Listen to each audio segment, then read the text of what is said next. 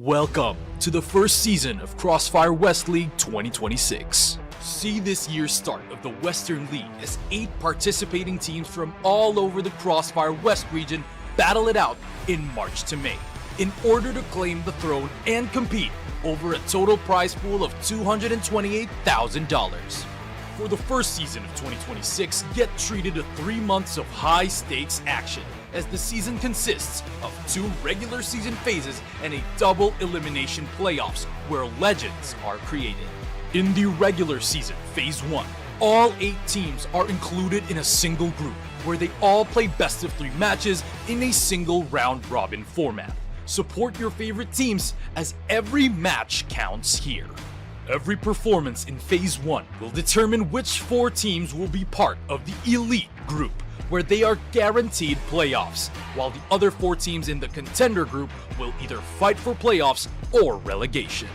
Expect no resets, as results accumulated in Phase 1 are carried over in the next phase of the competition. In the regular season Phase 2, witness teams from both groups compete in a single round-robin format within their same group. For the elites, this is their chance to secure advancement to the upper bracket round 2 of the playoffs. As for the contenders, be ready to see some of them say their goodbyes. In the playoffs, the 6 remaining teams will brawl in 10 total grueling best-of-5 blood fights in a double elimination bracket. 3 consecutive victories will result in a chance for royalty, while 2 defeats mean the end of a valiant journey. Legacies either move forward or are cut short. Here in the finals, experience a grand bout between a challenger from a victorious path and an adversary that has once tasted setbacks to determine who will be crowned champion of the CrossFire West League Season 1. Not a memory, a movie.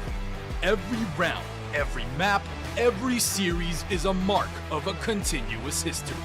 This is the road of recovery for the old glory. CrossFire West League, reclaim the throne.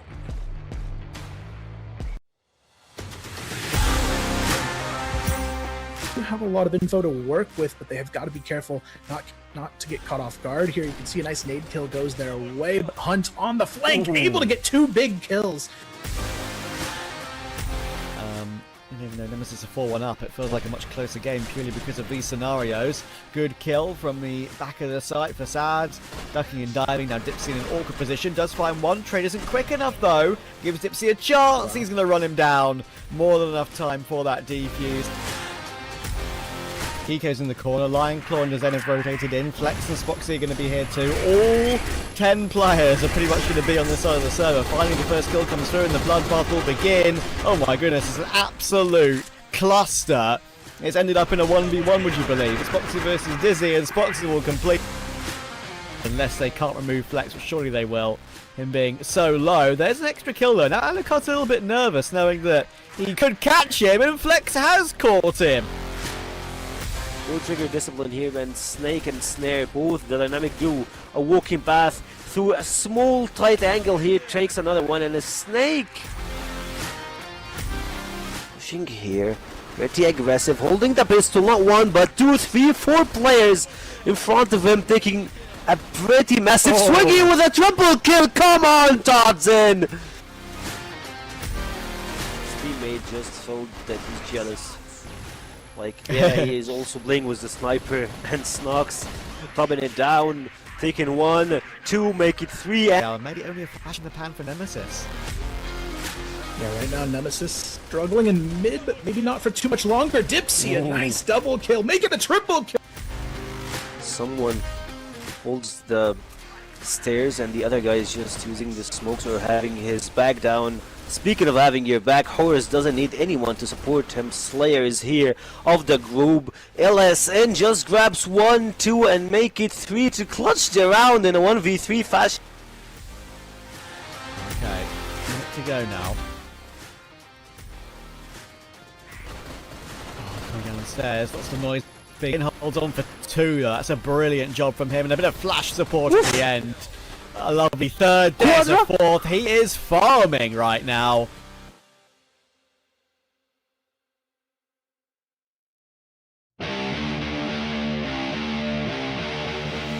play a lot of stuff for them. Alucard going through the stairs, dropping Todd's in and Snake down. It's left to 1v1. He's pretty low in HP, trying to defuse him, but he goes for the fake.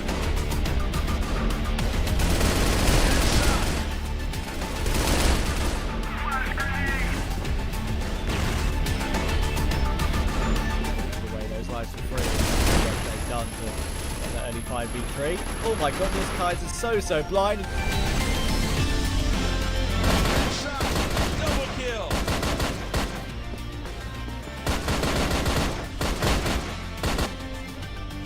They're just going to move. And on Knights now, they get caught. Dirty punch the first opener, and there's Famous for the one. Make it two, and there's Famous. Who needs it? These players now swing. Dirty's gone. His head's removed. He gets a fresh haircut, but now Doom. What do you have in store for us? And it is a double. Can he find this triple? It's labored.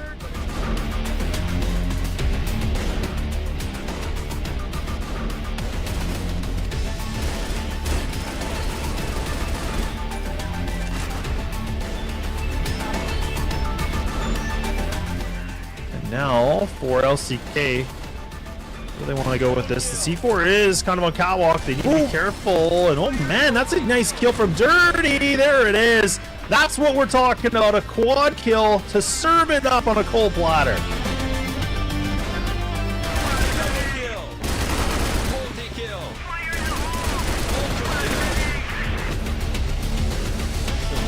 Omega can double down here. He's going to have to. He gets Jaguar. He knows there's more. See, this is what I'm talking about. Omega just gets 4. Really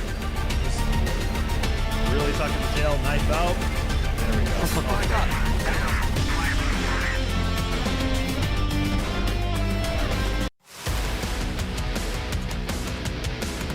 Aggression in the round seems to be one of the key points of resistance here. Jin, that's a good shot. Needs a little bit more. He gets 2 or 3 even.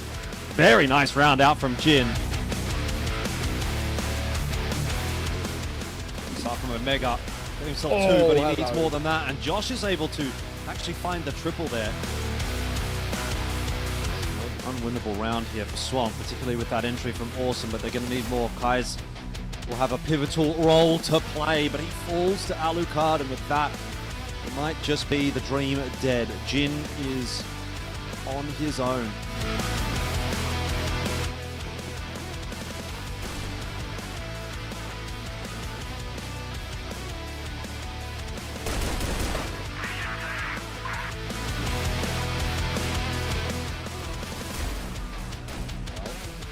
Oh, okay. It's an absolute massacre coming through. Pistol pulled out. Slayer has gone absolutely nuclear. We'll see whether or not there's going to be any mummification going on in this series. Right now, it looks like it's actually Anubis that might be on the receiving end of that. How has Peck gotten away with a third there, by the way? I don't know. He's popped off in this round, and it's looking like it's going to be a banger of a start for Nemesis. Just Muffin left alive here at the bottom.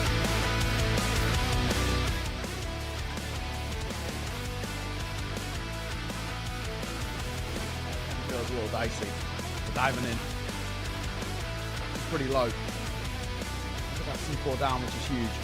We're going to try and make a move here as he goes on the corner. Nice find from him, and a second. The pistol pulled out. That is 2 really quick kills and making another. He's on for an absolute clip here. Exactly what he is doing, but he's done it so late in the round that he might actually get the timing right. Anubis, oh, I have no idea. Doom's going to go down as well. Somehow Omega has threaded the needle and given 3BL a chance in this round, and all in the meanwhile, Gaino is on the other side of the map. This is ridiculous. So by Spoxy already, that might make them not check him in the corner, but he's been seen now, that's for sure. And Famous will just about survive behind the boxes. More bang frags will come through from Lionclaw. Gets a second on Famous after all that damage he's done, and it's a great round from Lionclaw to start us off here. Alright. Can it actually happen?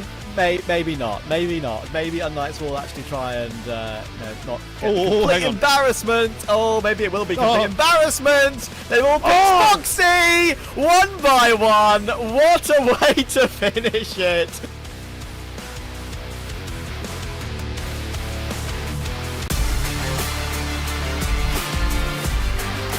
Doesn't Nemesis actually clear this, I should say, because if they don't, this is an opportunity for Frapsy to find himself a heroic play that's very much needed.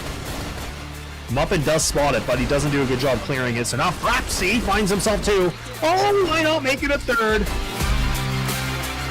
They threw double nades on there. I mean, he'd be a dead man. He actually swings this. Wow, he swings this so wide. I thought he would have saw them. Oh, how does he get away with that? How does that even work? What? I don't know how he finds that kill and makes it a triple two. Hang on a second. This post plant, it is falling apart. JK.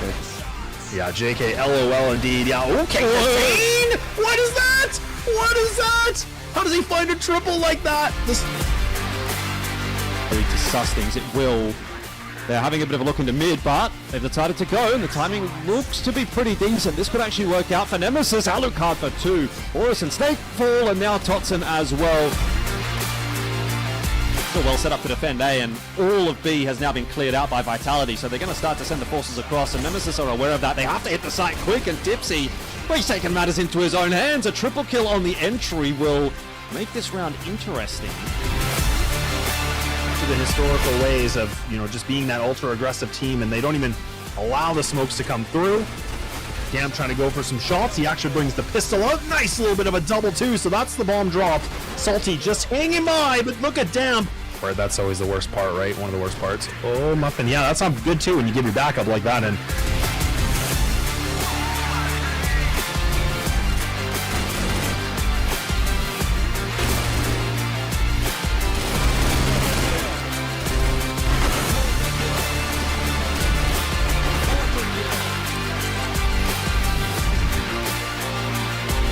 much see everything. That kill onto Dirty will alert some attentions. Damp and Frapsy, finally some kills here for them. We're calling for some reinforcements now. They are kind of tripping over each other a little bit though, but he still makes up for it and gets two very nicely. Hunter's coming through a little bit late, should get caught by Kai, so it's exactly what happens. Now Sad and DZY are the final two players remaining, and they're going to drop into Kai's from the heavens into hell. Now the force through from long. Vitality up against it. And that's why he's flanking up from short, coming through that smoke. Will Snake get caught in the open from that? He doesn't somehow. He flips around and takes the kill. Finds Famous 2. Oh, a third is unbelievable. Wow. Lots of damage on Pietro. How is he still standing? I'm not quite sure. Pistol now drawn, and Horus is there to help. That is the X factor from Vitality.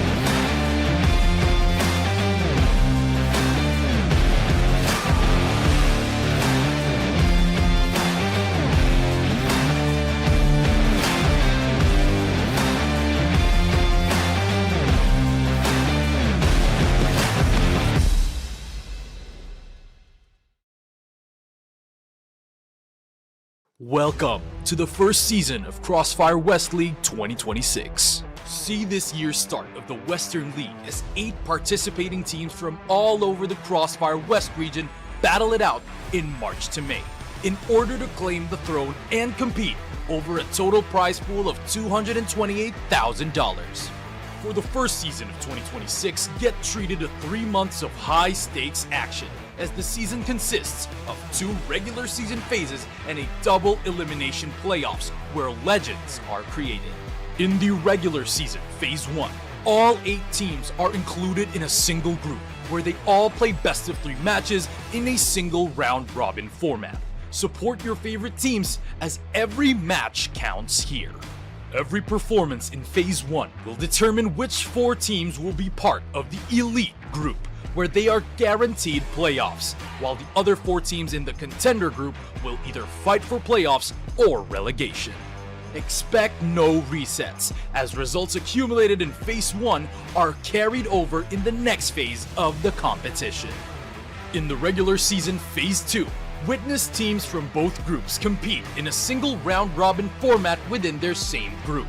For the Elites, this is their chance to secure advancement to the upper bracket round 2 of the playoffs. As for the contenders, be ready to see some of them say their goodbyes.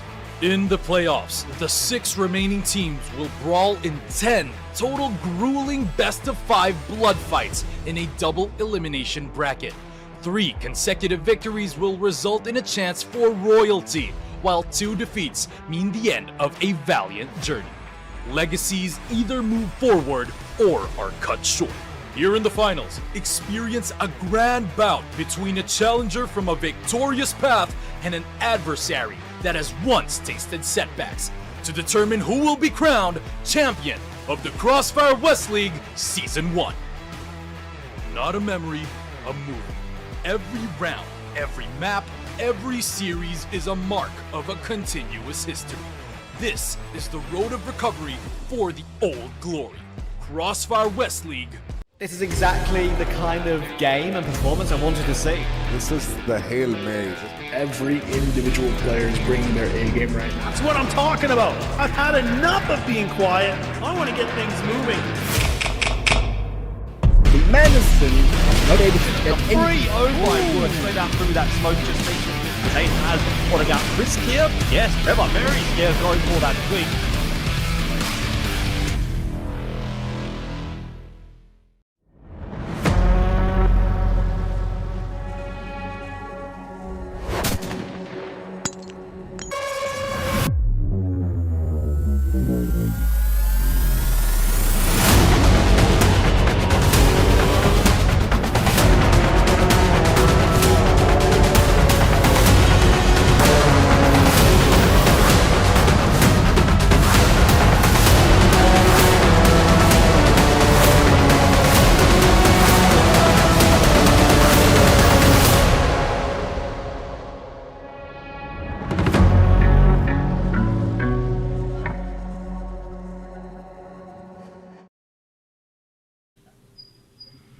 Hello everyone and welcome back to CFWL, and today is the day for the final that we have 2 of the best teams that went through battles across the entire season. And of course for today I'm gonna be your host Sekyu, and by my side Penguin, the veteran himself. And how are you doing, Penguin? I'm very good. What about you? I'm just here chilling, having fun, and waiting to watch some Crossfire in action. And of course, speaking of action, we had a lot of action in the course of this entire tournament. Phase 1, Phase 2, playoffs. You've seen roller coasters, teams going through ups and downs. Of course, one of them will be Vitality losing to Unknights in Phase 2, having some doubts versus Team Nemesis and the upper bracket final. We'll call it upper bracket final, losing 3-2, and now after winning versus LCK in a dominant way, like they won just 3-0, no way to come back for LCK in that fashion, and now they're going to play versus Unknights again, but this time I believe with full roster, no big comics in the picture. Well, talking about the big final, because we are here for the main event. Everybody's playing. It's been almost like maybe 40 days of action, and now it came to this day that everybody is working for it, and especially Vitality. We were talking also about LCK because LCK was working on it. Maybe as well we're talking about Knights, we're talking Anubis. Everybody was working on it, but only 2 made it to the finals, which is going to be Nemesis and Vitality. And Vitality, the team that's awakened from death, because we said that they have struggled versus Nemesis, and Slayer said that they had some problems with their regime, with their diet, with their time management because of the exams. But now he said that they are ready, and Nemesis, of course, they will be also ready. And this is what's going to make the finals very, very good, because we need to see these matchups again. We need to see the rematch of the first game. Of course, we need to see the rematch, and for Vitality fans, they need a different result, since let's just like recall what happened for I would say Team Unknights. I'm sorry, not on Nemesis. Nemesis. Yeah, of course. Yeah. Team Nemesis. They had a pretty tough phase one. Like they were building synergy, practicing, trying to reach to their best performance through phase one. Phase two was a lot better. They had some really good, you would say, results, but in the playoffs they popped off. They just changed the rhythm.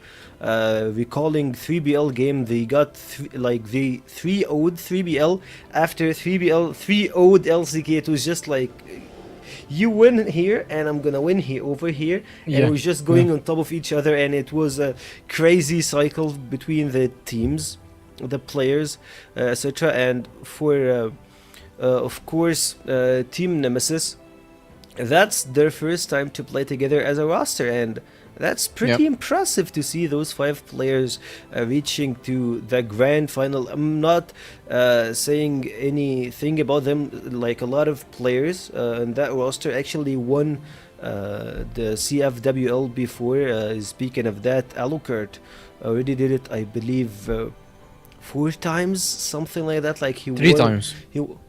3 times? Oh, okay, 3 times. So he got a really good record of winning CFWL, and of course, multiple players reach it to finals, or at least the final game. But this will be a big deal if they actually manage to win the whole thing versus Vitality. Well, if you're talking about the how the players are going to be playing this game, or maybe Nemesis, as we can see the trivia of the day, that Nemesis is the very first season for them as an organization and even as a roster for the players, and they made it to the finals. But the thing is completely different, because they have Raffin, who had 1 win of the CFW League, CFS League, I guess, on 2024 when he was playing, was LCK, and also won the regional finals before, and he was runner-up 2 times when they meet Rock or 3BL. And also talking about Alucard, he has 3 wins. He has a lot of wins on his side, on his shoulders as well, and he built this team with Petro from the beginning, with Beck as well, and everybody's just typed up. Dipsy as well, he had a very good run, and he went with Anubis Gaming into the CFS. He won with Anubis Gaming, and he did a very good run. Comics, maybe that's his very second season on this league, so everybody is just keen on winning today. And historically, when Vitality or Rock or 3BL, whatever it's called, or Knights or Nemesis or Inner Circle, when they meet Vitality back then on 2024, it was very close. Always in 2024 when they meet 3BL, because it was 3BL back then, they lost by golden round or by overtime. One time they meet them in the semi-final, and they lost by overtime, and then went to the golden round on port, and the 3BL win, which is Vitality now. And the second time they meet them on the finals, and they lost also by going 5 maps, and they lost it on the overtime. So that's always the close games that you need to see when it comes to the finals. Of course, those teams, players, they've always been in the top 3, top 4 positions, and you see some rotations between the players, between the teams, and it ends up with like the perfect combination as it is on Vitality's end. Like, some of the players were in Anubis, some of the players were with 3BL, and speaking of like older organizations, I would say that some of them played with Team Myth, like with you. Speaking about that, like, you have 2 players from Team Myth. You 3. have one on this side of Vitality.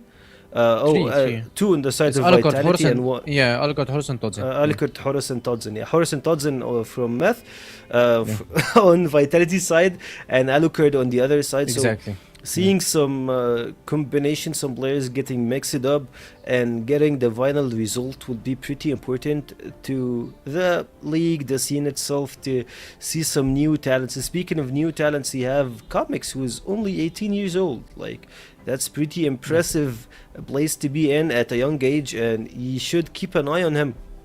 And of course, he had his big role, like Big Comics. He's the one who started it in the family, I would say. But having his young brother reaching to be in the grand final and being on the main roster, playing, doing the 1s and 2s,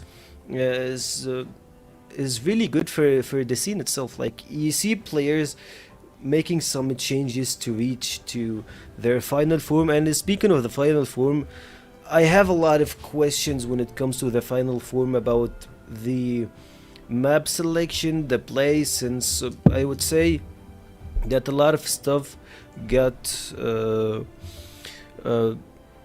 I would say, yeah, a lot of stuff has changed through the course of the entire season, but I believe as we speak now, mini game might be just here, like around the corner, since we're at the Sunday, like we're on Sundays, and this is gonna be the final week Mini game of the entire season. thing. Let's have the mini game of the season, and we have this one will be build your team, and I believe Penguin, like we have done this before, but I believe this one might be. We have a little bit of changes since the previous one. So, who's gonna be your startup, like your first pick, Penguin? Well, I'm gonna change this time because I will go on phase 2 teams only. I'm not gonna go. Sorry, not phase 2. Mainly playoffs teams only. I will go on playoffs teams only because since we are on the final days, we need to praise the guys who got on finals. So honestly, I will start. Let's start with probably LCK. I'll be picking maybe Zane from LCK. I'll be picking Zane. I guess Zane is a very good entry. I would love to play with. This guy's always giving the best. So if we go for Zane, then we need to go for Nemesis. If I go from Nemesis, I would pick Alucard as a sniper. I'll need the sniper. I picked Slayer first time, and I'll pick Alucard because I played with Alucard a lot, and now the guy's doing everything for his team. So I will go Zane from LCK and Alucard from Nemesis. Is good for me. Yeah. And Alucard. And yeah. Maybe on my side I will have like some changes, of course, in the entry. We have said it before, like some of the players been playing as an entry, then a second entry, but I still go with Noxen as the entry, even though like he's better as a second entry, like as a second. Yeah. But like I will stick to him. And you went for Alucard. Yeah, I took Alucard. You took Alucard as a sniper. From my side, I will go with Spoxy. Like it's LCK. Like Spoxy been doing wonders through the course of, I don't know, like through the entire season. He was carrying LCK at the first phase, second phase, and the playoffs. Like you remember his performance yesterday. Literally yesterday, he was doing some crazy moves. So who's gonna be your backup, or I would say a backup on IGL? Well, I have Zane entry. I need a second entry. Second entry, and I can pick a second entry and an IGL as well, because right now Noxen stopped entering for Hunt, and once he stopped entering for Hunt, we've seen 3BL started to playing very good. So I'll pick Hunt as a third. He's gonna be the second entry after Zane and our IGL, because this guy, he's only 20 years old and he's just IGLing versus the best teams in the world, and he's just showed a very good stats. So I'll pick Hunt as an IGL and second entry on my side, and I'll need to pick one before you pick him. I'll need to go for our MVP, definitely MVP if they win today, Slayer. I will go for Slayer. I need to pick Slayer on my side. That guy needs to be the lurker for my team. So I'll pick Slayer from from Vitality. So now I picked from Vitality, 3BL, Nemesis, and the LCK. It's only one team left, so okay, I'll let you pick. Come on, like it's so clear. It's like day and light. The last pick. So wait, who's gonna be your final pick? A guy that plays with a rifle, like a god, and like in from the play Unnight. Yeah, from Unnight. That's pretty weird. Like I don't know. He's bald. Like I don't recall the names. He's like 40 years old. Yeah. Maybe. Wait. Is it Pietro? No, Petro's not bald. Not yet. Of course, he's gonna be famous. Yeah, he's gonna be famous. My last pick for my team, because that's how he plays. Zane Hunt entering, Famous is backing up, Slayer is just killing everybody from the back, and Alucard is just backing them up with his crazy frags. And I mentioned that Alucard this season is the best trader in this region. I've never seen someone trading so hard like him. If he needs to trade, he trades hard. If he don't need to trade, he's just playing very passively for his teammates, which is good. Actually, that's pretty clear, like day and light, and has been always one of the like shows, like the flashy players that you will see in the league itself. And for me, I will have like a page from your own book, like 2 pages to be honest. I will take Slayer and Famous and add them to my card, like add them to my team. You need to pick Since those, like right? they are the best. Like come on, like, let's be honest. Exactly. Yeah. Right. They're just so good. So I Well- will take them since he's like we're talking about the best rifler and CFWL for almost, I don't know, 3 years, 4 years. I was checking This combo is just so good. Yeah. true. Like I was checking the stats from 2024, 2025, and my God, I saw just Famous name always skyrocketing, and no one is even closer to him. Even though like we know he's the GOAT, but he's a part timer and he's doing all of that. So. This is just illegal. So you need to have him. One. And You need an Slayer- IGL. You need an IGL, man. What do you think? Oh, you're I gonna be will IGL get Fed? back. Oh, you. I will get back. Yeah. Okay, because you He's- can pick better. he's a Yeah, really good because you one. have Famous. Yeah. Okay, picking back from Nemesis is the best choice for you as an IGL. Honestly, he's doing very good job from his side, leading this team and going with them to the finals today. So we are seeing Beck, we are seeing Alucard, Slayer. These guys are just playing in a while, so that's good teams to play with, honestly. Yeah. Yeah, this team, like my team, I would expect it to be in the final. Yeah. That- My that's team me is saying, just expected say. to be in the finals, CFS, man. Maybe. Hopefully, one day we'll head to this place, and of course, those were our teams that we will be fighting against the world. I would say the question for me is, what's your pick, guys, on this matter? Of course, I'm talking to the guys in the chat, so if you have personal preferences when it comes to players, we've seen some of the guys typing in the chat, so give me your opinion over this and tell me about how it goes. And of course, moving forward, we need to hit our game. We have Nemesis, we have Vitality, and Penguin. Like, I want you to break the ice for me. Well, as I mentioned, when Vitality plays Nemesis on finals, I'm not talking about regular season, because regular season, or talking about also the phase 1, phase 2, maybe if they're playing on the playoffs, I think this will be a normal game. But looking at this and going into that with on finals of the West League is completely different, because I told you every time they meet on semifinals or finals, it's a very close matchups. One of them was a very close matchup. It went full distance, but they lost it into the last overtime on port. And by the way, they were leading on port 7-3. Team Nemesis, or on Knights formerly, I remember they that. were leading 7-3 or 7-4, and then 7-3, 7-4, yeah. And then suddenly Vitality, which was 3BL back then, they came back and they won it all on the overtime. So, and also they met on the semifinals, and it went also to port, and they went on golden round to port after going 3 maps, because semifinals was back then 3 maps, only 3 maps. And then they went to the overtime, and it was golden round, and 3BL back then, they won it. So whenever it comes to finals, it's always very close matchups.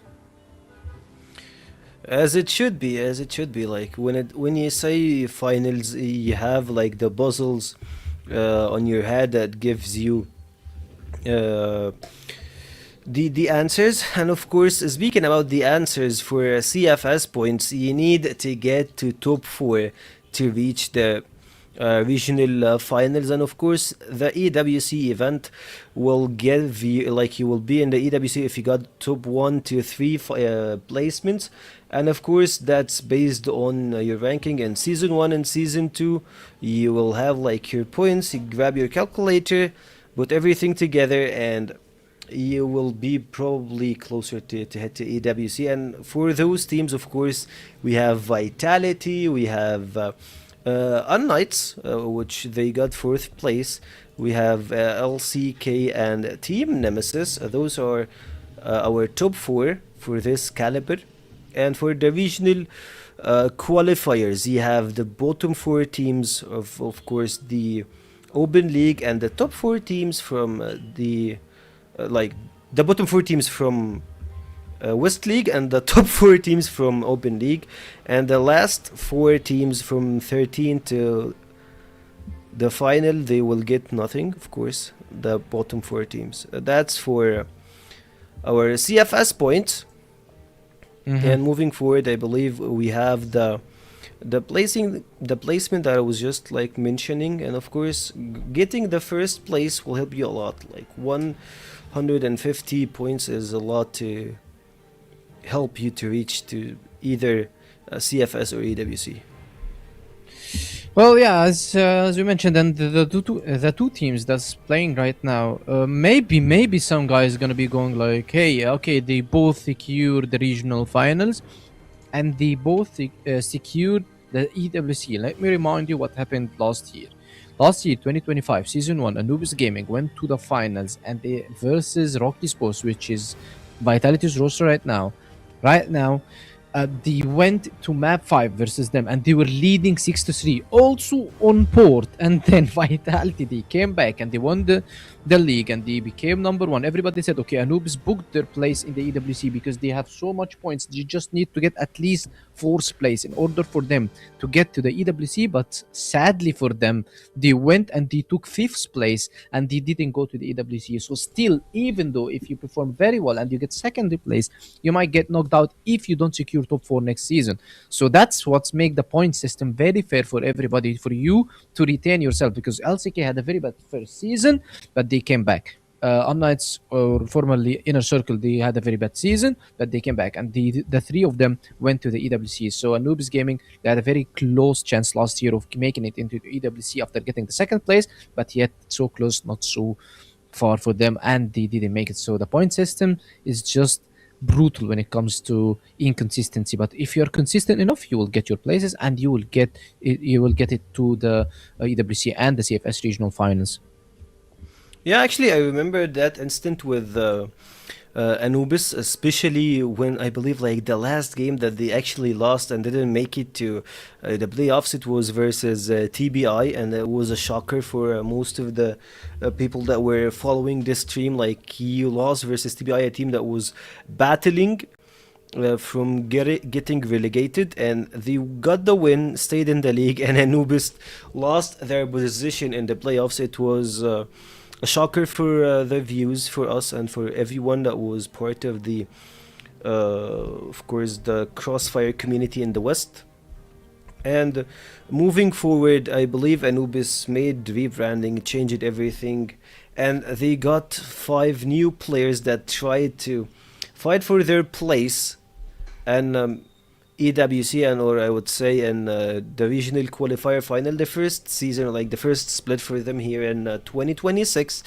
They got the 6th place, losing versus LCK. And to be honest, like to be fair, no one could have expected that LCK will get down to the lower bracket. Like, no, but one of them Yeah, one of them had to go to the lower bracket, Nemesis or LCK. And by the way, we expected Vitality to go on the grand finals and Nemesis LCK be dropping, because both of them needs to from the 3 teams, 2 teams needs to drop to the lower bracket. So who are you going to be expecting? Nemesis and LCK, but going Vitality loss versus Nemesis, that's what not expected, honestly. And this is an upset, as you mentioned, because we're not saying that, we're not discounting Nemesis or anything, but we are saying that this didn't go as everybody expected, you know. Like, it was not as anyone planned. Like, you're playing with big comics, you're playing with a sub player that just, like, you called him, hey, we're in the upper bracket final and we're dropping a player, please can you help? And he's like, oh, okay, give me 5 minutes. And he just opened the PC and straight to the upper bracket final and won versus Vitality. It was a shocker to everybody that watched the broadcast. And going full distance, 5 games, even some of them went to overtime, and getting the win was pretty important for them. And now, I was mentioning earlier, it was a shocker to see LCK in the lower bracket. No one expected that 3BL would win 3-0 versus LCK. Yeah, man. Like, the biggest guy who got, like, I don't know, who would expect anything. No one would expect that something like that would happen. If you bet on 3BL versus LCK on this situation, no one would ever believe you. I believe we all went to LCK at that day. I remember. Yeah, Apparently, we all were wrong. Yeah. If you're talking about the prediction, definitely, we all went for LCK, even though when everybody went for Vitality when they were playing versus Unnights, though in the phase 2, and the Unnights, and Unnights won. It's just phase 2. We said okay, it's phase 2, but everybody went for Vitality versus Nemesis, and Nemesis wins, and it's not phase 2. It was the upper bracket final, and yet Vitality lost to Nemesis. So it's a good season in my opinion.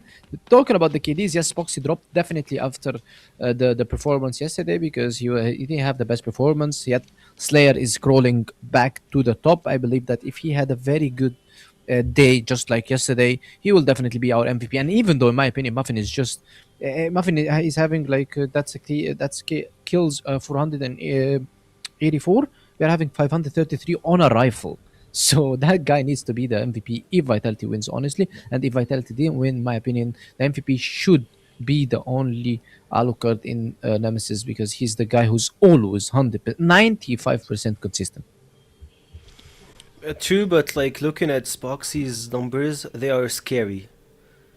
678 kills. Yeah, man. That's a lot. Yeah. That's a lot. Yeah. Like, man, that's a record, I believe. Like he's breaking some records here. Slayer, he got really good chance, of course, into being the MVP of the season. Is pretty close to it. I would say also you can't discard Famous from this conversation. Or actually, I would say finishing at the 4th place will take him away from this thing. But at the same time, if you look at the headshot accuracy, if you look at some other stats, you'll see him still hanging there. It's not as it was in 2024 or 2025, but he is still part of the conversation. But for today, the conversation goes around Vitality and Nemesis. Like we have said that all in all, like over and over again, but those teams, they fought really hard to be in the grand final, to stay here and to be part of the grand final show. Well, yeah, because the Nemesis run on phase 1. How you mentioned that Nemesis is a good team, or maybe they are having a good composition, because they started on phase 1. They didn't start very good. Yes, they beat everybody, but they lost to LCK and they lost to Vitality. And everybody expected, okay, Nemesis is always they are struggling versus LCK and Vitality on the regular stage. But going on to phase 2, they lost versus Vitality, but they won versus Nemesis. They won versus LCK, and this was the upset. They won 2-0 versus LCK, making them play versus 3BL. And then going to the playoffs, they beat Vitality. So their stocks are going high because they first lost versus Vitality and LCK. Then they managed to beat LCK on phase 2, and then they went to playoffs. They managed to beat Vitality. That's a team improving. That's an improving team. That's a roster you should watch because how they are playing, how they are adapting, how they are fixing their mistakes, it quite makes them one of the best teams in the region right now. So that's why they are here in the finals. And of course, Vitality, the only consistent team when it comes to roster, when it comes to performance. They had a very good phase 1. Their phase 2 was shaky. Their playoffs a bit shaky as well because they almost lost it to Unnights. They barely won 3-2, and then they went to Nemesis. They lost 3-2 with the blah blah blah and the comics and Raffen problems and everything. Yes, we mentioned this a million times. However, Vitality came back very strong after this on a 3-0 win versus LCK. So Vitality, they kind of look strong now, okay. But Nemesis, we need to mention that these guys, they know what they are doing, and they are completely different than the last year. And Vitality as well, they need to be looking into that because this is not the classic Inner Circle, or this is not the classic Unlights that they used to play, and the gap is not that big. The guys are very close to each other, and anybody can win. Yeah, actually, I got something here. I was looking at their cams. I thought that Raf might just go back to Egypt to be in the that's Kevin. gaming house with the players, but like, yeah, he's still in Turkey, correct? Yeah, that's Kevin. Yeah. I just like I thought like he might just went back, but like the answer was no. Like Kevin is with them in the gaming house. I didn't notice that. I was checking the players' cams. I didn't watch. No, he was okay, all right. Yeah, Kevin is alright. usually joining the teams on the playoffs. Whenever he was when he was coaching for 3BL, he joined 2024 for the playoffs. When he was coaching other teams, he joined for the playoffs. So it was Inner Circle Season 2 2025. So he's usually joining on the playoffs for the teams, and he's doing a very good job for them. Alright, that's it. Teams ready, gaming house hosting everyone, and they're staying together. That will help a lot to maintain and stay on a really good level. Raf is the only guy who's out of the picture, and I believe that Big Comics should be in the gaming house with them. Like, if anything happened to Raf, he should be able to step in. And of course, for Nemesis, if that happened, I believe the guys will be, I don't know how would they react, but it wouldn't be the ideal situation for them. But here we're back into watching the results. Like, yeah, you mentioned the loss only versus 2 teams. Phase 2, they had ups and downs. Playoffs, they skyrocketed. Hot money came in, and we're in the final. And that's all I'm gonna say. We're in the final. We should be expecting some final performance. Like, no hidden strats. Like, I remember back in phase 2, like, yeah, they're hiding strats for the finals. They're hiding this, they're hiding that. But now you can't hide anything. You go all in and you let the best team win.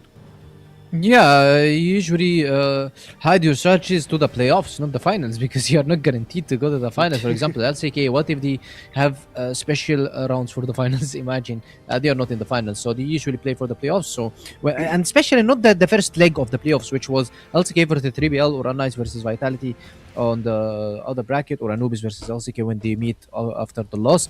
It's usually after that. It's usually the step after that, which started with LCK versus 3BL on the lower bracket. That's where you should put everything, because it's one loss, and you're out.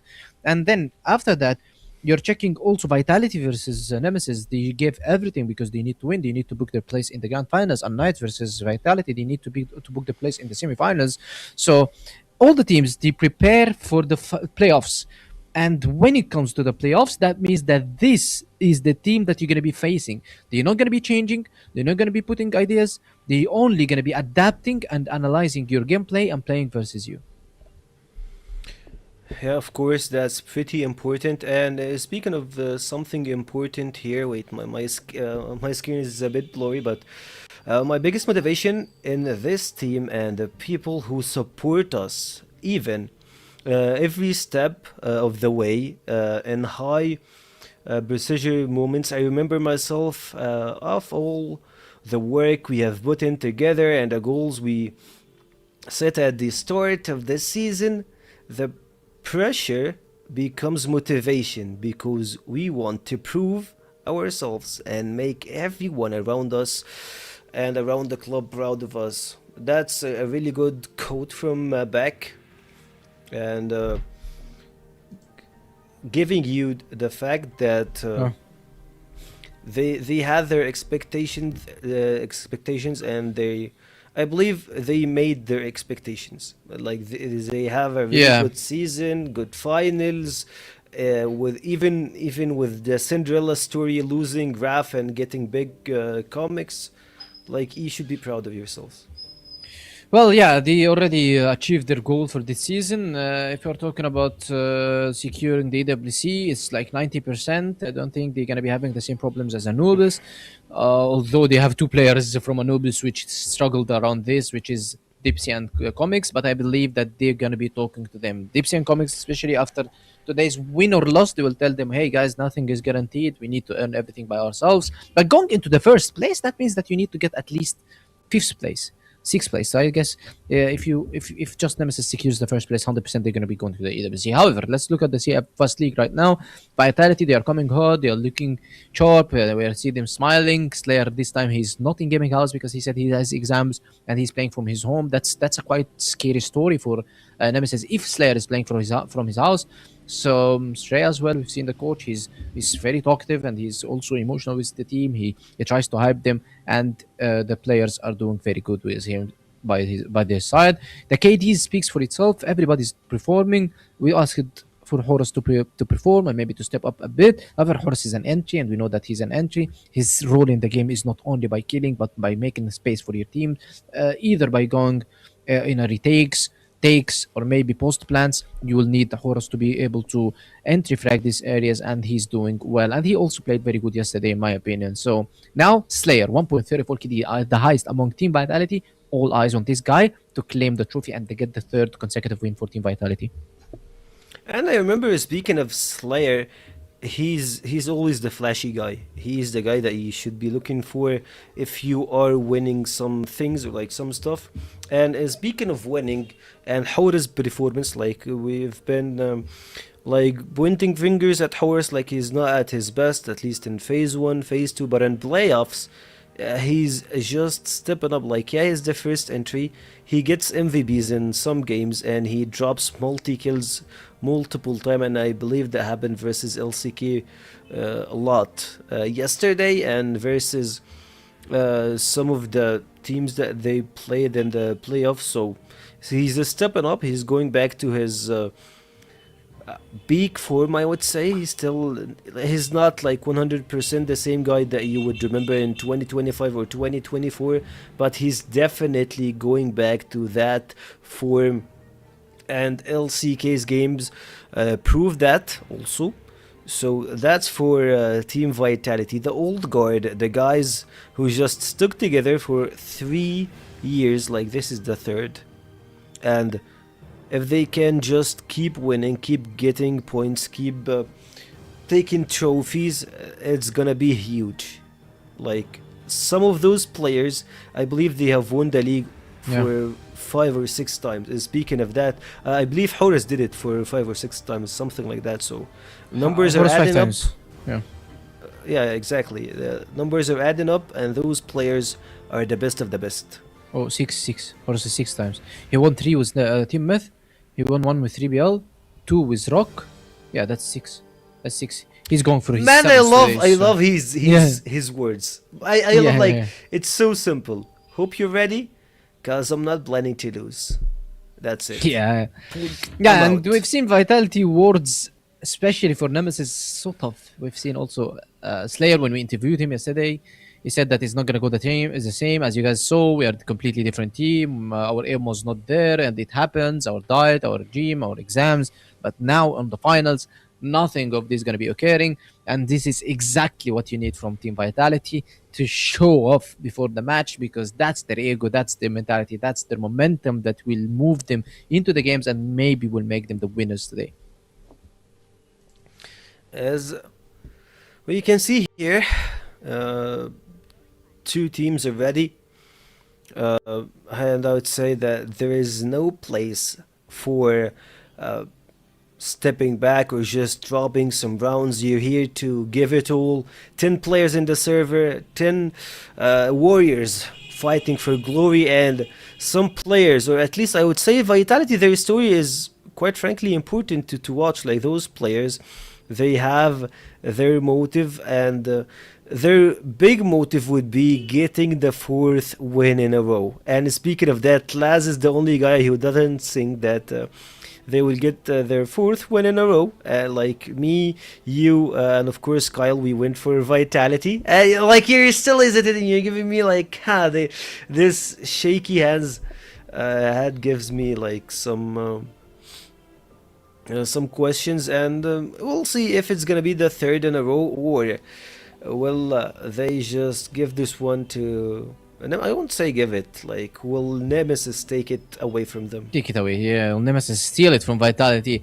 Honestly, every West League has a story, and we've seen a lot of stories in West League, but this time it's completely different, because you can never expect who's gonna win. We saw LCK doing very good on phase 1, then they dropped on phase 2 and the playoffs and they left, and we saw Vitality doing very good on phase 1, and then they started shaking on phase 2 and on the playoffs. However, Nemesis, they started weak and they went back stronger. So this time the story can be a good storyline. If Nemesis wins, it's going to be a better story than we have ever seen, because they started very shaky. Vitality said that, okay, the difference between the skills, or maybe the gaps, is just huge. So we need to. We just showing here. We know that if we aim and if we hit our shots, we're gonna be winning. And then Nemesis, they do not reply on them by quotes or anything. They replied in game with big comics, with the substitute, and they beat them and pushed them to the lower bracket. Now Nemesis, definitely they've seen the interview from Slayer yesterday when he said, "Hey guys, we didn't have our time. We didn't have our time to practice. We didn't have our regime, our diet, but we will have it today. We will have no exams, and we'll be ready for you. And this will not happen again." So Nemesis' story is better than Vitality stories in this season because they are breaking this roster up, in parts. Because if they win the third league, the competition is kinda gonna be harder and harder for them if going into the next games. But if Vitality wins, I believe that these guys gonna be staying forever, beating these teams until one of them needs to break their roster. It feels like it won't be fun anymore. Seeing Maybe. Vitality win, it won't be fun anymore. And speaking of winning and playing, now I really like the I would say map V2 here a little bit. It changes here. You see Nemesis going for Eagle Eye as first, and I believe that's one of the fewer games that we don't see Vitality with the first map, so that might be a change in the rhythm. Eagle Eye, they have really good sniper. Alucard, you can just stand him. Subbase is a map that I really want to see. I really want to watch from both teams. I believe both teams got really good subbase. Well, the V2 is because of the upper bracket final that Nemesis won, because they have the they have the V2 and they picked the first map. They have Eagle Eye on the line. They're playing Eagle Eye lately very good, but I'm very scared that Vitality's Eagle Eye is unmatched right now. Maybe Nemesis is good on Ankara. Maybe Nemesis is better, sorry, in Ankara. Maybe they are good on Port. Maybe they are better on Black Widow. But you guys are, in my opinion, Nemesis are not better on Eagle Eye. Definitely not even close to half in Subbase, because we know that Subbase is the best map for Vitality. Nemesis, yes, they played good Subbase, but I'm talking about the stats. I'm talking about the numbers that I have in front of me right now.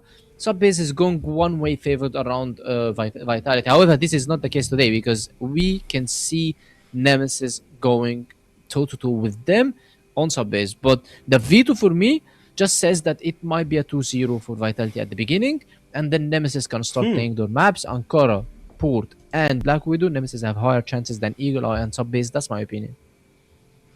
The chances, and I'd say the later on this series, the chances are a bit bigger for Nemesis, as you have said, and that will give us like la creme of the la creme, the best of the best. 5 games, hopefully, in this series. I'm hyped up for this game. I don't think that Eagle Eye it's not bad from Team Nemesis. I would say it's one of their best maps. Of course, like, yeah, we have just watched yesterday's game coming out from Team Vitality. It was just like, yeah, they got their ground, they got their rules, and they got everything aligned, and they made LCK look pretty shaky in this map. But this is not LCK. I believe Nemesis that's not LCK. That's not drop different, like give us different result, different animation in the game itself. No, it's not gonna be like LCK. Nobody. If you guys are coming here thinking that Vitality can be doing the same what they did versus LCK in this matchup versus Nemesis, no, I don't think Vitality is gonna be able to do that. Even though if they win 10, if they beat them 3 maps 3-0, I don't think it's gonna be like LCK, because LCK, they are not in shape, they are not in form. We are not discounting the guys. We are saying that they are a bad team. No, but this is not their season. So in my opinion, they need to show us a better game, and they need to play with the same confidence that they played on the upper bracket final. Otherwise, if they put pressure on themselves, hey, we beat them first time, we need to beat them again, because people, if people see that we lost, they say that okay, it was a lucky game, just like 3BL beat Vitality in the local tournament and going to Insomnia finals. Okay, it was a lucky game, it was a lucky day for them. If they pressure themselves like that, I will see that Nemesis falling already. Of course, and as we speak, I believe that 10 warriors are ready in the server and our casters are ready. Of course, this is gonna be the kickoff of the CFWL final, and of course, with this final we have Laz and Kyle, and guys, take it away. All right, it is Reynolds time indeed. I'm by the Nemesis fan Arnold today. How you feeling? It's something, but honestly, you can even tell his reactions a bit up in the air, I would say, going into this one. Yeah, it kind of is, right? And I mean, I wanted to just go for the underdog story a little bit because I agree. Like, I think Vitality looked a lot better yesterday, but I don't know. I got a little bit of faith for Nemesis. I feel like they kind of shook a little bit, you know, getting themselves into this position. So I said, you know what, let's just see what happens. But I do think Penguin made a good point about the first two maps. If Vitality find it, does Nemesis kind of pull something back for a reverse sweep? I have no idea, but that's what makes it exciting. Yeah, I think the big one coming into this one is obviously the first series that we look back is very shaky from Vitality. I mean, they did win in that. They were both in overtime. Nemesis had some clean wins, so we'll see exactly what we have in store today. Yeah, exactly. And I mean, this is where I think, you know, both Sekio and Penguin were kind of really talking about this, is that it seems like, you know, Vitality are really coming in to make a bit of a statement. They're saying, like, look, we're not prepared to lose. We're not going to, you know, make the same mistakes we did. Like, look, I mean, I guess that's where you put your money where your mouth is, right? That's where we have to see if they're actually going to be in that performance, I should say, because I haven't been overly convinced. I feel like this season's been a little bit more shaky. I know they've been in a lot of the win columns, but I mean shaky in the sense of some close maps, losing some maps probably that are a little bit questionable. We saw that game against Nemesis, which was a ridiculous storyline of, like, you know, substitutes and pauses and tech issues and so forth. So this is where I am kind of wondering if Vitality can kind of make the comeback and, you know, retain their, you know, consecutive years in a row for grand finals and getting themselves the first place, or maybe Nemesis really do have some work in store. Like, we saw a lot of good preparation, we saw a lot of really good work from them, so that's what's been really impressive for me to get to this point. Yeah, honestly, I think it just comes down to who's going to be more adaptable on the day. And actually, coming into this weekend, I was going to pick Nemesis to win, but I actually changed my mind after seeing how Vitality played against LCK yesterday. Yeah. Into that matchup, saying if even a map is lost by Vitality, I'm all in on Nemesis winning this season. But then we saw a much different Vitality than we've seen this season so far, I think, yesterday. They were very adaptable. They didn't let a single map go even into overtime to win it. And for me, that's like a renewed Vitality I was hoping to see at this later portion of the playoffs, because that's what sold me on them having a really good chance, I think, today. Nothing against Nemesis. They've obviously been in a position where they just haven't had to play since that previous game against Vitality, and they looked spectacular in that match. But I actually have seen throughout the history of the league, it actually more often than not, I think, helps the teams that are getting those extra reps in and having to fight a little bit more coming into a grand final. No, I think that's a good point, because I think that is very valid, because I think there is always the argument about when you're in that upper bracket and you're kind of sitting in the wins, like waiting to see what happens, like, is that a problem? And it very well could be. I mean, this is where Vitality, you know, kind of uncharacteristically had to be in the lower bracket, had to fight their lives to get back to a grand final situation. So I agree. Like, I think more repetition has been good, or we'll have to wait and see, I guess, if it will be. But this is going to beg the question for Nemesis entirely. And I mean, when we saw them play Vitality before, this is where we got to see players like Dipsy really popping off. We got to see, like, Alucard really, like, lighting up, you know, the TRG. He was just playing very aggressive. He was able to really calculate his duels. You know, Comics was actually being able to find some really good success as well. So this is where these guys are going to have to be lights out. I mean, this is where they were able to grind out some maps and they got the W. But, I mean, look, Vitality I mean, we can see it on the cams. They look relatively dialed in a little bit, but this is where they're going to have to prove it now. Yeah, it's going to be a bit of a proving ground, I think, in this first map for both teams. I'd say Eagle Eye is a pretty much coin toss map for me in terms of who might be able to take it. In the previous series, it was Vitality. I'd say their big advantage here is they're one of the teams that I think is best at the GR side of this map, which historically is a bit of a challenge for even the top teams in this league who get, you know, just a little too anxious. They like to peek out, and it costs them quite a bit. Vitality's name of the game yesterday was, as soon as they recognized they were playing too aggressive, they would immediately take a pause, reel it in, and play passive. And I feel like they're going to need to have that same approach today to be successful, of recognizing their problems early, because I feel like a team like Nemesis is going to be able to punish even faster than what we saw from LCK yesterday.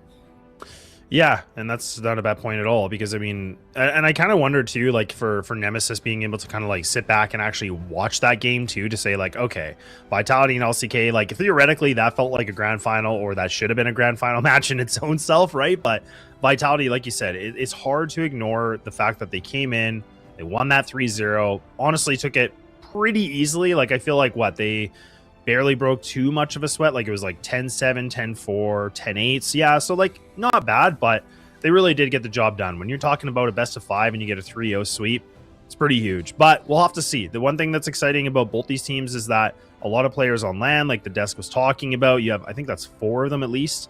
Well, you know, a couple players on the team, and then Kevin being there as well, and Raffin kind of on his own. But the kind of the same thing. I think it looked like Slayer was actually kind of maybe in his house as well, not with the boys, but nonetheless, it's been cool to see that these guys have been landing and like kind of just building that cohesion a little bit as a group, and I think it's panned out. Like I said, Dipsy played absolutely amazing the previous day when they played Vitality, which was really exciting. So I'm kind of begging the question: do we get to see that same effect or even better?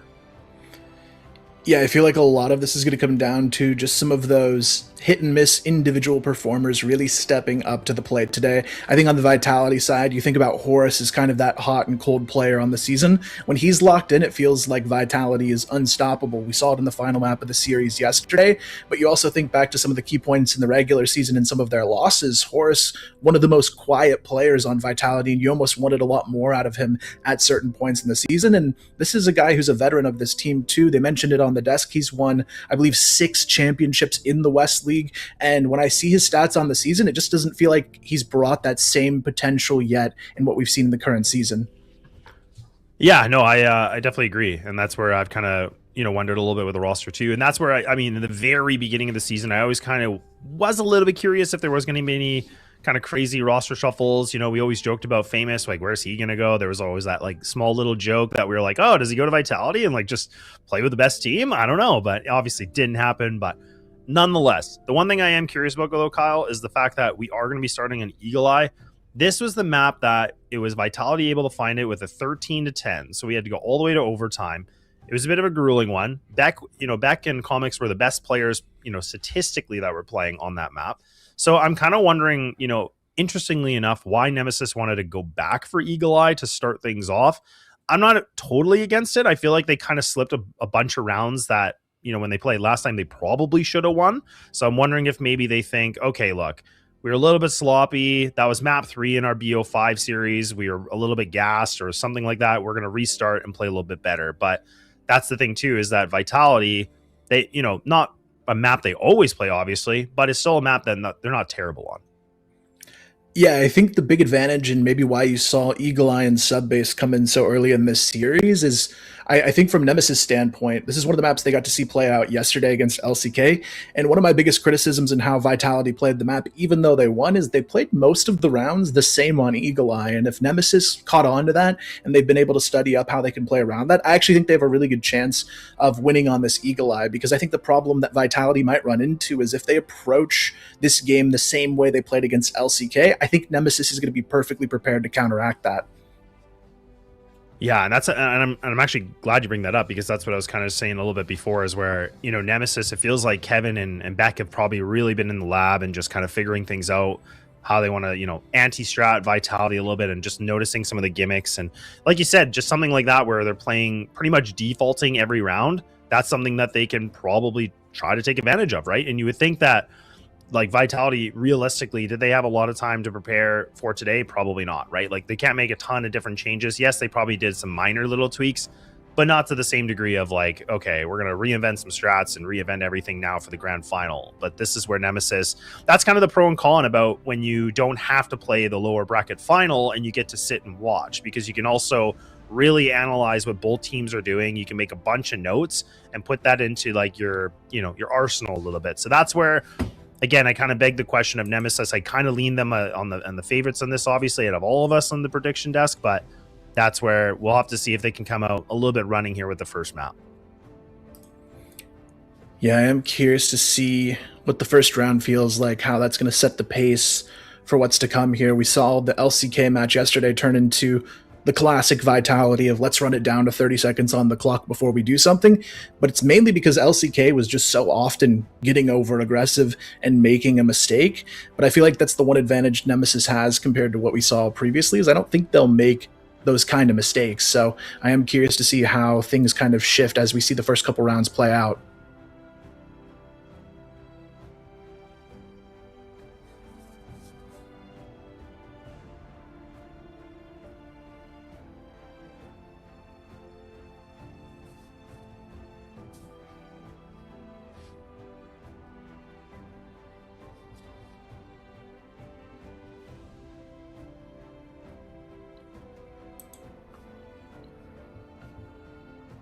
Looks like we are just waiting, though, on a couple of players to get locked in here.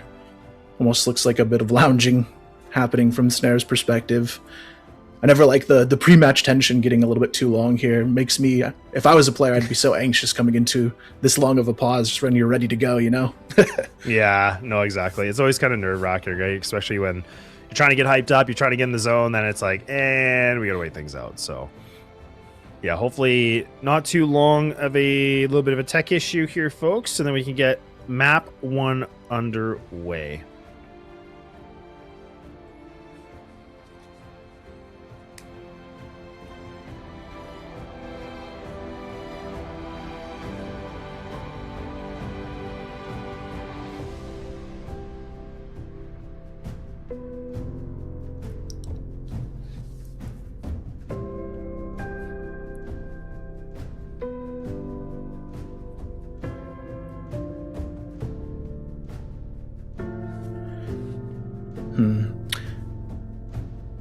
Yeah, Slayer, I think they were definitely right. He's definitely not in the house. I'm curious why he decides to play in the dark here, but not in the house, though. I feel like that would mess with me. I don't know about you, but he's just out here playing in the dark, lights off already. Yeah, I don't know why. Like, I feel like I say this, like, almost every other broadcast. I'm like, man, I don't... Like, maybe I'm just old, which is very true, but it's like, there's absolutely no way I could ever play, like, lights out. Like, even when I casually play... If I have the lights off, I'm like, man, my eyes hurt. Like, I don't know how people do it. Like, it's crazy, but whatever. If it works for you, it works for you. That's the other thing, too. So it's like, if we're going to see Slayer, like, go beast mode, like, I'm all for it. Like, the whole screen he can have his camera off. I don't even care at that point. Yeah, fair enough. I am curious to see if it impacts his stats, because I know when we saw earlier, he's top 3 in the league, but he's also played all of those matches with the team. If he's a little bit left behind today, it could be a big negative for the side of Vitality, since I would argue if they win today, he's probably the MVP of the whole league for this season, just because of the consistency he's brought to the table. But the Vitality in finals is always one of those teams I'm always nervous to watch, because it feels like they're always slow to start, and even when they do win, it's like they're coming back from behind in all circumstances to do it, you know? Yeah. Oh man, it's always a little nerve-wracking too. Like you said, I always think of the lounging and stuff. Like, I mean, now Snake's doing it too. It's like, oh, this is bad. Like, this is, who knows what is going on. But I think we're just still waiting here, folks. So we're probably just going to take a few minutes here just to figure out what's going on. We'll investigate. We'll get back to you. So just hang tight. It should be only a couple minutes, and we'll see you in a little bit.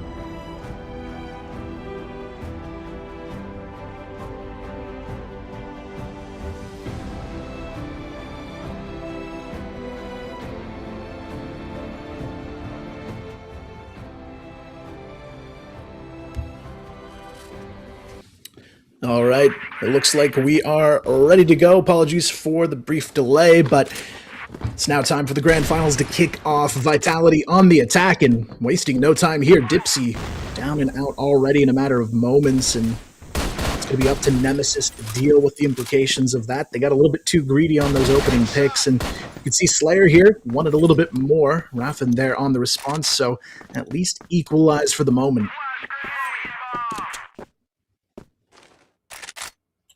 Yeah, a little bit of equalized, and like you said, and a really good kill on the Slayer, but the fact that Dipsy goes down too is a little concerning in some degree for Nemesis, but you still have Alucard still alive. You actually have Comics as well, so he's got himself the TRG, so that's a little bit of a mix-up, and now Raffin, a little bit of a missed shot, but he's going to able to find that duel, so he's able to get the jumping pistol, so not bad at all. Now, Vitality down to 2, but again, you have to consider the HP department here for Nemesis. It's very, very low. You have, Beck and Comics, sitting pretty much, any kind of a hit, they're done, and then just leaving Raffin by himself. So there's a lot of work and still very winnable round here for Vitality, despite that man disadvantage.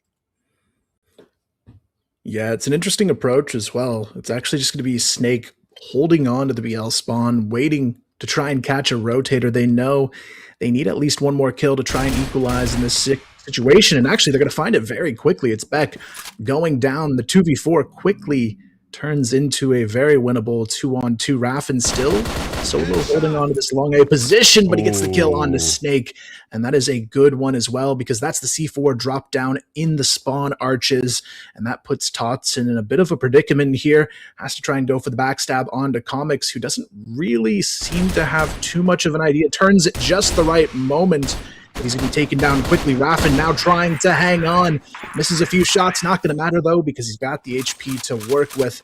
And Nemesis just barely scraped by to find the opener. Yeah, and it's good to see someone like Raffin, too, right? I mean, there's always been so much talk about him, and I know he wasn't able to really get a lot of rounds and a lot of game time in the upper bracket where he was able to get, the team was able to get themselves in this position. So good to see him getting that quad kill, right? So he was actually able to put a lot of good performance here with the rifle. So able to find that clutch and allowing Nemesis to be able to scrape by in that 1v1 situation. And now Dipsy, oh, that's pretty nice as well. So he's actually going to get aggressive on this. They're going to catch Totson off guard. And why not Snare as well? This is what I was talking about, Kyle. This is the kind of Nemesis that was exciting to see. They're really mixing it up. This is where Dipsy is just really feeling it. And he gets on that heater and you cannot cool him down. Raffin as well continuing to shine here. 5 kills in the opening 2 for him, and Horus and Snake are a little bit lost in this one, it seems. Horus, though, a good little flick, able to take down Dipsy, but will it be enough here? It's still a 2-on-3 situation. Horus very low after that engage towards B, and you can see Beck here getting a little proactive, pushes through, able to find one, and now it's all onto Horus here. He doesn't have a whole lot to work with. The C4 also going to be downed over towards A-Long, and this was one of my big worries for Vitality. Playing the same way as they did against LCK is not going to work here, because the disadvantage for LCK is LCK would be aggressive and not win the duels, but Nemesis, they know how to play aggressive and make sure the trades go their way. Yeah, and that's the thing too, like when we were talking about that, while we were waiting to get this game going, is that it was a good point you brought up, is that, I think I think all you guys, I'm not going to speak for all of you, but I kind of took the consensus of, look, their performance yesterday, Vitality's getting a 3-0 against LCK has kind of been like, look, that's what really stirred us to go for that prediction. But I was still, again, all respect to LCK, they haven't really been impressive this season. Again, like decent placements, but in terms of their games, it's always been a little bit shaky. So that's where, again, I still have the faith in Nemesis, a very different composition of a team, but this might not be the round to demonstrate it. Now we get to see Vitality finally getting some kills back their way, but unless Alucard might be able to slow this down a little bit. He's still alive, tucked in the corner. Horus does actually find him and is able to get the second one as well. Wow, Horus has just been able to just bulldoze this site and leaving it all down to Dipsy on a 1-on-4, and it's problematic to say the least. And I think Vitality might have just been able to find themselves a first round. Yeah, honestly, just really good entries there from Horus. Not a whole lot that Dipsy can do in that situation. Just a quick one and done, but Vitality, that's what they need on this map. They need to take the first move into their hands and make sure they're doing it as a team. If they go for the split picks like we saw in the opening 2 rounds, I feel like Nemesis is going to win that game all day long here. And you can see again, Nemesis getting the better of that early engage. This time it's Snare going down to Dipsy, who's really come to life, I feel like, as a hybrid throughout the season. Man, he really has. And like, I feel like I remember exactly when I first joined, you know, CrossFire many years ago with you, and you're kind of always telling me like Dipsy's pretty sick. Like he can be like a really good influence in the server. Got to see it a little bit back then, but like, man, I feel like this entire season, this has been him, right? Like it feels like the whole later portion of it, he's really popped off. He's been able to create a ton of different openings, and just being that hybrid, you know, kind of sniper has been absolutely huge. But look, I mean, Horus is still continuing on a little bit of ways here. That one kill actually does create a lot of good opening here for this B site. But Beck might be able to respond back, and he does. So this is decent. Horus was in a good position. Didn't have the C4, but had a little bit of site control, but he gets removed very, very quickly. And good positioning from Beck. Now critically low again. 14 HP. He's going to go all the way around. Ooh, this could be deadly. This could be actually kind of sick. You already have Snake in the site, but they might not expect to see Beck this quickly unless Slayer is going to kind of pop off and wait here for the backlines. Yeah, Vitality has to be careful on the approach here for the plant. It should be at least relatively safe to get the C4 down. Nemesis just waiting in the back line to re-engage as a team, but Beck is pretty low on HP, so this is super winnable if they can play their cards right on the side of Vitality and just running down the clock. They still have half their utility, but that's going to put a wrench in it there. Slayer, unfortunately, going down very early in this retake. 20 seconds on the clock, but Snake, he does have the right position here to maybe win it from. He just has to be careful they don't go for the ninja defuse while he's hanging on to this backline position. But Beck, he's already on it. The peek has to come through, and he knows it, but look at the lineup there. Snake, the 1-on-3. Is it going to be his just enough time on the clock? Can Alucard get the defuse on top of it, though? No, it's going to be one Snake, 1v3, steals it away. Wow. I was going to say, surely not the same thing that we got to see in the upper bracket where it was just like ninja diffuses across the board, right? But like not the case here. Really good spray down from Vitality. It allows them that lifeline to stay in this game. And yeah, one more second, I think it would have been completely different situation, but absolutely huge of a spray down. That is just honestly critical. That's got to be probably a big old highlight so far for this map already. Could be even for the series. That really did change how that round could have gone, but man, oh man, that's a tough pill to swallow for Nemesis. They had that one pretty much in the bag, but again, that was the one thing I noticed in the upper bracket that I was always giving a little bit of criticism on, was that yes, some of their retakes have been calculated, but it feels like sometimes they kind of, you know, drag the feet a little bit and burn the time right to the end, which I don't really like, because I mean, again, you got to expect some kind of obstacles in your way, but in this case, we got to see why that happens here from Vitality. Yeah, just a tough one there for Nemesis to lose, but for Vitality, the difference between 3-1 and 2-2 could be massive for how this first map plays out. And unfortunately, in this one, they're already down Snare, who has been consistently losing to Dipsy in these early aim duels, so we'll see if they can find a way to adapt to that one. But for now, they're just going to be doing what they tend to do on this map, delaying the execution for the most part and hoping they can find that way to answer back early on in this round. But with only a minute left, they have to start making their move here. Slayer, you can see him slowly pushing up towards this A-bomb side alone. The rest of his team actually looking to maybe execute out of the mid-double doors, and there's only one defender on the other side of it, but Horus and Snake doing a good job of just sneaking their way through. And because Comics is on a deep off angle, if it isn't a B hit, these A players are going to have to be ready to react. But Comics, he has the perfect timing there to find Horus. He's able to get out perfectly with his life as well. But Totson, just as I say that, sneaks up in the tower and finds one. Yeah, it's a nice little bit of a trade back, though, from Totson. Again, perfect timing on it, and really, I thought Nemesis were going to be able to get away with that one kill initially from Comics, but not going to be the case. And now Rappin, oh man, that's a swing. That's a decent one. That's actually going to be the C4 dropped, and there's Beck to get the job done. This has been, again, we've talked a lot about this, but Nemesis have been very impressive, considering a team like have been working through this, you know, throughout the entire season and how well they're playing. And it does feel like a pretty well-oiled machine, right? The protocols seem to be in place. I feel like their composition is really complementing each other well. And this is where we haven't been able to see it a little bit for some of these teams. We talked about LCK looking a little bit, sluggish, and even Vitality had some, kind of off moments as well. But Nemesis have really just been climbing the mountain and looking impressive. And there it is again, finding open in duels. This has been pretty much their trademark so far in this opening map, is finding those opening engagements, and then Vitality having to bounce back with 4. Yeah, Vitality, they have to be a little bit more cautious on the approach here.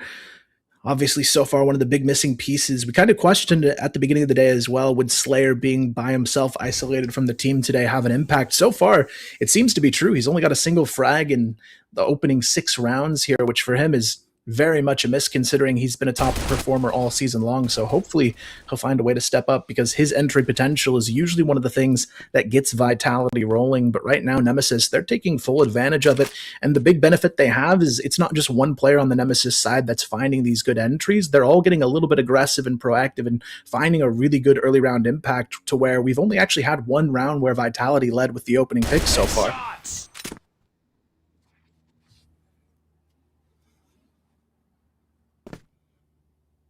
Yeah, good aggression from Raffin again, right? I mean, this is what he's been doing a couple different times now, and actually gets awarded with it too. And I'm actually a little bit surprised there wasn't that swing from Vitality, but now you can see that Slayer, he's going to get himself across on the back of the map, and now he's going to have to contest with 2 different players. Actually might be gifted these one-on-ones, but Beck does finally take him down. Now, all of a sudden, through the thick and thin of this situation, we are down to the 2-on-2, and I say that very quick, and Dipsy's right there to be able to find this kill. Now Beck needs to get the timing. They have to be able to play this trade as much as they can, but Snake finds the better timing of Beck.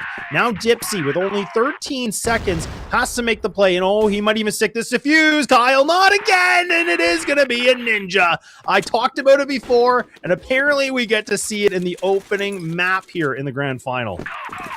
Yeah, honestly, just really brilliant play from Dipsy there. He knew the exact spot to stand to make it look like he was going to go down to the nade if he was there, but he actually just hides right behind that corner to make sure he can quickly grab the defuse. And Snake, he just had no idea what to react to there. But Comics, again, winning this early fight outside of Hotel.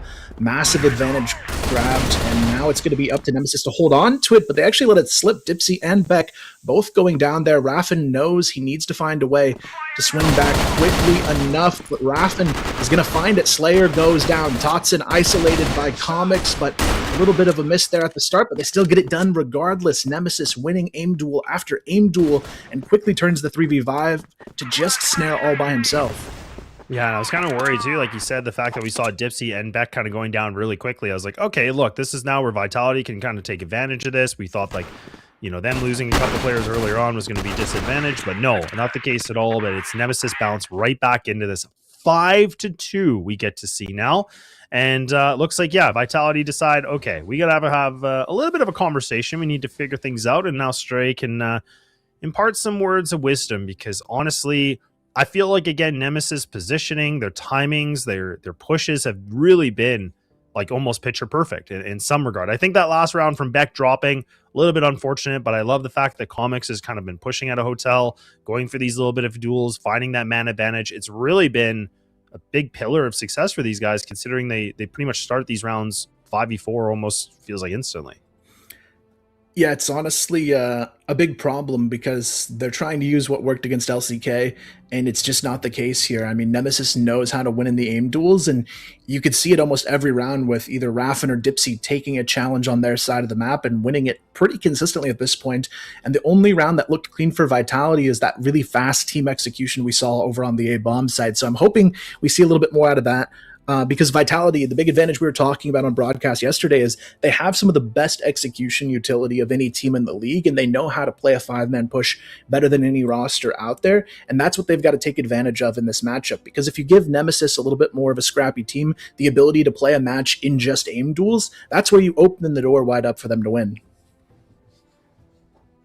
Yeah, and I think that's the one thing that I really like too, is the fact of just kind of playing a little unorthodox, or kind of playing that loose from Nemesis, where they're actually like feeling confident to go for these fights. And because sometimes I feel like you see some teams kind of like turtle up a little bit, or put a lot of respect in there and just playing hard defense. But I think the fact that Nemesis have been actually really just kind of poking different areas, just try to see what they can get away with, has actually been really, really cool to see. Because again, that's just catching Vitality off guard. They're not used to this kind of aggression, this untimely duels that come through. So that's been really, again, like for me, I think the biggest success point right now is Nemesis is just getting these opening engagements.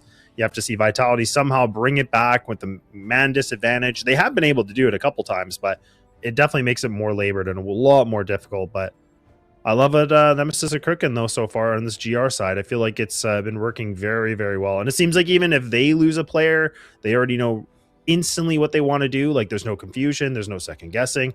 Everybody's ready to go in their new positions. So we'll have to wait and see. But decent little bit of lead here for Team Nemesis. And this is their map pick. So in case you guys are just forgetting.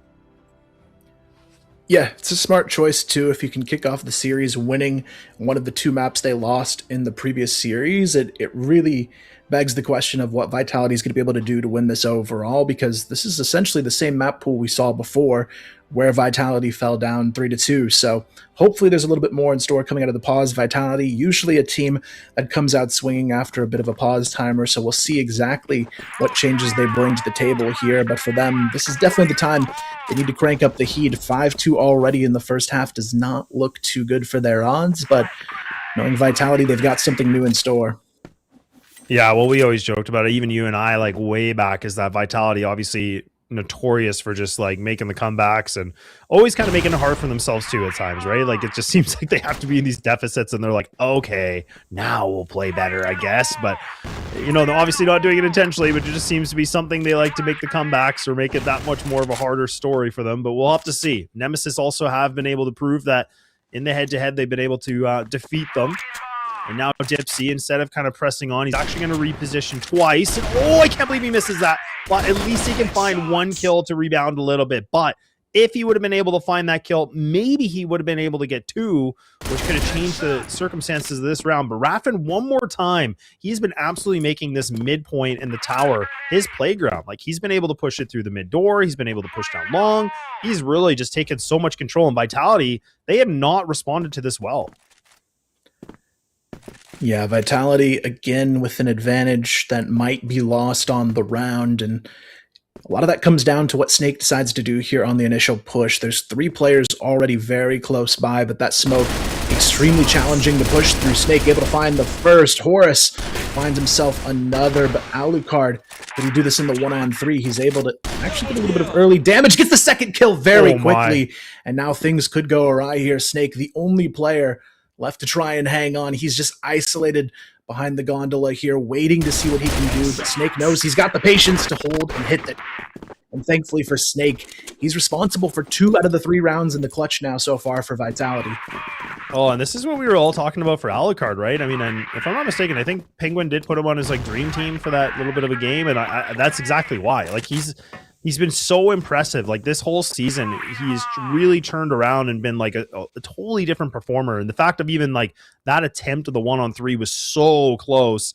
Absolutely beautiful to see. But let's see, and now he gets a little bit of a spot. Horus's shoulder shows, and Alucard gets a free opening duel. And now Rapid to be able to find the spray through, doing a ton of damage. He can't seem to get the kill, but it's some decent tenderizing. He finds himself the 1, and his teammates will be able to help out. And there we go. Nemesis will be able to close off this half with a 6-3. So not bad at all with the GR side. Honestly, it feels like for the most part they were in control. Couple, that one round where they lost the timer of the C4, and then essentially another round where they lost a 1v1. So it's like, or even 2 rounds, I think, to 1v1. So it's like, it could have been an entirely different half if all those things went their way.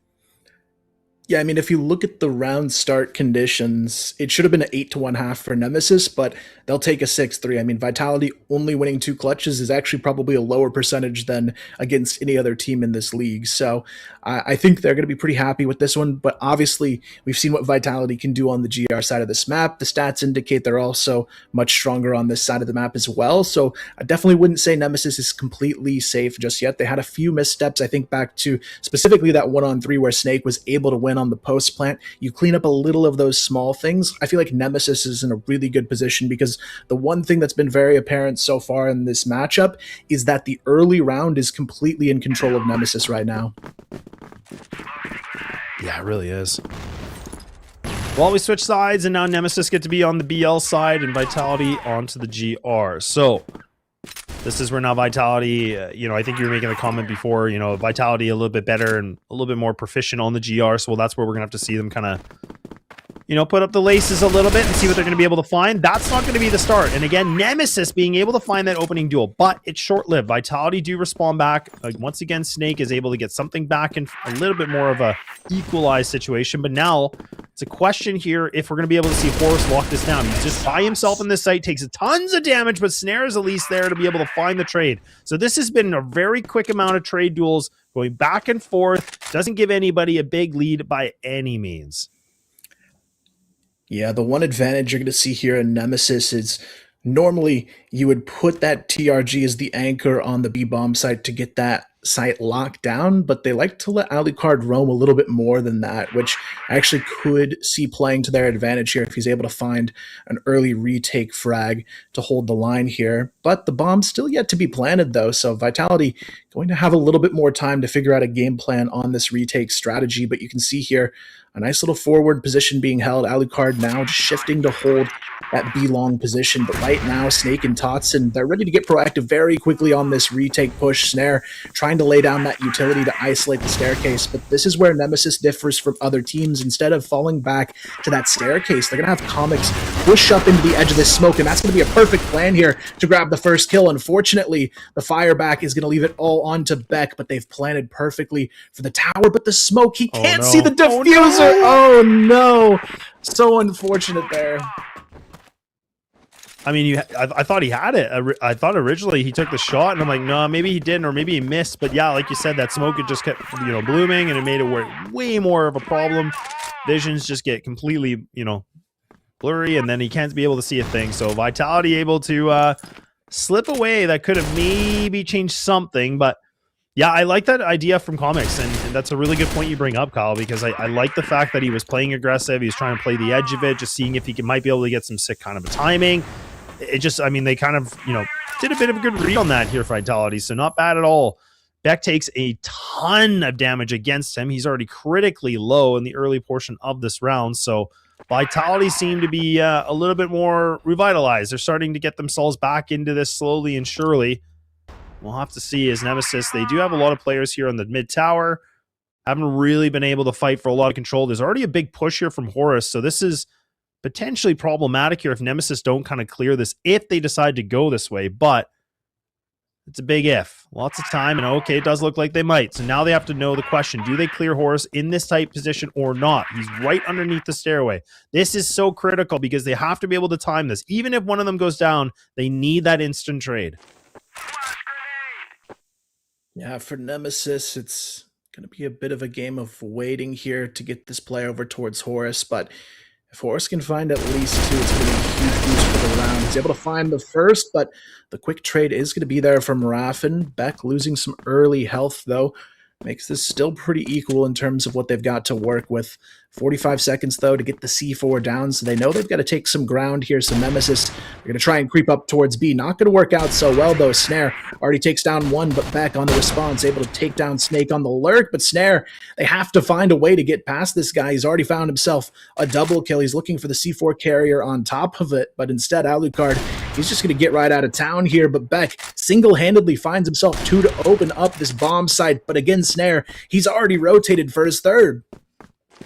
Yeah, that's not bad at all. This is kind of the scenario we always talk about, right? Like the influence that you can bring with the sniper. And this is where you get to see him really just pop off now. Been able to find multi-kills into this one, like you said.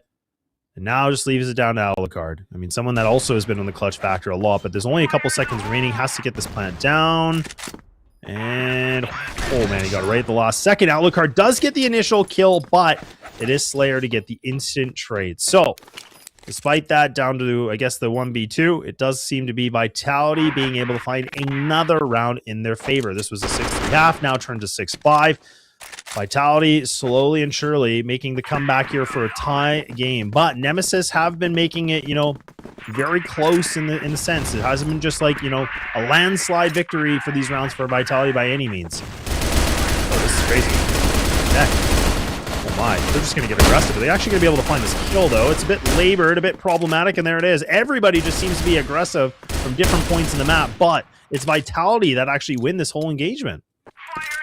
Yeah, unfortunately for Nemesis, they had the right idea. They just needed to connect a little bit faster. I think for Beck, his kill came on the 35th of 35 bullets, so not what you want to see there with some of these sprays, but for Vitality, we'll take that all day long, narrowing it now to a 2v1 as Raffin is going to be traded down in Vitality. That's going to be 3 for 3 to kick off the GR side, and that's what I was saying about them on this map. We kind of saw a little bit of it yesterday where Vitality, they're always that team that struggles in the first, closes in the second, and that is why I think they wanted the GR as that second side for them. A lot of teams would take their more favorable side first, but Vitality, they know when the pressure's at its peak, they'd rather be on that side of comfort to try and close it out, and so far it seems to be working out for them.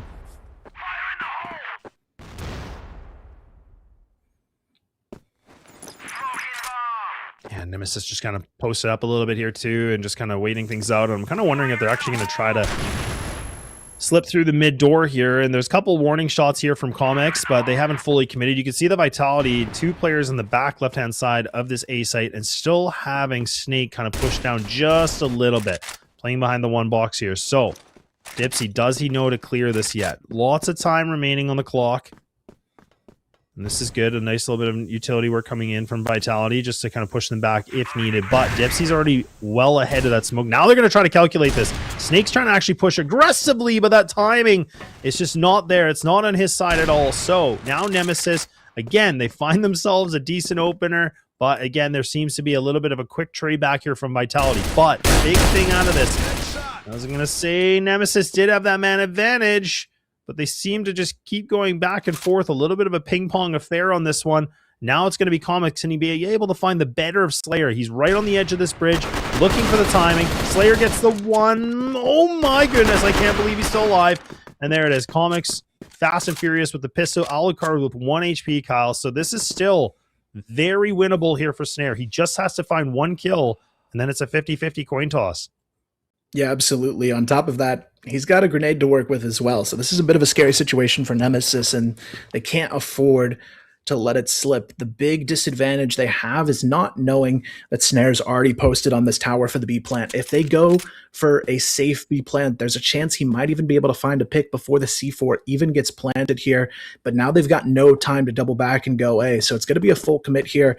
And Snare, he just has to play the timing perfectly. The bomb should be in a safe spot where he's not spotted from tower, so Alucard at least able to reposition off this one, but that nade from Snare could have all of the value that he needs to win this round. He makes the smart decision as well to pick up the M14. He knows both of these players have been damaged quite a bit, but he's been spotted extremely early. But the nade over the top, Alucard somehow dodges it and stays alive. Just perfect positioning, and he gets the repeat. Alucard must be invincible, because how does he win that?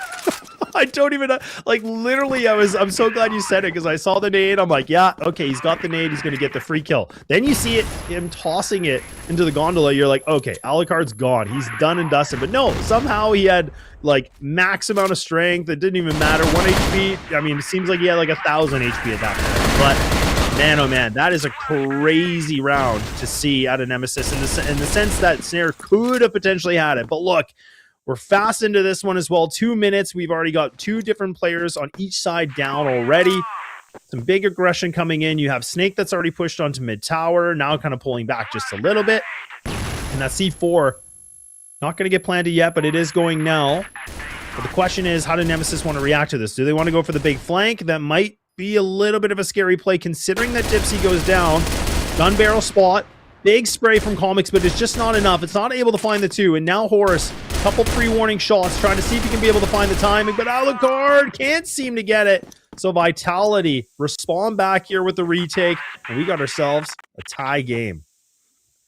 Yeah, honestly, a really solid retake. It's unfortunate for Nemesis, though, because they actually won the opening engage there, pushing mid and A long. It was at one point a 4-on-3 for them, and they just kind of let it slip. But that's been the story of their BL side so far. This was a 6-3 half. In the second half, though, it's 1 to 4 on rounds for Nemesis, and that is not a good look for them to potentially win this first map of the series. And you can tell Vitality, they're getting more aggressive because of it. They can sense the shots, and they're going to hit them all.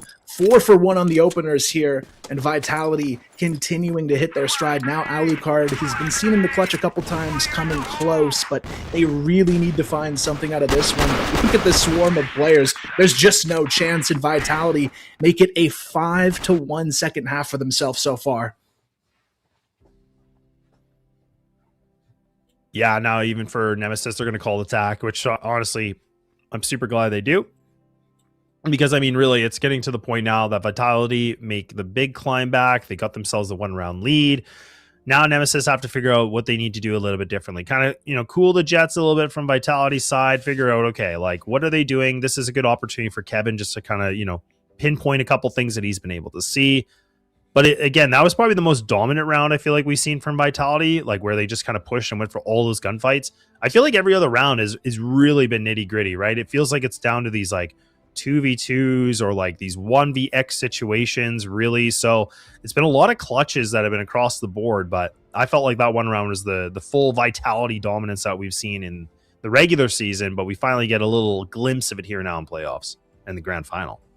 Yeah, absolutely. And I think that just shows you the difference between a team that's been together as long as Vitality and Nemesis and how we're seeing things. Because for Nemesis, the BL side, I think in a match like this is going to be where they struggle because they don't have that year behind them of building the chemistry, working the executions together. It's easy to play GR as a team when you don't have as many reps in because you can rely on players to just hold angles by themselves and make those plays. But when Nemesis has to force the trades, has to go for a full 5 execution, that's where we see them looking a little bit sloppy against Vitality, who knows how to pick those things apart. And we saw it yesterday in their match as well. And I do start to worry for them because shot for shot, Nemesis clearly a cut above the efforts we saw of LCK yesterday. But strategically, I think that's where they need a bit more time to develop because they're just not adapting quickly enough in the second half.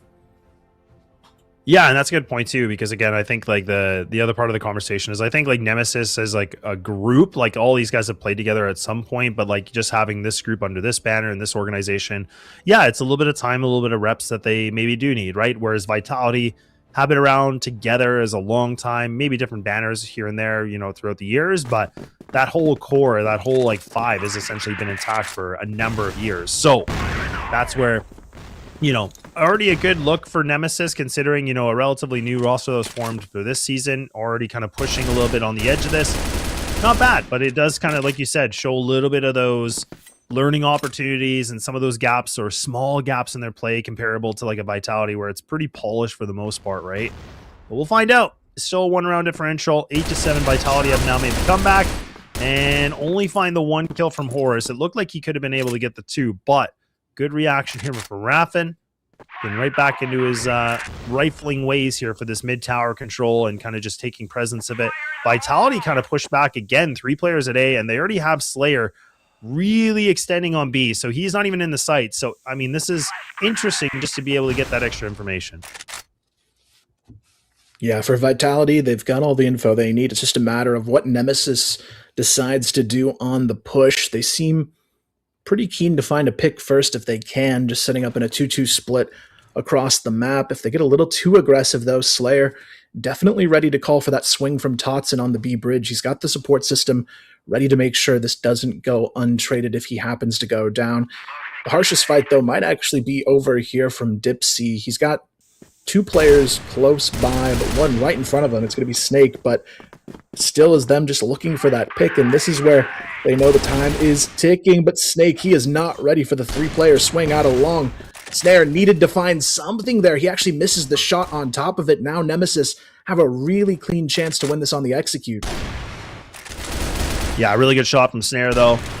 Still playing that tower position, really, really huge, and just kind of anchoring in there. Slayer one again on the lower corridor to be able to find that. Slayer's position now compromised, and you know exactly where he is, but he's going to swing out. He might be able to get this timing. Oh, man, Alucard, thankfully, can be able to get the trade back. I was thinking Slayer, it looked relatively decent, but Nemesis do bounce back. So the tactical does seem to pan out well for them. Yes, it comes down to the nitty-gritty of a 1v1, but look, they'll take it. But look, they take a nade as well. That utility crunches them, but that doesn't stop them in their path. They are still just going to hightail it as fast as possible into this A site. Vitality now needing to get on the retake scenario. You have 2 here from the GR spawn. You have 2 that are in the mid tower. This is where Alucard, he might be able to just stop them. This is where him and also Beck could be the barrier for this retake with 30 seconds remaining. Yeah, this A-long fight, extremely important for both teams. You can see them getting a little aggressive on it, but the first kill on the retake actually goes to Slayer from the GR spawn. That's going to pull the attention all towards that position, and now Vitality use it to capitalize, and it's not going to be enough for Comics to potentially hold on here. He just has to try and stall the clock. 10 seconds, Diffuse coming through, but it's held down. Slayer really coming to life in this round and securing it for Vitality, and this was a player who was very quiet in the first half, but since the pause, 5 kills in the last 2 rounds. Yeah, and that's kind of the Slayer effect, right? Like, this is where we talk about him and what he's able to bring into the server. He still continues on with the fragging ways. He's able to just pick up a good opening duel against Alucard, so that's already one of the TRGs gone and removed. But you still have Dipsy here for Nemesis alive. Snake now getting a little bit of information. You can see that Comics is trying to be able to find this duel and actually gets away with it. A bit of an overextension from Totson. A little bit interesting of the timing. I'm not sure why he wanted to keep committing to this fight, especially with the man up, but he decides to. Now, Snare looking for Dipsy. Raffin might be able to find a gift, and indeed he does, but it's just short-lived one. It gets pulled away from him. And now it's all of a sudden Vitality on this 3-on-2 situation. Slayer on the hunt, might be able to find the timing of Beck. He has no idea. Oh, this is absolutely filthy from Slayer. He's got himself a field day of an opportunity. He should be able to get this kill. He does. And now all of a sudden, map point on the line here is now Comics has to be able to find himself a 1-on-3 to stay alive for overtime. But it's not looking good, Kyle. And indeed it will not. It's going to be Vitality. They bounce back with a big deficit, and they win this thing 10-8. Yeah, crazy performance from Vitality, but it's what we've come to expect from this team. When the pressure's on, this is the team that always seems to rise to the occasion. After a 6-3 loss in the first half, coming back with a 7-2 win loss in the second half is just a massive way to make a statement in this opening map of the series, and it definitely begs the question of what Nemesis is going to do differently as we continue forward, because there's a lot of questions in my mind now, because you look at that first half, you'd be surprised to see Nemesis in a losing position, yet here we are.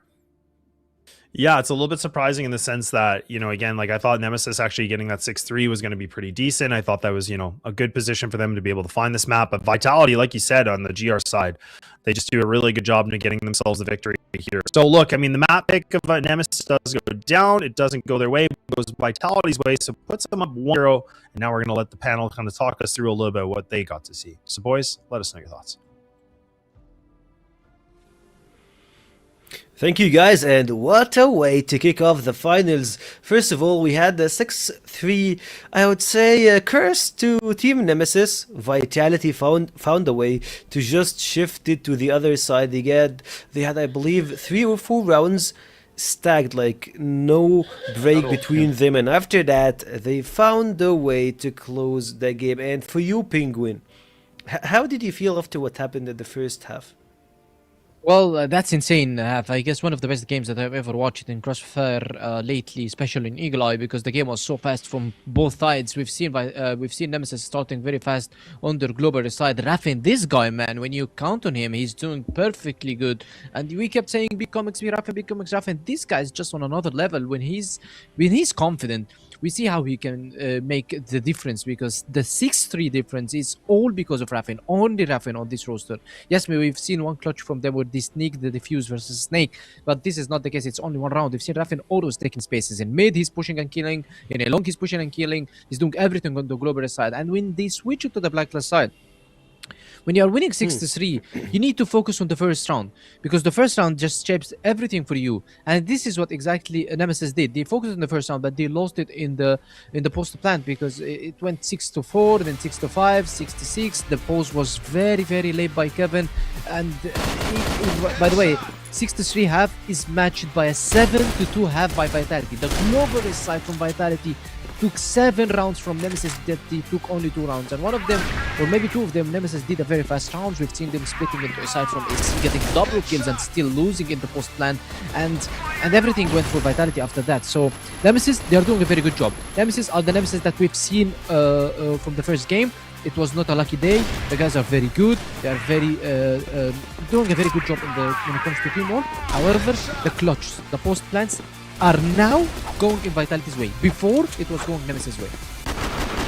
Yeah, of course, I remember at the first half it was only going one side to Team Nemesis at winning the clutches, and I believe that Les mentioned that they had, I believe, I don't know, 4 clutches. The 1v1s were taken by Nemesis, and as you mentioned also, Raf was making some huge steps, like I would say, taking control over the map and also playing for his own moves meant a lot to his teammates, and to him also proving that he's one of the best players that we have at this position. And of course, you'll see Beck, who's pretty flexible. We have seen him play on the rifle, you've seen him play with EPR, you have seen him play with TRG, so he's going both ways. If you need him as a rifler, he's good. If you need him as a sniper, he can deliver. And speaking of delivering, both teams delivered a masterpiece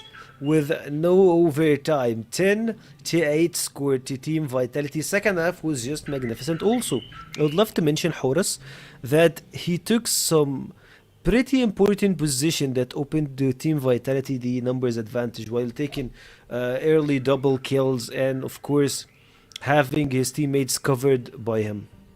Yeah, Horus played very good in this series. Snake as well, and this is the guys that we are looking forward for them to step up. Also on the other side, we've seen Raffin, as I mentioned. He's doing a very good job. He's one of the best players in this game, or maybe in Eagle Eye, because the way Nemesis played, they play completely different that we expected from them to play. We expected them to play a slow-paced game, and this was not the case. Especially, even though on Global side, they played very aggressive. They played for spaces, and they denied all the spaces for Vitality. And I, for some seconds, felt that this is going Nemesis' way. Not only because of 6-3, because the way they played. Even though when they switched, they still kept going forward and going fast-paced game, which is actually very good versus Vitality, because Vitality is a team that relies on the space. If you deny this space, Vitality will suffer from the other side, and we've seen this. The individual skills are kind of not matched by Vitality right now, and we haven't seen what Slayer said, that we weren't ready, and our individual skills are higher. Till now, I'm talking just till now, we're just first map.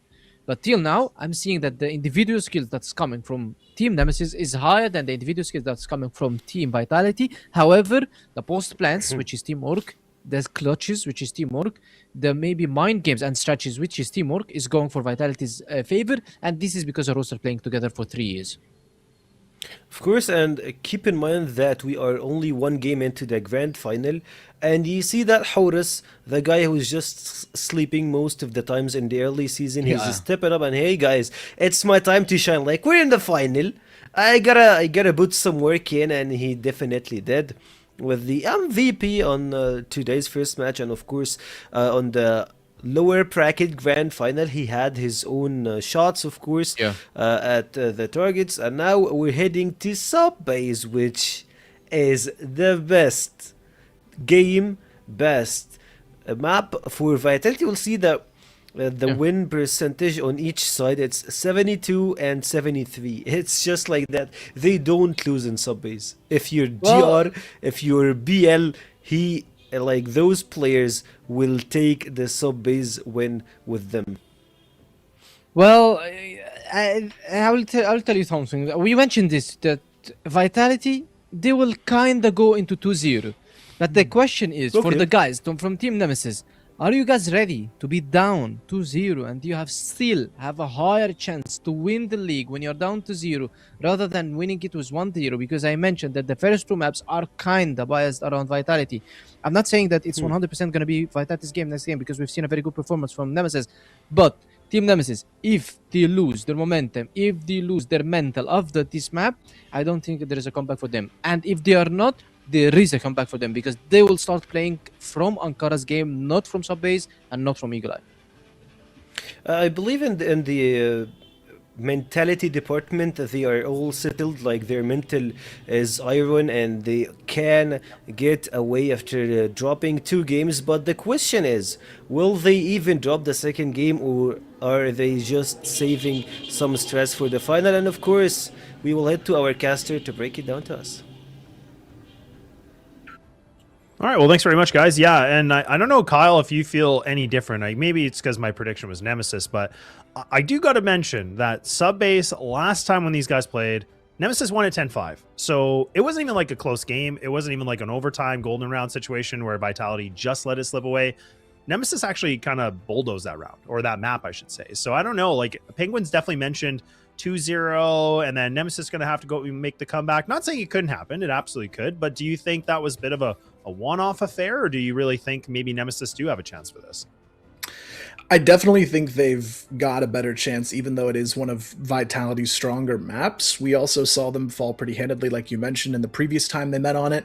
I don't think it'll be that easy for them this time around, though, because the big advantage for me that I've seen so far today is Horus has stepped up, and that's what was missing, I think, the last time they met on sub-base. And to me, Horus, at one point in his career, thinking back a year or two ago, he was the best sub-base player in the league, hands down. And if he plays like he did on Eagle Eye in this, I feel like Vitality still probably should take it, but they do need to fix some of their early round issues, because as we saw, that first half on Eagle Eye was a bit of a struggle, and I feel like if you give Nemesis that kind of early lead consistently, they might find a way to run away with it. Yeah, and that's the thing, like the last time these guys played too, it was, you know, the fact of like Vitality was able to find the opening round, then we saw like a back and forth for the first 3, and then all of a sudden it's like full speed ahead, and Nemesis were pretty much able to just take it almost swiftly, right? Like I think near the end there was like kind of, you know, double rounds from Vitality, and that was it. But my point is that it really was a lackluster performance, and I do agree, like it is the map typically Vitality are really good on. So I am kind of putting that little bit of an asterisk, saying like, yeah, maybe it was a bit of a one-off where Nemesis were able to win it pretty convincingly, but that's also kind of the other thing where a team that has a lot of tape against them on a map like this, that's where Nemesis, you know, that's when they start to cook a little bit, right? That's when they're able to get some decent intel. That's where they've been able to do some anti-stratting and kind of knowing. So we'll have to see if they've been able to find anything else. Vitality now pushing through out of wood. Dipsy able to find this one duel, but it's only going to be the one, and Vitality kick right back in. But it's Alucard is able to find himself that double, runs out of bullets in the chamber, which costs him his life. And there it is. Vitality load the kill feed one more time, leaving it just down to Comics on the 1-on-2. C4 still has to get planted. Lots of time remaining into this. And he's just waiting patiently. He's looking for his time to shine. But this is where Snare does have the TRG. You have Snake here equipped with the M14. So this could be problematic. He's going to have to find the best timing in the world to make sure Snare doesn't catch him in the crosshair.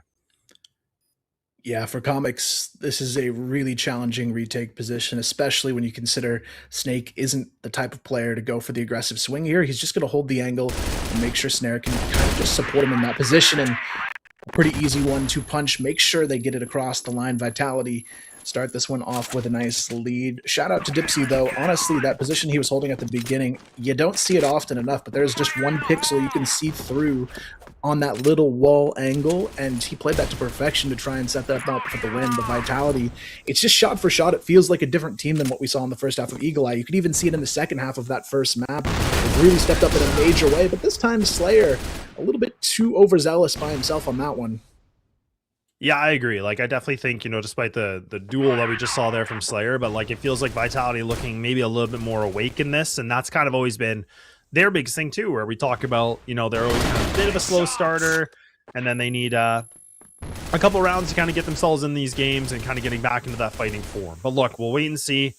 And now Vitality been able to find, you know, a good duel, so they equalize pretty decently in this situation. Nemesis back here with the Depper, and should be able to find himself that one quick kill, and he does, and he gets out of there. I don't get to see that gun very often. Oh my! Wow. That's a beautiful shot, man. Like, just such a sick one tap too. He didn't even look like he was. He's just like dead. Like, he didn't even like sweat. He was like, yeah, that's fine. Damn, that was filthy. Yeah, pretty crazy. Alucard as well continues that momentum forward for Nemesis in this one. Snake not really much he's going to be able to do here. He's going to go down to Alucard as well. Just solid entry fragging in this one for Nemesis. And yeah, just a really good response. Not every day you expect to see a Vepr, you know, holding the corner of lockers, but I'm sure they're going to rethink their approach after that one, because that gun, we've seen it on this map and we've seen it on Mexico. It's so valuable up close.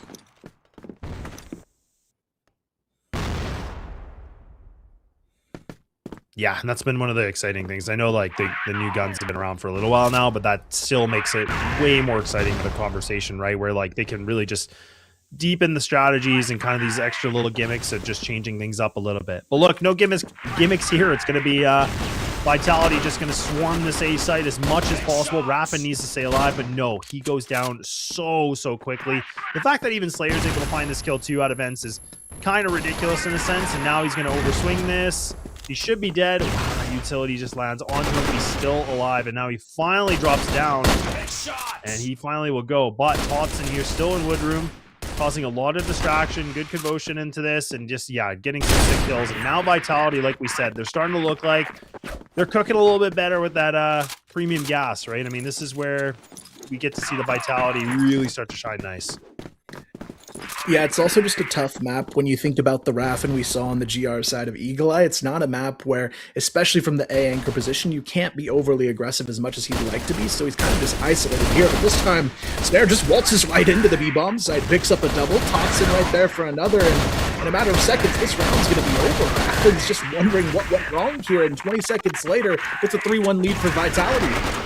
Yeah, and this is honestly the pace changes that I love that we get to see from Vitality, right? Because typically they're the team that likes to play slow and kind of go for these like executes and things like that. But we saw it a couple times on Eagle Eye. I think it was like twice, if I'm not mistaken, where they kind of just throw it all in. They just say, you know what? We're just going to put all the money down. We're going to go and flip the coin here. And they decide to just be full aggressive. And this is where now Nemesis tried to do that a little bit here too. And it actually does pan out very nicely. So the aggression works for Vitality previously, seems to be working well for Nemesis now, and Vitality have themselves two fatalities, I should say, right now, whereas Nemesis have all 5 alive. I don't even think really anybody's taken that much damage, if any. So it's been a very decent round from Nemesis to bounce back into this potentially. But you still have Raffin on the corner of the stairs. This is really important. If he can find a kill without, you know, just getting instantly dead, this could be huge. But no, he goes down instantly again, so that's going to be a free A site. But you do have Dipsy into radio.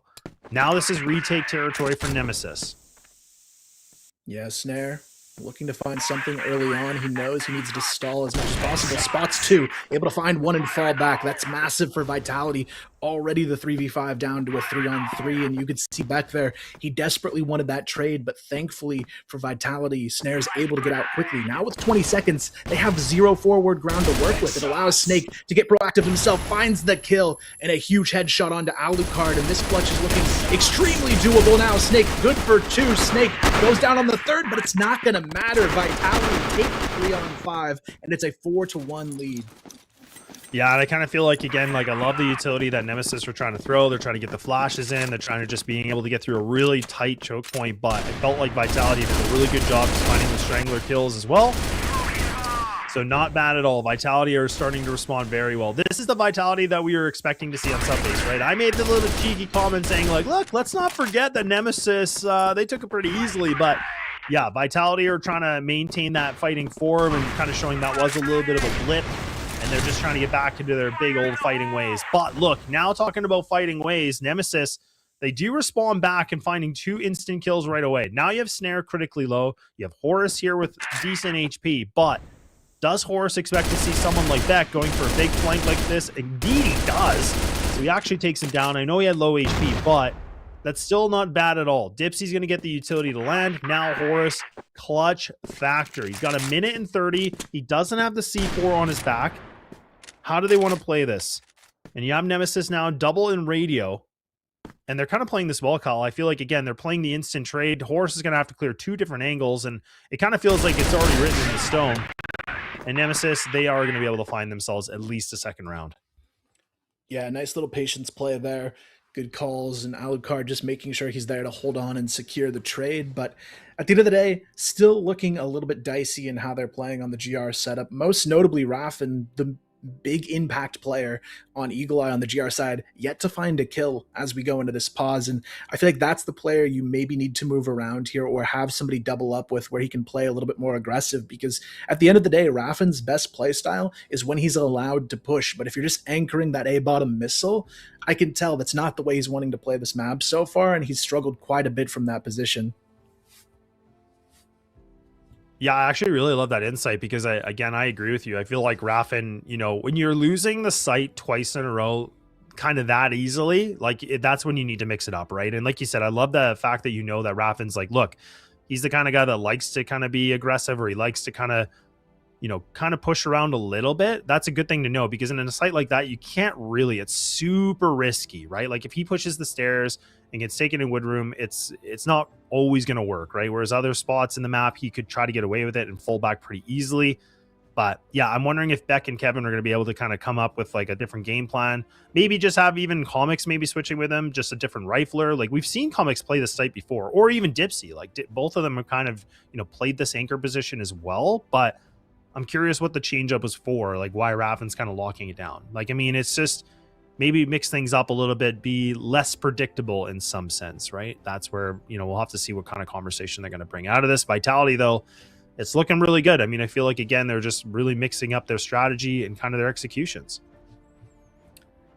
Yeah, for Vitality, not a whole lot they need to change here other than recognizing, probably coming out of this pause, the A defense is going to change just a little bit here, because Vitality, it's just their habit, for better or for worse, to always go for late A executes. It's very rare they go for late Bs as a team, and a lot of teams have picked up on that now, and it's part of the reason they haven't been as strong as they used to be on this map, I think.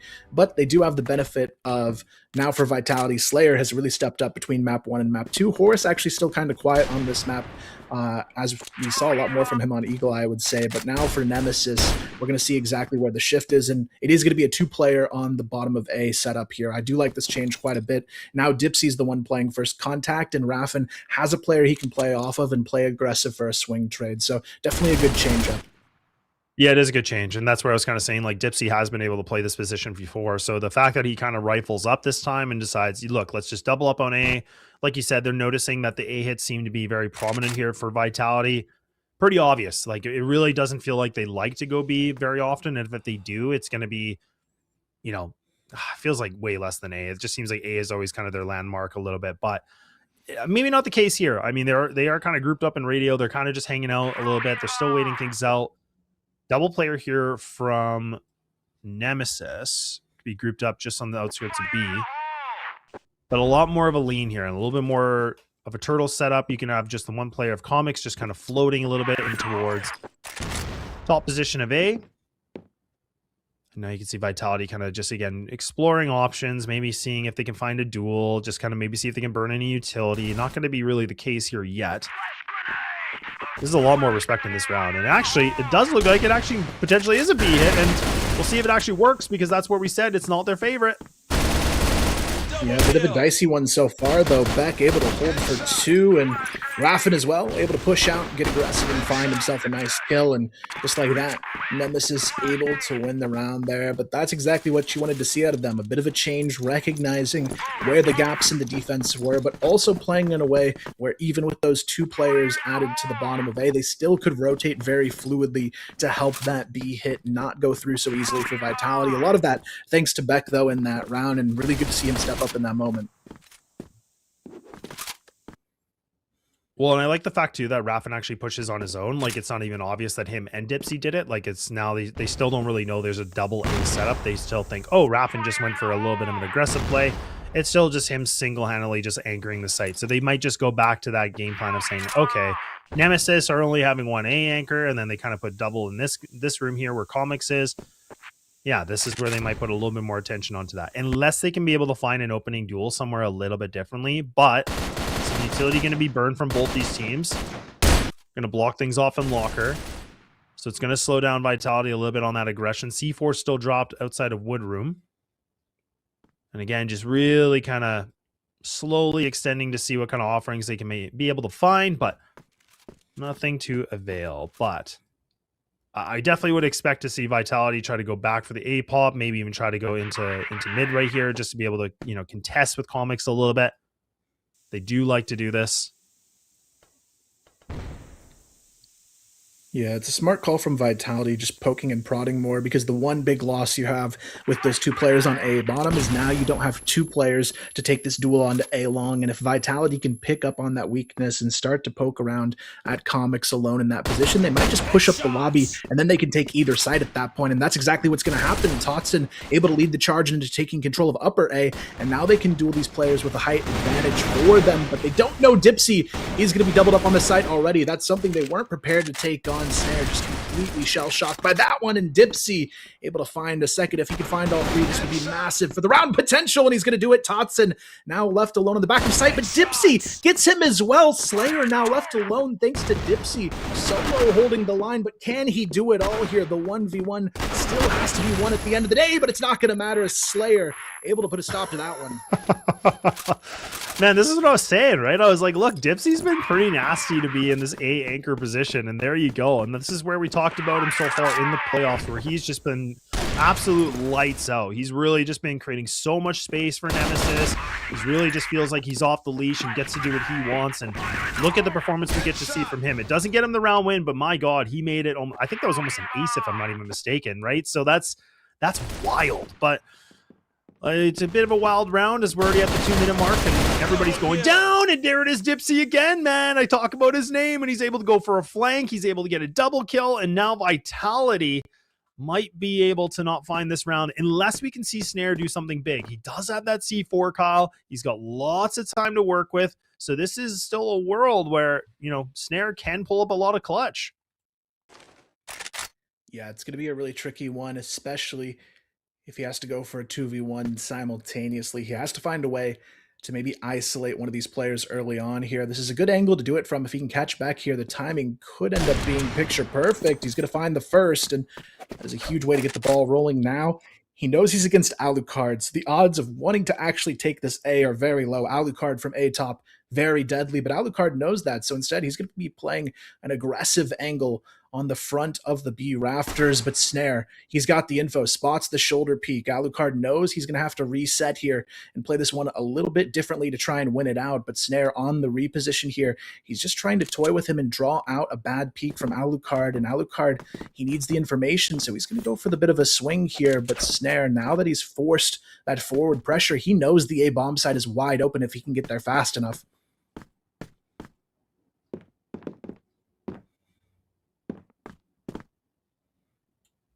Yeah, Snare should be able to get across here just fine. So he does. And now, yeah, you can see Alucard really has the sights on a completely different area. So this is where a little bit of a misread from him. How do they want to play this? Oh, man. They might just go toe-to-toe here without even knowing it. Snare spots him, and now a little bit of shots being warned off and a couple of things happening. And now Alucard picks up the M14, but 22 seconds remaining onto this. And now Snare posted up behind Missile. This is his territory. Now it's all about who's going to be able to hit the first shot. Snare still tucking away. I think Alucard's got a good read on it. Snare now is able to escape with this a little bit. This is still a little bit of cat and mouse, and there should be enough time here for Alucard to get this diffused. But man, Snare made it very close. I think it was like down to a second, just over a second remaining on the C4, but not bad at all. I mean, honestly, decent attempt, and a 5-4 half is, you know, really interesting considering how well Vitality were playing, and I felt like it probably should have been bigger, to be honest. Yeah, Vitality, just a few key slip-ups there where Nemesis is now allowed to push themselves back into a decent position going into the second half, and it should be a more comfortable second half side for them to be on compared to the first map as well.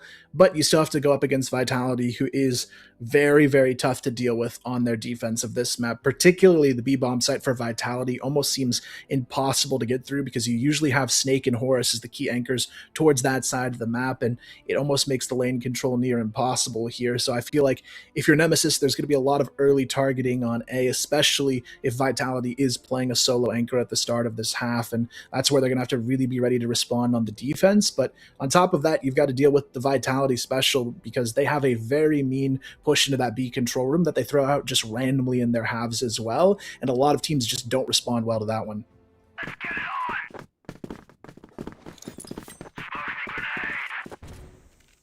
All right, we're ready to go. 5-4 half, like we said, Vitality were able to get themselves the edge on this first half. But yeah, I felt like they could have been able to get better lead, but they don't. But that's okay.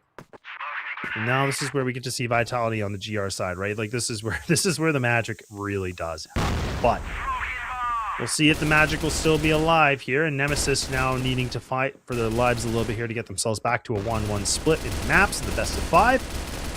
Forrest looking for a little bit of an aggression. Ooh, that's a little bit of a cheeky kill. Oh, I can't even believe he escapes with his life too. Comic's a little bit slow to the draw on this one. Now Horus repositions. Oh, let's see reaggress. This is absolutely sick. The fact that he's able to just reaggress like that, shouldn't get away with it. So Comics, I feel like, unfortunately, a little bit asleep at the wheel and has not been able to play these trades or not really guarding this position well. And Nemesis, it cost them 2 lives. That should have never happened.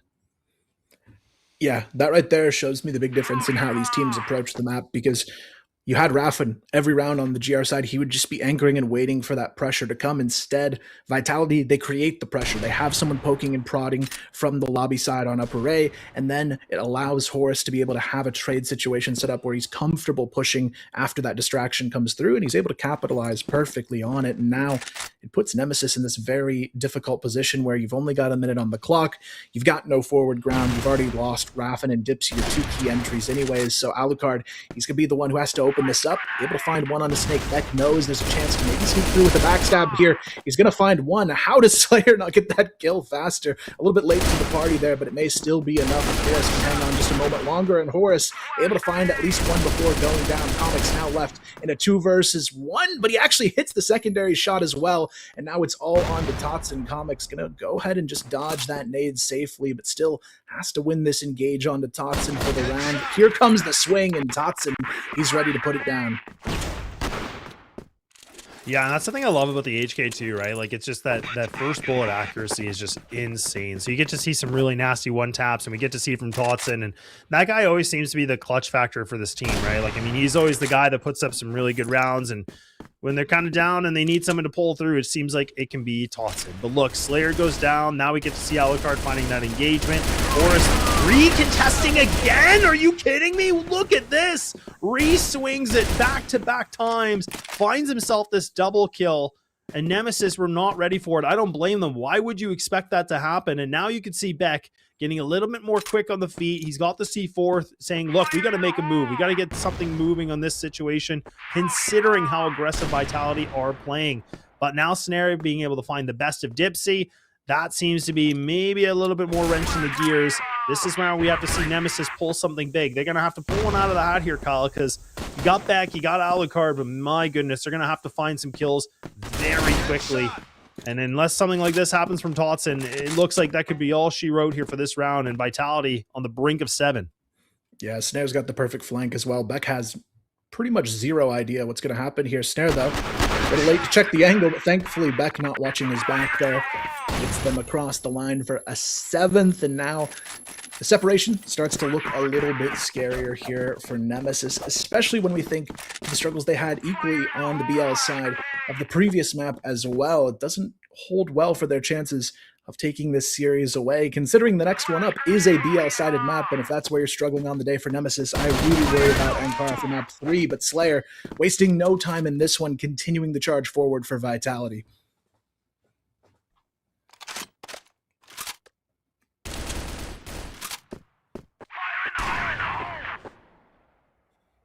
Yeah, and already some really good aggression here from Slayer too. Look at how deep he's already pushed in. And actually that timing, I was going to say, man, if Slayer could just stay put a little bit, I mean, that'd be kind of nice too, just to be tucked away, but nope. Not the case. He gets that timing against him. So Alucard now says, you know what, Horus, enough is enough. You can't keep pushing the stairs like this. I don't want you to take out my teammates. Finally just waits for him. Patience is a virtue. We'll be able to get this kill. Now Nemesis up the man. And this is now where we have to see Dipsy's actually going to push through a little bit here. Actually might get a decent positioning and catch these guys off guard. I'm actually able to slip away pretty nicely. Again, that's going to be a free sight. Snare's never going to expect this. Why would he? Oh, a little bit of a miscommunication and play here from Vitality is starting to show a little bit of weakness. And there we go. Nemesis, they might be able to bounce back here, Kyle, unless we see something absolutely insane from Totson in this kind of a round. Like, this would be a 1-on-4. Yeah, near impossible for Totson. We've seen crazier things, though, I will say, so not going to count him out just yet, and with Comics on 1 HP, this looks a lot scarier for Nemesis.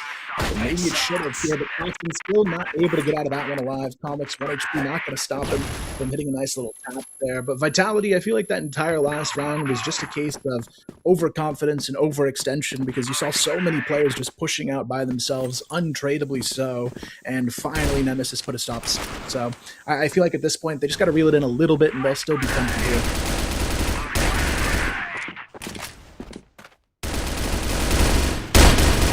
Actually he tries to get aggressive, but actually it's good, a little bit of a counter attack here, a little bit here from Nemesis. Now you can see the reposition. Look at this, a little bit of a brawl, and oh man, the M14s, man, they are just spamming away. Okay, Comics is still in the midst of this. Actually, look at that, he's been able to slip a little bit behind the enemy lines too. So through all the thick and thin of that, through all that awkward little bit of an encounter, it's actually Nemesis that kind of, I feel like, actually take this very well. They get the C4 down. You have double players that are already pushed into top radio here. So this is actually huge. Now you have double player from Vitality going to try to push on the stairs. Raffin, he has not been good at this position. Can he be able to find it? No, he goes down again. That's like 0-4. So he hasn't been able to find any kills in this kind of a position. And now Alucard just on the side. Totson with a beautiful one tap, and now it's all just down to Comics. Vitality respond back in picture-perfect form for a retake. I thought Nemesis could have had that one in the bag, despite their positioning, but no. Vitality give us a masterclass. Yeah, and that's just really good patience in mid-round calling there, because the big benefit there is they wait for Snake to push down first. They know they're going to have a two-player setup on upper A. They already lost to it once earlier in the half, and that's just really good mid-rounding from Snake to make sure his team waits for him to clear the bottom of A, forces the rotation, and now they can have that confidence, and they've already taken it in this round as well, since Raffin, he's down and out. That's the player who's supposed to be the key for unlocking the entries for this team, and he's been pretty quiet all map long. A lot of that thanks to the likes of Horus and Totson in these early round fights, though, just not being afraid to take that advantage early on into their own hands, and now they're going to be able to maybe hang on to it. And this just goes to show the differences that Vitality has made on this map compared to what we saw previously in this first meetup, because you can tell they understand Nemesis's playstyle on this map, and they've adapted across the board to it. Yeah, and that's a really good point. That's exactly why they've been, in the championships and consecutive wins, throughout the seasons, and that's kind of showing why they are the best team in CFWL, right? So it's a good thing you bring up, because they've been able to react to this pretty well. Whereas in that upper bracket, getting into the grand final, it felt like it wasn't the same performance. It kind of felt like their vision was a little bit blurry, and it was a lot of catch up, right? It wasn't the same Vitality like here and now, like you say, where they're reacting really well. They're kind of mixing up everything. It seems like their awareness is a lot more maximum on the scale, if that makes sense. Like last time, it felt like it was a little bit lagged, but no lag here. Beck's going to be able to find this good kill. So right back to an equal 4-4. And under a minute remaining now. And a big question of where did Nemesis actually want to go with this? Because you still have the C4 or just on the outskirt here from Comics in middle. But are they going to try to... They're going to try to find the time with Slayer. Yeah, that ain't happening. Okay, Slayer's going to get the better of it. And Vitality, I think Kyle might be able to have themselves a map point potentially, unless Alucard and Comics can do something absolutely filthy with 20 seconds remaining. Not looking like the case at all. And now you need Alucard to go and pop off, and Slayer, if I'm not even mistaken, what was that, a 4K this round? I mean, he was able to just take everybody and take their names. Yeah, honestly, just crazy work. He must have heard me say on the first map he might be struggling from home a bit, because since that first half on Eagle Eye, he's been there in the server making it happen, and now he's leading the charge for his team as well. And this could spell the beginning of the end, especially with Beck down and out already, map point on the table, and they know the A-bomb site is usually good for Horus, but this time not so hot. He's going to go down without a kill. One of the first times we've seen him struggle a little bit from this position, but they still have two players already on the upper A-bomb site. On top of that, they've got Slayer now in the mix as well, and 3 players upper A, not something you're really going to expect too much of. Dipsy, though, goes for the swing anyways. Totson go down without much of a fight, and Raffin, what is that repeat onto Snare? The jumping midair headshots with the pistol to get it done leaves Slayer alone in a clutch now. Yeah, well, you talked a lot about Slayer and, you know, him needing to step up, and now really, is he going to be putting himself in a clutch scenario? I have no idea, but goes for the swing, and actually Rapid reads the timing on it pretty well. Slayer's still alive, not for long. All right, so we get to see Nemesis actually bounce back. Still 3 rounds needed to push to that OT. And Vitality, what do they want to do a little bit differently on this one? Doesn't look like too much of a defense change. We do get to see Horus kind of anchoring this A site single-handedly, and then kind of having Snake just here available if needed. But Nemesis taking it very slow. You already have Comics kind of pushed up just in Machine. Actually does pull back, so Nemesis taking a lot of time. I feel like they're still very hyper aware of like Horus just kind of pushing the stairs, and like you could see they're just kind of pre-aiming all the time. They're like, man, he's gonna do it again. He's gonna do it again. They're expecting another swing. Yeah, I mean, for Horus here, it's just a matter of how aggressive he wants to be. He loves to peek this top staircase position, but Nemesis, they're really trying to bait that out. They've got to set up to counteract it this time around, and Horus, he knows he's got to be a little bit more patient for the remainder of these, especially given the lead advantage they've got. He's got the double support on upper, but Snake, this is the position where he needs to win a duel. Beck spots that all day long, though. Now it puts the pressure onto Slayer. The double push coming to life towards the B lobby. Slayer, though, a decent amount of damage, but not enough to take Dipsy out. Finally gets the reconnect. Now Horus can slide in for maybe a bit of a backstab here if they're not ready for it, but Comics able to hold for just a moment longer, leaves it on to Alucard. 1v2 quickly dwindles to a 1v1, and now it is Sniper versus Sniper for the round. Yeah, down to the Sniper versus Sniper, the 1v1, and I think if I'm not mistaken, Snare actually was kind of sitting on that C4 at one point, but does decide to give it up. So repositions. I don't even actually hate this. I think this is actually really, really smart play because, again, Alucard now is going to be scratching his head like, where on earth could he be? And this is where Snare... Oh, never mind. I thought Alucard picked it up. I don't know why. I guess my eyes deceive me. This view is it's crazy zoomed in. But either way, I mean, it's still kind of waiting things out. Snare just kind of tucked away in the corner. 25 seconds remain. So Alucard has to be able to find the perfect timing of this. And this is for map point. Let's not forget, if Snare can be able to find this clutch, we move things over to the third map of potentially the loss of this series. And now Alucard picks it up. Looking for timing. 8 seconds. He's got to go.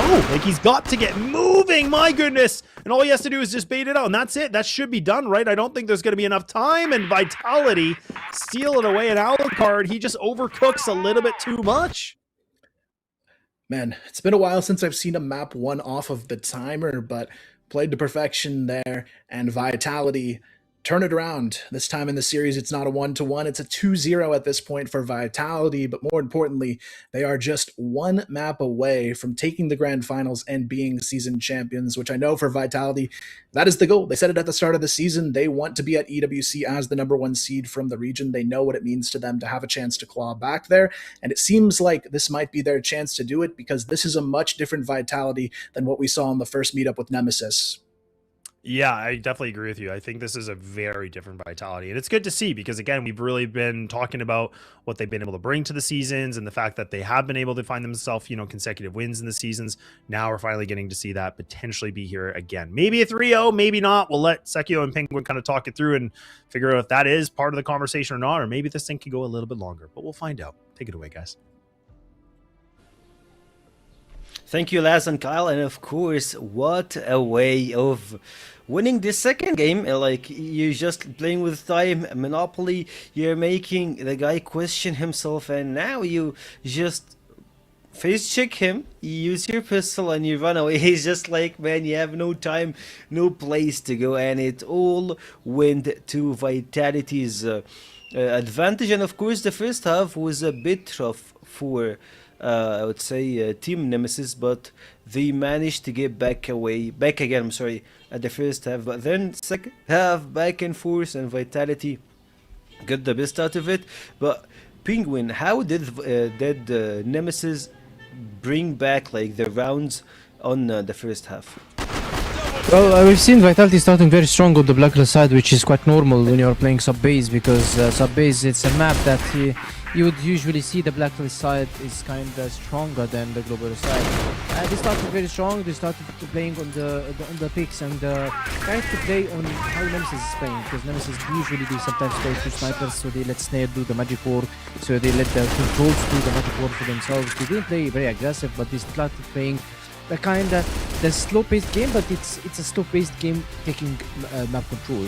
Then we've seen a tactical post time, or maybe tactical timeout came from Kevin, where he started taking teammates, he started playing aggressive. We've seen a switch in the dark from the sniper shot back, and we've seen switch in Dipsy's positions. The way they played aggressive, and it paid off very good for them, because it was 4-1, and then suddenly 4-3, 5-3, and it went 5-4 in their favor. And we've seen the iconic round where Slayer pushed Machine and he passed back in the Machine, and back passed him as well, and it was unlucky timing for him. The man that we usually see him taking timing this round, exactly. The man that we usually see him taking timings versus the players, Slayer just get the best of him. And then when you switch it, honestly, Vitality, what's good about them that their global side is consistent in all maps. Even though we know that Subbase is kind of the map that heavily favored up from the blacklist side, but their global side is perfectly good. We tried to match Snare in such 1v1s, and we've seen him get the best of him also in a 1v1 when it was in the Rocket. But this time, in this round, Snare did something different, because usually when you are playing versus Snare, and this is a rule that we had since I started playing, the Snare usually in the 1v1s, he pushes you hard, and he did it versus Alucard on Rocket. And he pushed Alucard. Alucard got the best of him. But this time, he didn't push. So Alucard waited the whole time. He thought that Snare will definitely rotate to a side, and he will kill him. And then when Alucard saw him, he ran away to plant the C4. And this was not a good decision by Alucard. He should have fought with Snare. However, that's the game for them, and they played it perfectly. I want to just mention the good defense setups that is coming from them, where Slayer switched to AK and he played Dark. This was out of the context for them. I don't think that they have analysis on that, and this was based on how Nemesis is playing. It paid off very good for them. Nemesis, if they continue playing on Woods, they could have won this map, but they stopped playing once they failed one time. However, before, Beck just did a big damage, maybe 1 or 2 rounds for Vitality's defense, but then they stopped suddenly. I don't know why, and this is the question for them.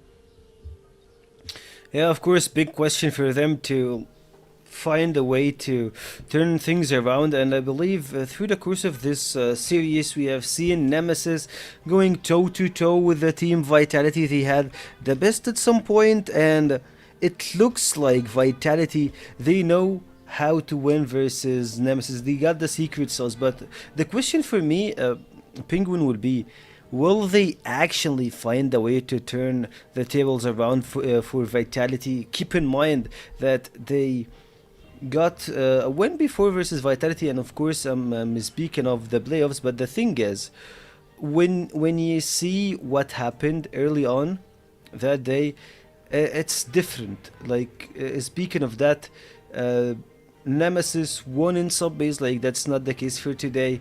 Of course they didn't have Eagle Eye that was to Vitality's side, and for now I believe that we still got 3 games, and the upcoming one will be Ankara. And I remember, as of my memory, that Ankara went to Vitality in overtime. Even while they lost this series, they won this map. So the question for me will be, can they actually close it out, or will Nemesis find a way to shift things around?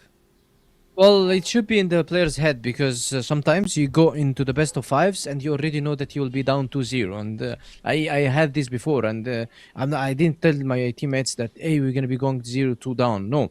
But you tell your teammates that, hey, guys, even though if we're 2-0 down, we need to focus, because our best maps did not come yet. And those were the best maps for Vitality. You played Vitality's best 2 maps. Yes, I know that Nemesis are good on Eagle Eye, but this is not a correct decision in best of 5s. Because if you pick your best map, you think you're your best map, and it's the enemy team's best map, he will pick his best map, and then you're suddenly 0-2 down. So if you have the mentality, if you have the momentum, you know that you already are in kind of facing 0-2. But if you're not, I don't know, I don't think that Nemesis can come back from this.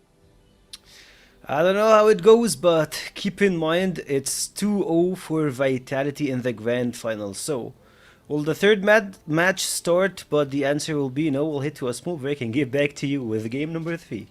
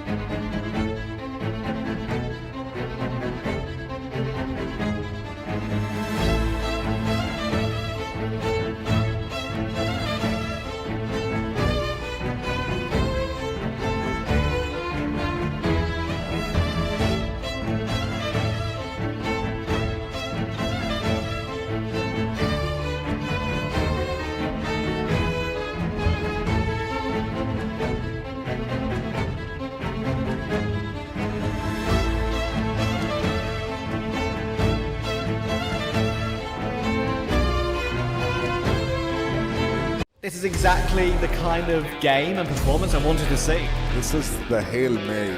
Every individual player is bringing their A game right now. That's what I'm talking about. I've had enough of being quiet. I want to get things moving. Madison not able to get Free, oh my word, straight out through that smoke, just makes sure Zane has what about risk here? Yes, Trevor very scared going for that swing.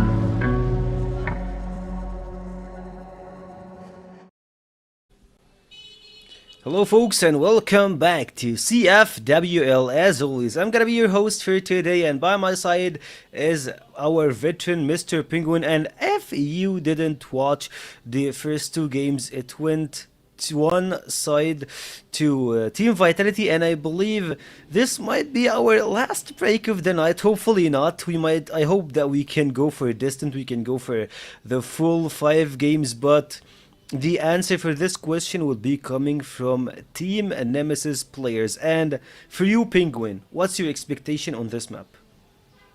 Well, as I said, if Nemesis goes in this map, as it is the first map, as the series is still theirs, as they can go and win actually versus Vitality, and remember how they played on the upper bracket final, I think that we can go to map 4 or map 5 as well. But if they are coming here that they think that, okay, we are not going to win, it was just an off day for us, in their mental or maybe their momentum, it just shifts away, I guess it's going to be going 3-0, because now it's not aim, it's not strat-wise, it's not analytical-wise. Kevin do not need to talk about strategies. Kevin do not need to talk about how to aim. Kevin do not need to talk about analysis that they usually do this, we need to do this. He needs to only pep talk these guys, because if they don't remove the doubts out of their brain, even though if they're having the best players in the world, or maybe the best aimers, or they are having their best day, they still wouldn't win versus Vitality, because Vitality is not winning only by aims or strat-wise, they are winning by the mental, the stronger mental from them. So you are 0-2 down, and there is a team 2-0 up. Who's going to be having the strongest mental? Definitely is Vitality. So aim aside, strat-wise aside, they need a pep talk. They need to wake up, not by aiming or maybe by using the strength. They need to only focus and believe that this is better map for them than the other 2 maps. I totally agree with you. It feels like it will be so problematic for a team like Nemesis to lose 3-0 in the final, in the grand final, after all what they went through, after what Big Comics did, after what they actually managed to reach, to get down in the final with no fight. I'm not saying that they are not fighting in the game itself, but they're not finding a way to score a point. You need a point, you need a map toward your side. That's the only argument that the players should be looking for, the coach should be aiming for, and of course Nemesis as an organization, they hope that they can get the best out of them. And don't get me wrong, having this roster, reaching this stage is of course it's an achievement. Of course it's an achievement, and they are still like, when you reach something, you like, as a human being, we begin to give like, can I get an extra one? Like, you get that feeling like you want to get more. That's where Nemesis is at, and after winning versus Vitality, that give them like the double down to them, like, yeah, we can do it, we're capable of winning this final. And I'm not sure if that's gonna be the case for the next map, but they need to have a solid mental and aim and ready and a steady aim to reach this situation. Yeah, as you mentioned, I wanna just remind you as well that one day I was playing with Team Mess, and we took fourth place in the playoffs, and then we played the playoffs, and suddenly we were in the finals. The guys were okay. We are in the finals. Hey guys, we didn't reach here just to come and play the finals. We need to win the finals. Otherwise, nobody gonna remember what we did. That's how Nemesis should be going with this mentality. Ankara, I swear, is better than Eagle Eye or Subbase for Nemesis. Of course, we'll see. No one remembers the runner-up, and the question will be, will Nemesis be the runner-up and give Vitality their point of fame, their point of glory, and reaching the third consecutive final to winning it? The questions are here, the players are in the server, and our casters are ready, so we'll hit to our casters. Kyle and Laz, take it away. Thanks very much, guys. And yeah, we get to potentially go on the third and final map. I guess we have to wait and see. And it is going to be, like these guys talked about, it is Ankara. And I mean, again, just a quick thing to talk about this is the fact that, you know, the last time these two teams played against each other, Vitality were able to get the scrape through with a 13-11 victory. So that's, again, something that happened in the past. The question is, could it happen here and now? A little bit of a time that these guys have been able to go back and forth and figure out what they need to do. But Vitality on the brink to getting this maybe, Kyle, another clean sweep to getting themselves from, you know, the lower bracket to here now. Yeah, I feel like it's definitely set up for Vitality to win it here. If they happen to drop this map, that's where I start to get worried for them, because the next two in the series would be maps that Nemesis has historically been able to beat them on. So if Vitality is going to do it, I feel like it has to be here and now. Otherwise, that reverse sweep, I think, becomes a very potential reality on the table. But for Vitality, they've got a lot of momentum after that second map. It was probably one of the biggest wins we've seen them have in a while, and I think it might be enough to carry them through. But for me, the big wild card you've got to look out for on this map is that duo of Dipsy and Alucard, because together this is one of their best maps. Yeah, definitely is. It absolutely is. And like you said, it's really been kind of the interesting tale of this from the desk, is that, like, look, like if this is going to be where Vitality slip this map, this is where, yeah, like you just made the really good recap of it. Again, is just saying, like, look, this could be an opportunity where Nemesis could really make this a stretch into the BO5. So a lot of pressure for Vitality for a lot of reasons. Obviously, to get this thing done with a 3-0, which would be their second 3-0 here in the late portion of the playoffs, but also just kind of getting back into that dominance mode that we have normally seen them in, right? So it's only been this like small little bit of a blip of a funk that we saw. But we'll wait and see. Alucard already gone. Beck's already been taken down critically low in the HP department here too. So Vitality seem to be doing well for the engagement so far on the BL side. And now you can see the Nemesis double up in the A. Dipsy looking like he's going to swing this. He does. And yeah, a little bit over antsy, a little bit over zealous. And there it is. So Vitality have really just been able to pick apart here this defense. All 5 players alive here, Kyle. This is still problematic here for Nemesis. Yeah, I mean, for Nemesis, this is a tough map to play already on the GR. Losing 2 players in the opener, it forces you to have to make a play. You can see Beck trying to be that player to find one. Unfortunately, nobody to be found just yet, but he could actually have some good timing as he starts to slide into the B connector and maybe catch some players off guard on this A-long rotation. And he does get the info as well. Totson going to have no idea there's a player behind them, and if Beck can get the timing to get at least a couple here, it could flip the script here. Beck able to find one on that flank, but Totson already holds the line on the opposite side. But Raffin, the timing there to meet Beck, perfect. And now they've got the bomb down as well. Snake forces him to play for it, but Raffin, one of these headshots, tapping away, able to find a second here. Now Horus is left on the opposite side of A connector. He's got no HP to work with, but thankfully he gets that kill onto Beck, and that could make a world of difference here. It allows Snake to push through, and Vitality thankfully able to hang on. I mean, honestly, yeah, that's where I was kind of starting to get a little bit of a sweat. I was like, look, like, I can't believe Raffin's actually getting, you know, away with these kills and being able to find these duels, and Vitality almost letting it kind of slip between their fingers a little bit, right? But they do react well to it. They saw the player event, so they do all right with it. Alucard now gets a little bit more kills underpass. Beck's going to try to get aggressive in middle. He does find himself that 1. So Vitality have already lost the 2 for the cost of 1. So not that great. And now Vitality do respond back. A little bit of an overextension here from Raffin. This is where Nemesis really seemed to be putting a little bit more foot on the gas, a little bit more, you know, aggressiveness into this, which has been very, very interesting. And even right there, like the fact that Dipsy just recommits by himself at the pistol, it's a little bit like gloves off, right? It just seems like they're kind of just being extremely loose and trying to get back to what they were doing on map number 1. Yeah, Comics as well. Groups up, makes getting out of here almost impossible for Snare and Tots, and they're going to be walking into a bit of a death trap here. It's going to be a quick 1-2. And they secure themselves a nice round to answer back. So really good work from Nemesis to get proactive, find those early kills, and just not be afraid to be aggressive, because it felt like on sub base they reeled it in a little bit too much. We're playing very safe and just didn't work out for them too well. Now you've got Raffin back to that form we saw a little bit more on Eagle Eye, of just playing the way he wants to take this game into his own hands. He wants to find those early fights, and he does a pretty good job of consistently winning those aim duels. So we'll see if we can get more of that out of him. But for this round, Vitality, they're playing it for the long game here. The pressure for them is really just drawing down the clock. And we've seen Ankara is one of those maps where Vitality, they'll execute with 25 seconds. They don't really care on this map. They know how to go in at the last minute. Ooh, good nades actually as well. I think those actually did connect on the Raffin too. So he's already lost half his HP. And Comics now trying to play the vent position, and we actually saw this. This was actually back in the, I think this was the upper bracket if I'm not mistaken. It was one of the best of fives in that day with the two. But this vent position was terrible for the GR side. Like nobody could make a play on it from all teams. It was so crazy. Like nobody could get a kill. It just felt like the BL side was able to get that every single time. And Raffin almost able to find the double, but a little bit slow on the draw, a little bit slow on the trigger here from Nemesis. But nonetheless, they get a trade back here and there. Vitality now get themselves inside of the A bomb site. Now you have Dipsy going for a big flank. And still a minute remaining here for Vitality. Get this bomb down. Now they can get themselves in strong post plants. And Slayer, he's actually going to play just on the box here from A main.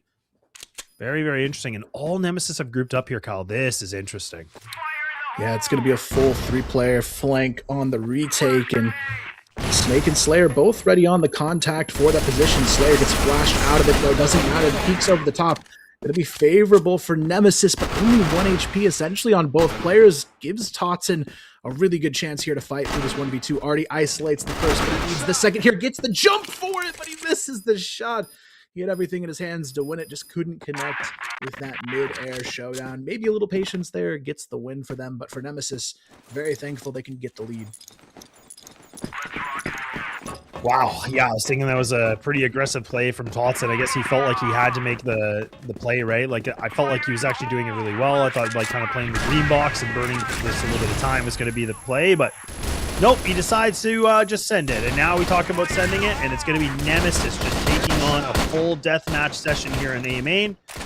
Very quick round, very swift round. Nemesis should be able to get themselves cleaned up here. A little bit of a spray from Dipsy, but there we go. Nemesis, a 3-1 lead.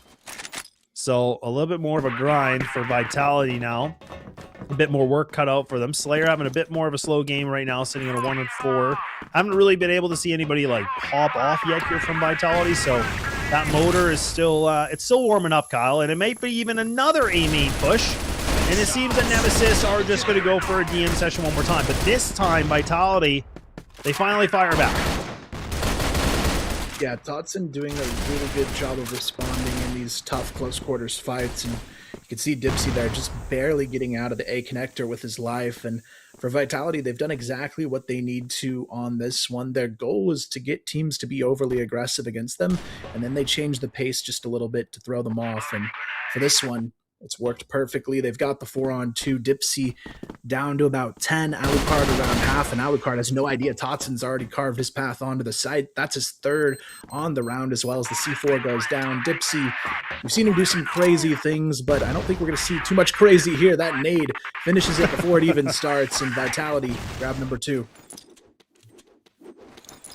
I was still thinking about that nade, I think, on, what was that, Eagle Eye, where Alucard had 1 HP and dodges a nade somehow, like, doesn't even get hit, and I was thinking there, like, nade lands, a little bit more HP on that player, but it actually works this time around. But good round for Vitality to bounce back, only a 1-round differential, and now we get to see Nemesis actually trying to, ooh, they might actually push, oh, they're going to push right out of double door. This is interesting. The timing, oh, Slayer, beautifully done.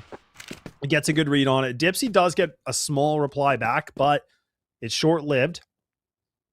And Vitality able to bounce back into this very, very well. But Nemesis now have to double up on A. You have to leave Alucard by himself, kind of playing this float.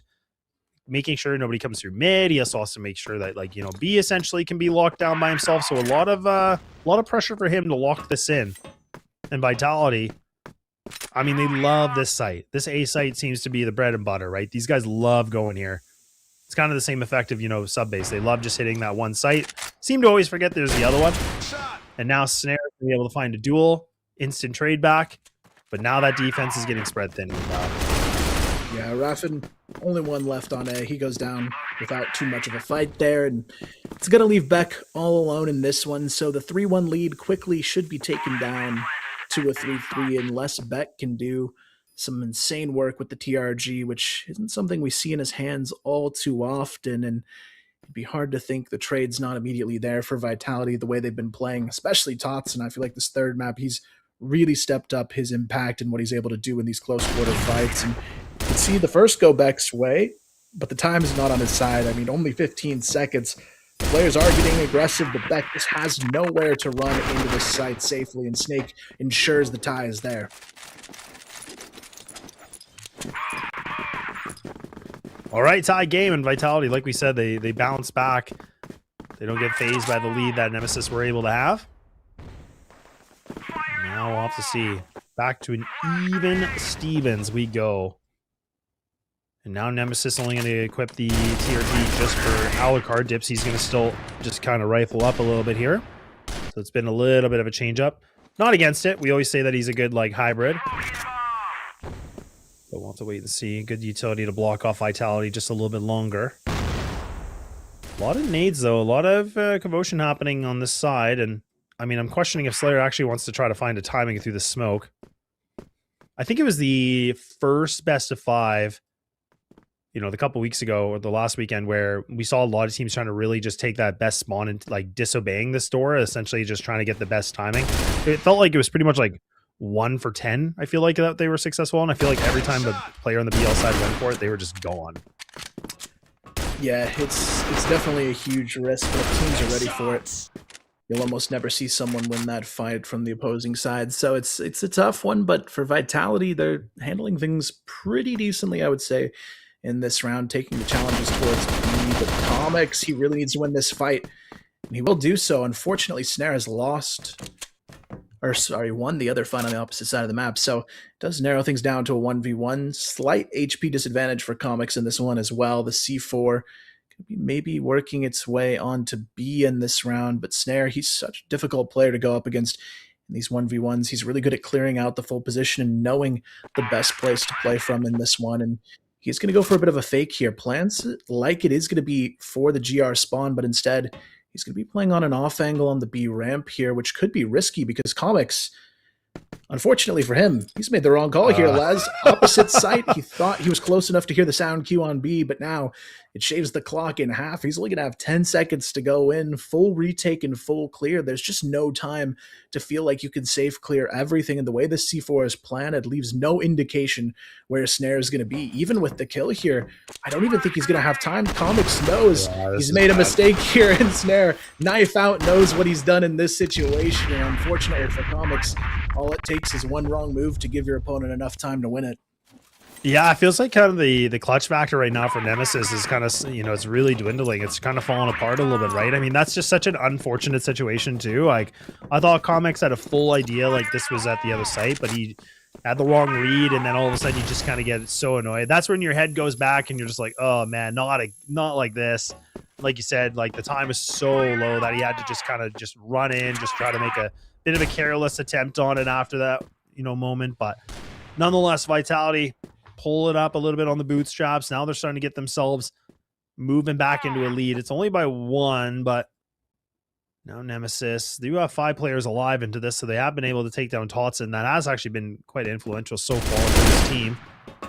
And now Beck getting a couple shots against him. Nothing too crazy for it to sweat about, but now they're going to swing it. Beck again with the jump. I don't know why. And Dipsy able to find a little bit more in the back as well. So Vitality finally get halted a little bit. They get humbled a little bit, unless we can see Snake be able to pull up a massive clutch here for the 1-on-4, but doesn't have the C4, doesn't have anything in his control. This is not a good position to be in. Raffin should be able to have him dead rights here.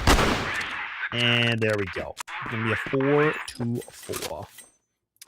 Yeah, honestly, a really clean one here so far from Nemesis. Maybe not close enough to feel like it's theirs just yet, but doing a good job of making sure they can answer back with these rounds and really just keep the momentum from getting too far out of reach. Vitality, though, they've struggled a little bit against Alucard in these early round duels. It seems to be one of the key factors for Nemesis on this map is just winning the fights outside of A long here, and it looks like they want to challenge it again. This time it's going to be Beck playing the bait and switch on the corner box. Nets him a nice free kill on the snare. The repeat as well looks really good. Comics good for 2. Now it's just completely fallen apart for Vitality. Snake, the last alive, left outside of the stack boxes here, and that flash is going to completely blind him. A nade on top of it, nowhere to run, and a round in sight for Nemesis. So ultimately they do secure the half 5 to 4.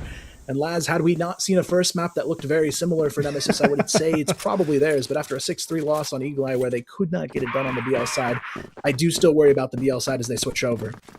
Yeah, that's a good point, right? I mean, this is where we talked about like the big lead, and like you said, the close factor was just not there, and that's where Nemesis, I feel like the other time they played, definitely a different situation, but maybe this could be enough for them to feel better. Snare, goes actually down pretty quickly, but again, now being the man up, this is what Nemesis were doing great before, but look at Snake. Oh man, I was thinking if he's going to be able to find 2 here, that is going to be absolutely disgusting, but he gets the 1-1, and now Oris still contesting a little bit. Beck is seeming to put a little bit more firepower in this one. He seems to be a little bit angry. He seems to be a little frustrated, Kyle. I mean, they want to get themselves into the contention in this best of 5. They put themselves in a decent position thus far, but Slayer, look at the position he's in. Needs to be able to find multi-kills. Finds that 1, but a good trade back from Beck one more time. If I'm not mistaken, I think that's a triple kill from him already. So he's doing a good amount of work so far, and now leaving it to Totson. Yeah, for Totson, this is going to be so hard to recover from this position, especially with utility still left in the hands of Nemesis to try and stall it out with. They've got so much they can do here to just burn the clock down, and Dipsy already has eyes on the position here for the repeat. Totson, not much he can do. That'll be it for the round. Nemesis, though, really stepping it up here to kick off the second half. It's definitely the best they've looked throughout this series so far, but when the pressure's on, that's when we've always seen Vitality start to hammer back. I wouldn't even be surprised if they lose this one. Attack pause could be on the horizon.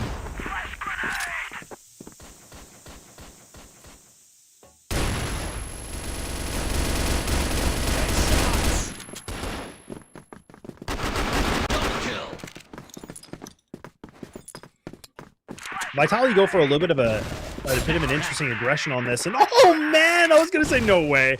Okay, knife out 2. I don't know what is going on for this round, but Nemesis seem to be the masterminds of this one. So look, we talked about a 6-3 in the first half before. Seems like now 7-4 will be it, and now Vitality say enough is enough, and Stray says I have a few words to talk to you guys on what's going wrong here.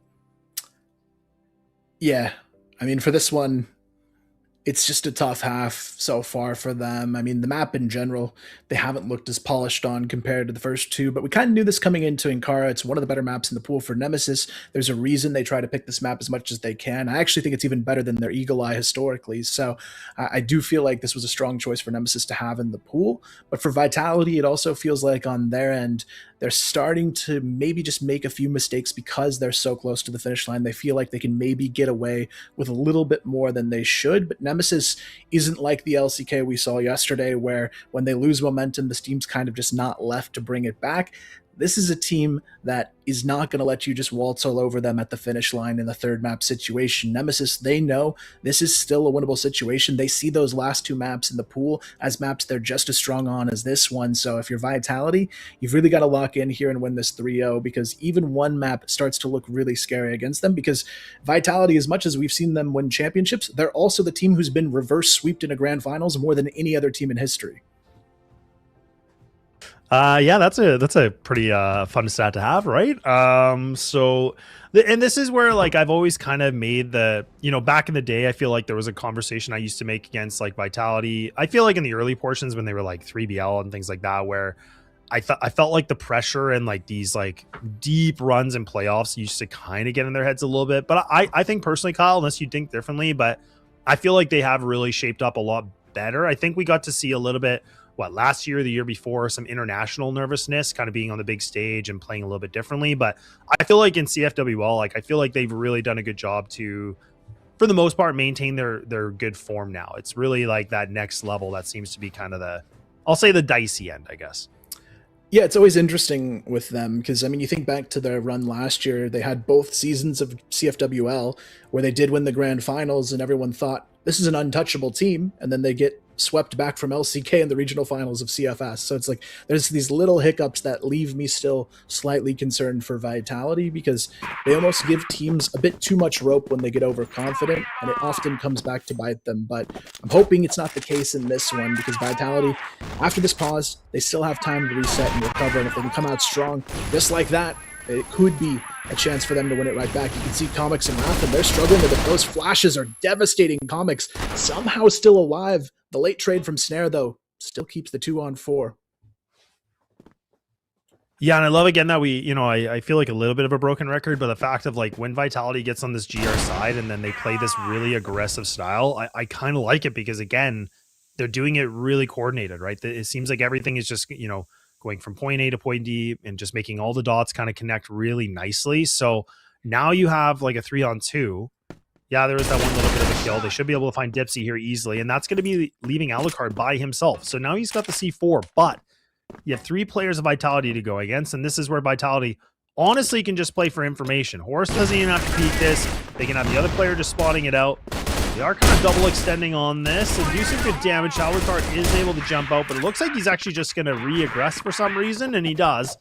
So Vitality do bounce back very nicely from the tactical. So Stray able to, you know, give the wise words of wisdom for them to be able to bolt themselves back into a round and only making a 1-round different affair.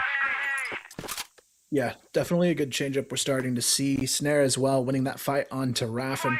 A pretty big way to keep the momentum on their side coming out of this pause. Comics as well, a bit of a misstep alone in mid was going to cost him his life, and now in the 5-on-3 Vitality seem very refreshed after that pause timer.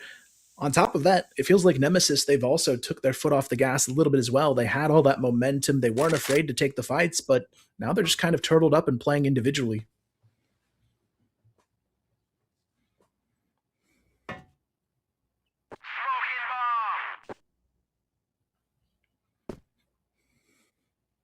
Yeah, and I think if I'm not mistaken, yeah, Dipsy's actually kind of posted up in Vent here too. So again, if we see Slayer thinking the idea to go into Vent, this could be an issue. Totson, really nice shot though, deep into mid though. Man, he's just been, again, he's been really just connecting the shots here with the HK, right? I mean, not like he's getting like crazy multi-kills, but man, when you get shots like that, that is going to do. He's just been absolutely connecting on the heads, and he's been able to find 2 important kills in this round.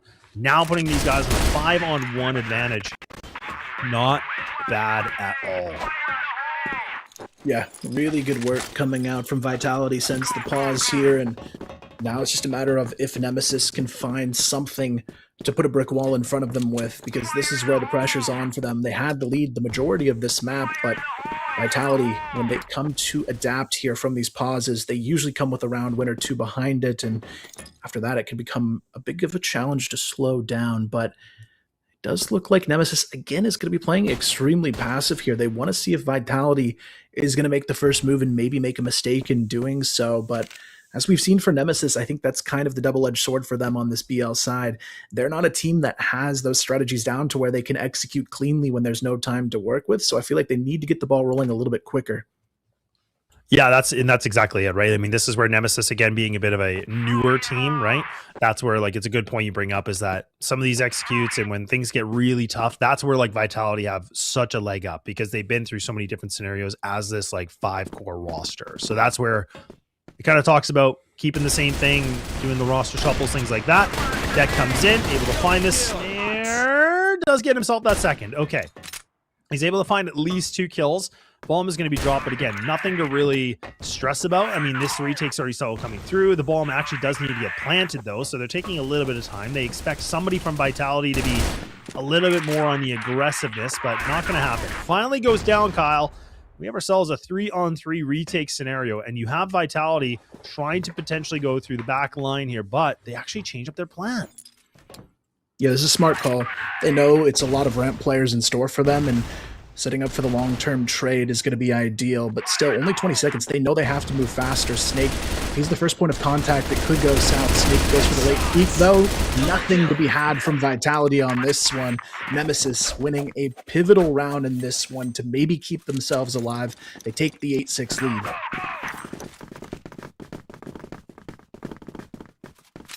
Round by round, and now Nemesis only 2 away from taking this map away. So this is where we were talking about. This was their pick. And super important, keeping themselves in this best of 5 like we talked about for many reasons. Because again, the whole consensus that we've all had is really if they can be able to find this map, now this could really create a conversation of maybe pushing this thing to a 5-map affair. So we'll have to wait and see. We can't get over ahead of ourselves yet.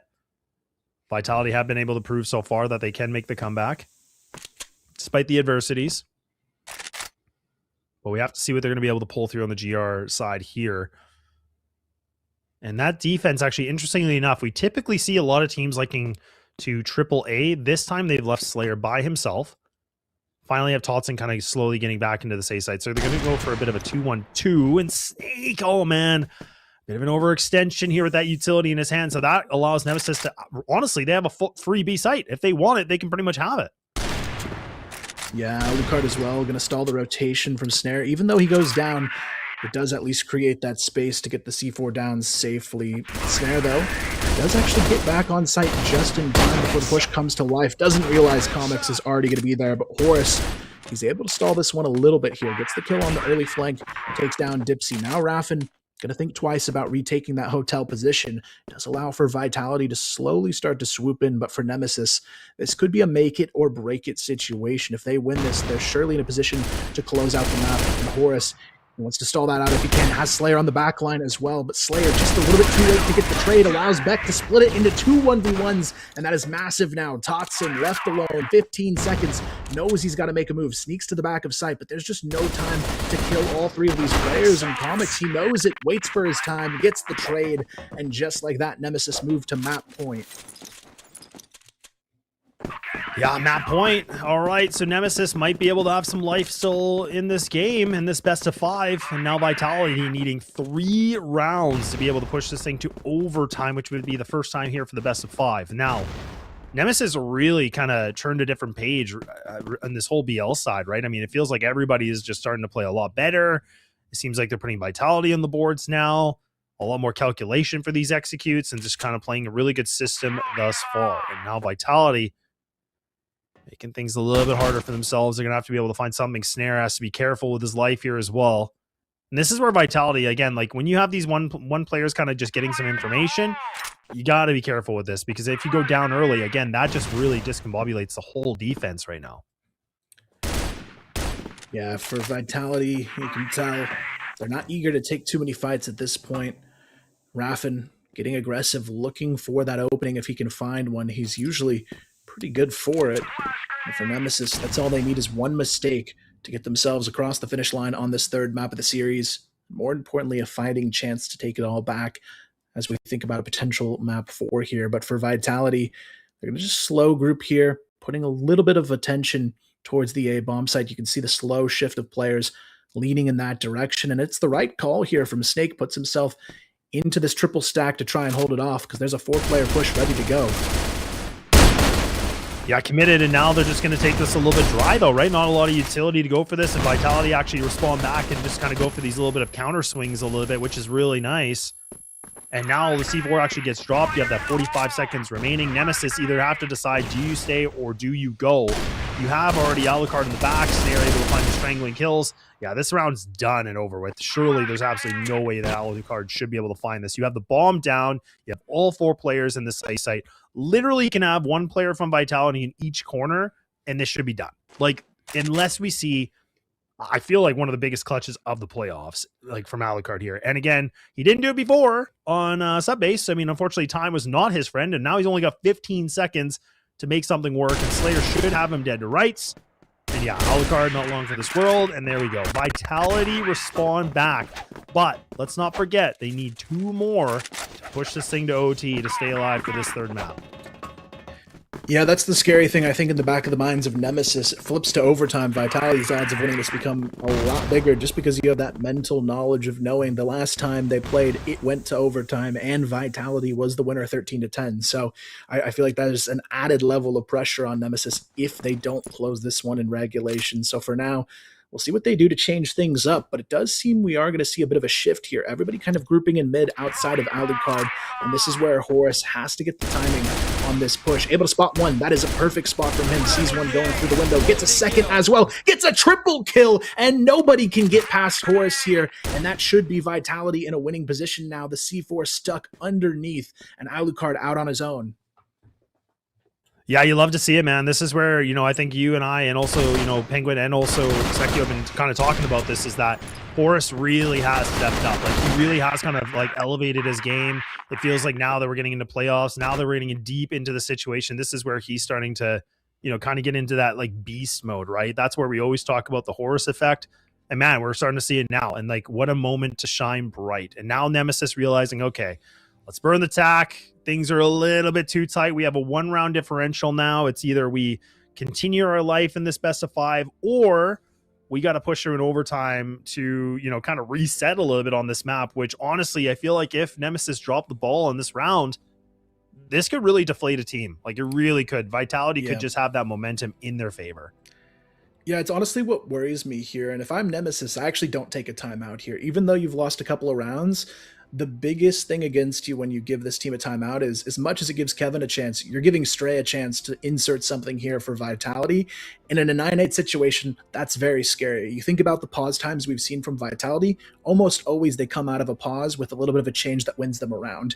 And I feel like they may have just given that opportunity now to Vitality to do something different here as well. And you can see Stray very vocal during this time because he knows they've gotten a gift to just mentally reset and get themselves in a winning position for this one. So Nemesis, I feel like this could be a tough one for them. They're not really talking. They're just taking a breather, and I don't know if that's really the play here. I feel like if they just went for it, they may have had a better chance. Yeah, and this is where, we always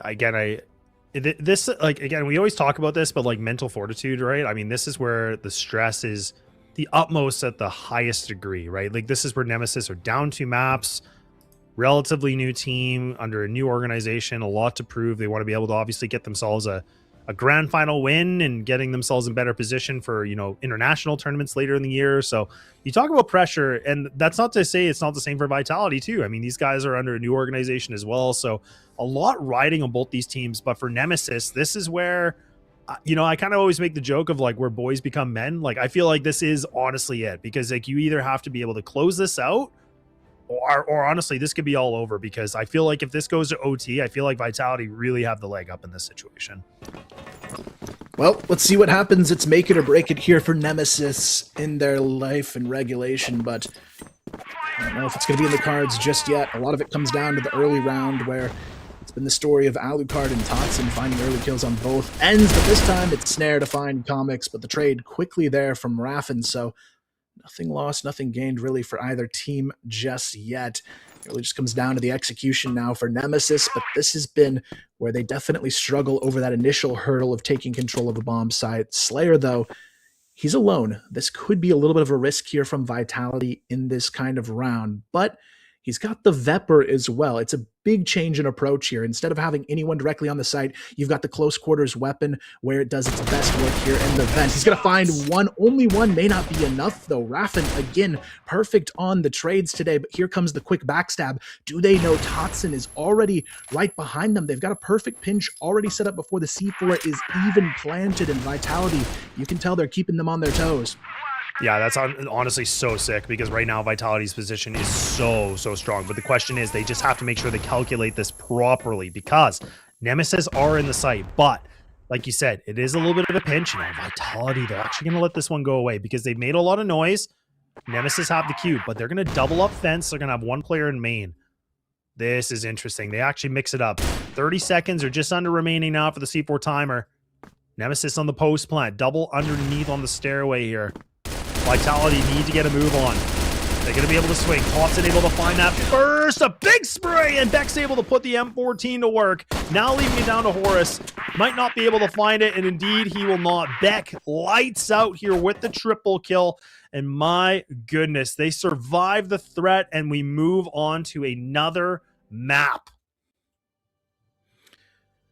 Well, here we go. Now we've got a series on our hands. Vitality, the dream of a 3-0 today, not in the cards. And now the question is, can they fend off the curse of those reverse sweeps that history has shown us from them? Can they still have the fortitude to pull out the series in a 3-1, 3-2 win? Or is this the start of something spectacular for Nemesis? We've seen so many grand finals in the last 2 years be LCK versus Vitality, but this could be the moment for a new winner today, Laz. It very well could be. Look, we'll let Sekio and Penguin kind of go through it a little bit deeper, but it is really now creating the conversation about now that Nemesis do kind of get that, goose egg removed. Their life is still a little bit intact for this. If they can be able to find another map, then obviously we're going all the way, which is pretty wild to think of. But look, we'll let these guys kind of make the decision and bring things through, because I definitely want to hear Penguin's opinion about this, considering Vitality letting this one slip a little bit. I totally agree with you, Laz, and it looked like that, as Penguin mentioned, that Team Nemesis will start playing from game number 3 and moving forward. They won't let it slip from their hands, and it looked like at the first half that they had a really good and stable, steady. First, they got Vitality red-handed, and after that, in the second half, that's where coaches stepped in. Yeah, well, if anybody didn't join us and watch this series when it was 2-0, before we started, I mentioned exactly what was going to happen when I saw the video, because it's on paper. It's not Nemesis who play better, guys. It's not Nemesis who are in the servers. It's Vitality who are playing an average map. It's Vitality who are playing a normal map. It's Vitality who are playing a classic basic map for them. It's not the strongest. It's not the maybe their best. It's because they play a map that they might lose on it. Yeah, that's fine. And they might win on it also. That's fine. It's 50-50. Other than the first two maps, it was 70-30 in sub-base and maybe 65 or 70% also on Eagle Eye. So that's why I'm saying. And you can't tell me that Nemesis picked Eagle Eye because Nemesis is good in Eagle Eye. You can't say that Nemesis is good in Eagle Eye and he knocked 7-2 on the Blacklist side. You can't have a 2-3 good round, then you don't say that this is the best map. Nemesis should have picked only Ankara on the first map, and they should have played Eagle Eye on the other stage. That's when I would say that Nemesis could have been crowned as a champion, because Nemesis now, they're gonna be going on board and they're gonna be starting Globalist side, which is on paper, Nemesis should destroy Vitality on this map and get us to map number 5, which is the best map for Nemesis. This is gonna be Black Widow. So Vitality now, they have only one chance to close the series in this map, which is board.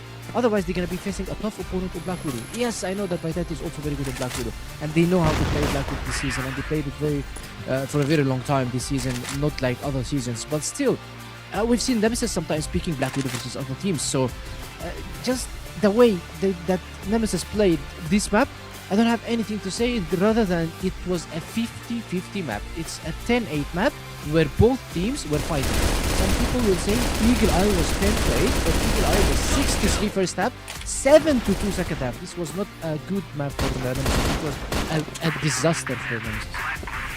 Of course, it was a disaster to drop off after having 6-3 in the first half into dropping to 7-2. That was a way for Vitality to close game number 2, and now we're talking about the third one, Nemesis versus Vitality, 8-10. As you mentioned, it's a pretty average map for Vitality, not their best, but they had two of their best maps early on today, and something caught my eye that Nemesis banned Eagle Eye. Sorry, not Eagle Eye. They banned New Mexico. They don't want to go to New Mexico versus Vitality. They want to stick to basics and go forward with the maps that they know that they have in their pocket. Of course, the map V2 was not on their side, I would say. Their choices need to be rewatched and look forward into it. And Nemesis on that side, as you have mentioned, as Laz and Kyle did,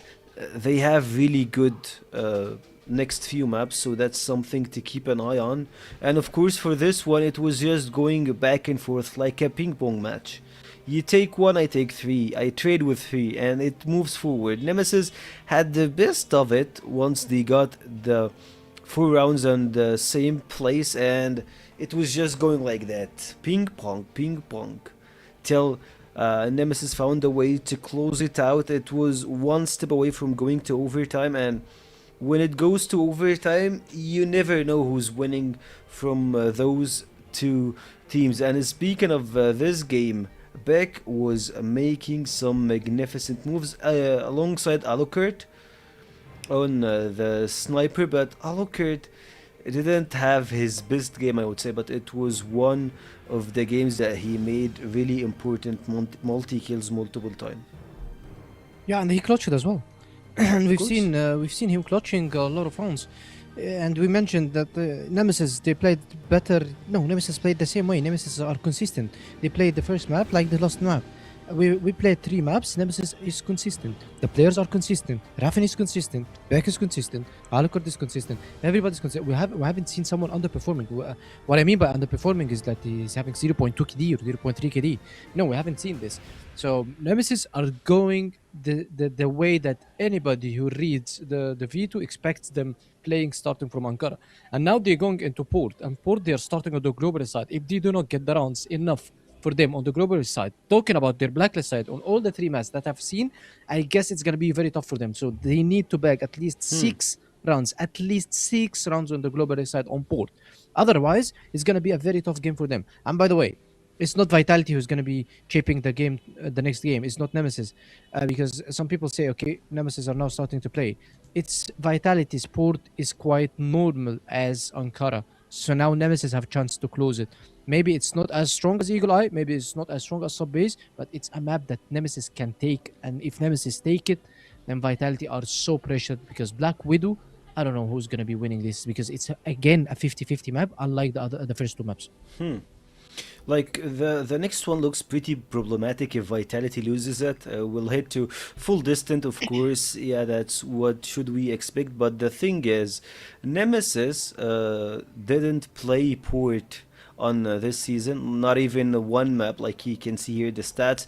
But on the other side, you will see that Vitality got a pretty stable and a really good record of winning 60 plus each side, so that's something to keep a track on. But keep in mind that Nemesis players of course played this map multiple times off, like in 2024, 2025, but the thing is this combination never played it together. Maybe in scrims, of course in scrims they have done it, but in officials that's not the case. And for Port, we have seen some really good momentum for Team Vitality. Speaking of, I would say in the playoffs, once they played versus Unknights, yeah, they lost, but they had a pretty close record. I don't know, I'm trying to bring a close win for them on Port, maybe versus LCK. No, actually not. They didn't reach. No, they didn't play LCK. They are good. But like, this map, statistically, they're good. It's this map is the only map that's 55. Let's say it's 55% for Vitality. But Okay. Ankara was Fair. 50-50. Black Widow is 50-50. But the first 2 maps were 70% for Vitality. So that's True. why I'm saying yes, Vitality, they have only the edge in the next map. If they can't win the next map, it's going to be so tough for them. I'm not saying they're going to lose, but they're going to go back to a 50-50 game, which was Ankara. And Black Widow is the same, same like Ankara. You play the same, you play the grouper is the same, you play the black is the same. You just try to play for controls for your snipers, and they are doing very good. Dipsy is doing very good. And if you bring a dead man from his death, you need to be ready what he's going to be doing if they go to Black Widow and they have the momentum of 2 consecutive wins versus you after they were down 0-2. Yeah, it will be a shocker for the community, for the views, and for us. And of course, I believe only one would be happy for that. It will be Laz, since he's the only Laz. one who picked Laz, right? Yeah, Laz actually Yeah, made it Laz. to Nemesis. And hopefully we get to Game 5. It's gonna be loaded with action. But before we get to Game 5, we need to step into Port. And it looks like our 10 players are ready in the server. And because of that, we'll head to our casters. Laz and Kyle, take it away. Look, I'm just saying, like, I mean, I know you guys were judging me a little bit that I picked Nemesis, but maybe I'm cooking. Maybe I am, but it's early. It's only 2-1 still. Maybe I'm not. Vitality still in a very good position. But moving over to this next map, I'm definitely kind of pondering how this could go, just because I think that win is going to be really good boost for Nemesis, in all honesty. But we've had a few minutes, Kyle. Do you have any inklings, any different feelings going into this one? I definitely feel like Nemesis has a little bit more momentum, but I will say Port historically is still pretty strong for Vitality, especially on their GR side. It's going to be very hard to think about getting past somebody like a Snare holding a top, so I feel like they do still have a lot they can work with to bring this one back. But I think it actually gets scary if we go to map 5. Black Widow to me is the big coin toss in this one. I feel like Vitality is slightly better on Port compared to Black Widow, and if it does push 2 maps in a row for Nemesis as well, it definitely has a lot of doubts, I think, lingering in the minds of Vitality, because one map you can kind of shake it off, chalk it up to just a bit of an underperformance compared to their expectations. But if you go down 2 in a row, it starts to look like a very familiar story for Vitality. Yeah, no, I definitely agree with you. I think, like, if we go to the 5th map of being Black Widow, like, again, I actually put a lot of lean on Nemesis for sure. Like, I think if we get there, I think it's been a better map for them. I think they've actually been able to prove they can be good on it. I think Vitality have been able to best them once in the regular season, if I'm correct, but I feel like that was kind of an off day for Nemesis, whereas I think Nemesis have been actually quite proficient on this map. So I do agree. I think Port is definitely a strong suit for a team like Vitality, but we have to wait and see, and to see if that kind of shook them a little bit. Maybe it didn't. I mean, the last time, again, that we did see these teams play, it was Nemesis that were able to get the 10-8 victory. That's where we saw someone like Dipsy putting up like a 1.46 KD. You had Alucard putting up a 1.36. So, like, these are big stats, but that's where who from Nemesis are going to be able to push a little bit of weight here to getting themselves another map. Otherwise, Vitality, I feel like they should be able to get the deal done, but we'll have to wait and see. Yeah, definitely going to be an interesting one here for Nemesis. I feel like they've got the right ideas now. You can tell they've kind of shook off the first 2 maps, and like Penguin said, we're going into a set of 3 that almost feels like a new series for them, and these are both maps they've been able to win on against Vitality, so I don't think there's going to be as much fear. But at the same time, it's still a grand final. Anything can happen. We've seen a better Horus than we have all season in this grand finals. And Totson as well for me. Even though they lost, Totson was hitting shots all day long on that last map. Yeah, I honestly feel like, again, that's always been the cool thing about Totson is, like, he can either have these games where he can really pop off, like, statistically just getting multi-kill after multi-kill.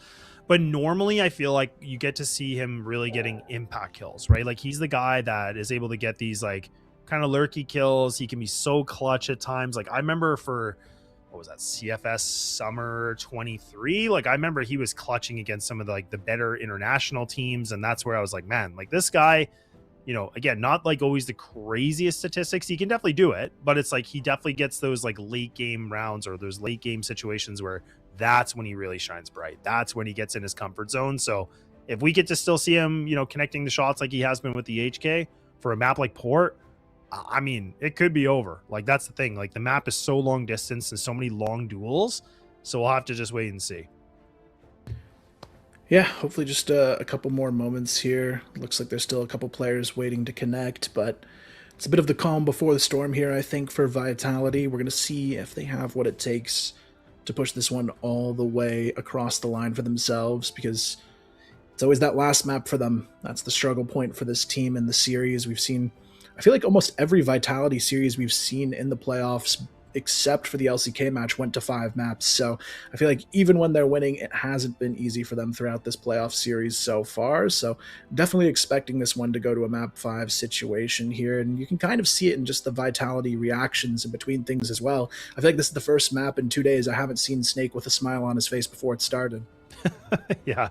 It seems a little bit more serious and maybe not as like crazy good vibes. Like, I mean, they were like laughing and joking around before, but I don't know. It seems, like he's kind of been just like this, like neutral kind of face and facial expression. I agree. So, I mean, and that's kind of always been the biggest question, right? And that's where I was kind of saying, like, I know I'm probably getting flamed in the chat about it, but that's where I was saying Vitality, I just felt like they were kind of in this weird dip in performance where, like, they had to go unnights to a 5 map distance. Like, they really did struggle to get here. And then they lose in the upper bracket. They have to go to lower bracket, where I was like, oh man, okay, hang on. Like, this is really turned on its head a little bit. We saw the LCK match and Vitality match yesterday. Yes, they got the 3-0, but I was thinking that could have easily been a 5-map affair, just given the history of those two top teams that always play each other. But yeah, this is where I've been curious if they can kind of get over it. Like, again, it's been a little bit bumpy, but we'll see. 2-1 up in the lead here for the best of 5 is still a really good position to be in.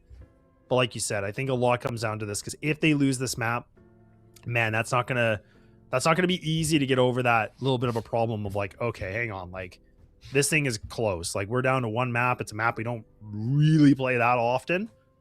So that's where you get a little bit nervous for them, for sure. No doubt. Yeah, 100%. But I think the one benefit, and I think Penguin hinted at it really well on the desk earlier today, is that I feel like this season has been a healthy shakeup, at least for the Western region, because I think going into 2026, everyone was basically thinking without question Vitality would just not drop a single series and there wouldn't be a contender basically in the region. But between Unknights, Nemesis, LCK, and Vitality, I feel like we have a really healthy top 4 right now, and I think it is going to be something that ultimately will strengthen how we look at international competition. But I am curious your read on, do you think the Vitality we're seeing this season is going to be stronger when we think about the EWCs of the world, or maybe it's going to be something where it's a little bit weaker for them? Yeah, I'm not really sure. Like, I think for me, like, I'm kind of begging the question that I think they're still strong, but I do like the fact that we're having other teams actually like really contesting with them, or, you know, kind of pushing that boundary a little bit. But look, looks like we have to push the boundary a little bit on our end, just because it seems like that tech issue is still taking a little bit longer than we'd like. So we're going to take a couple minutes, and then when we get back, we'll go straight into game for you guys. So we'll see you in a little bit.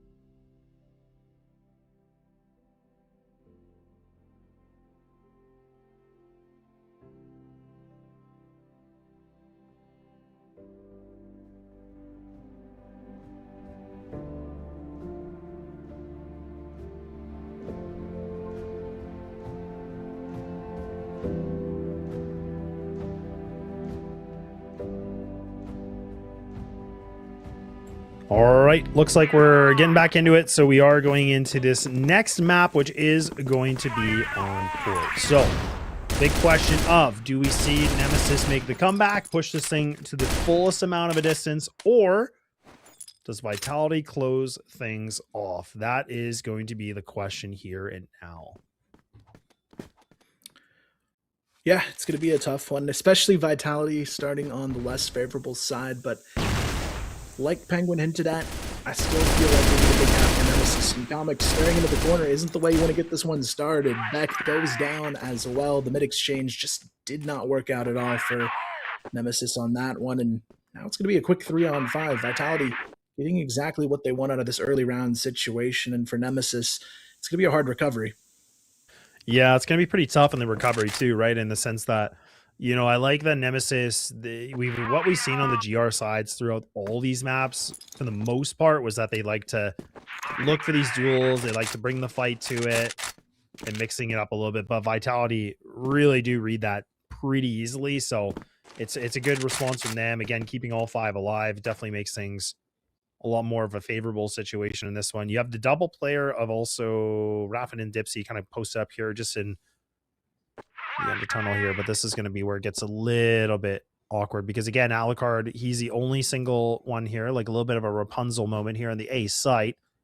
Needs to be able to lock this down and get these kills. Raffin has to find the timing. He does get gifted an easy kill of Totson on the lurk, but now Alucard has to hit the shot.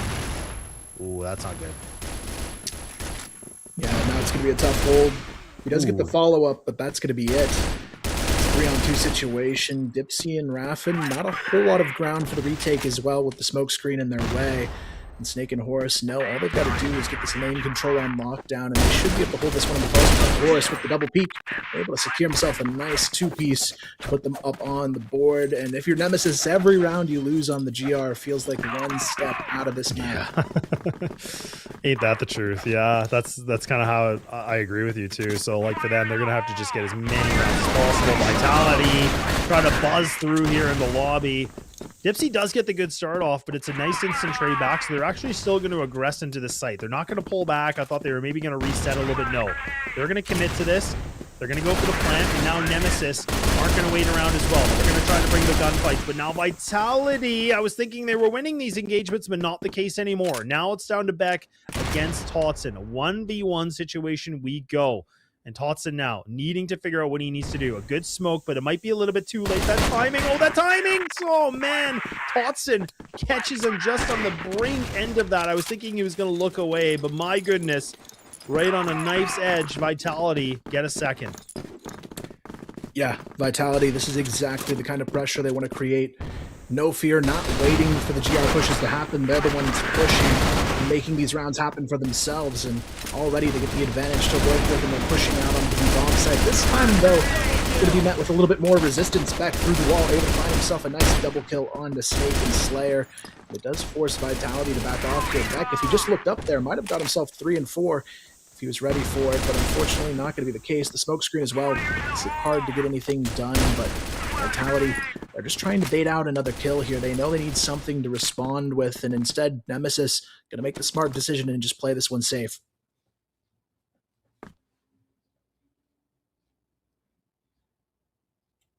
Yeah, because all it's really going to take is, you know, Dipsy goes down. We're back to a 3 and 3. So this is where Vitality, again, still in a world of possibilities here with a minute and 30 remain.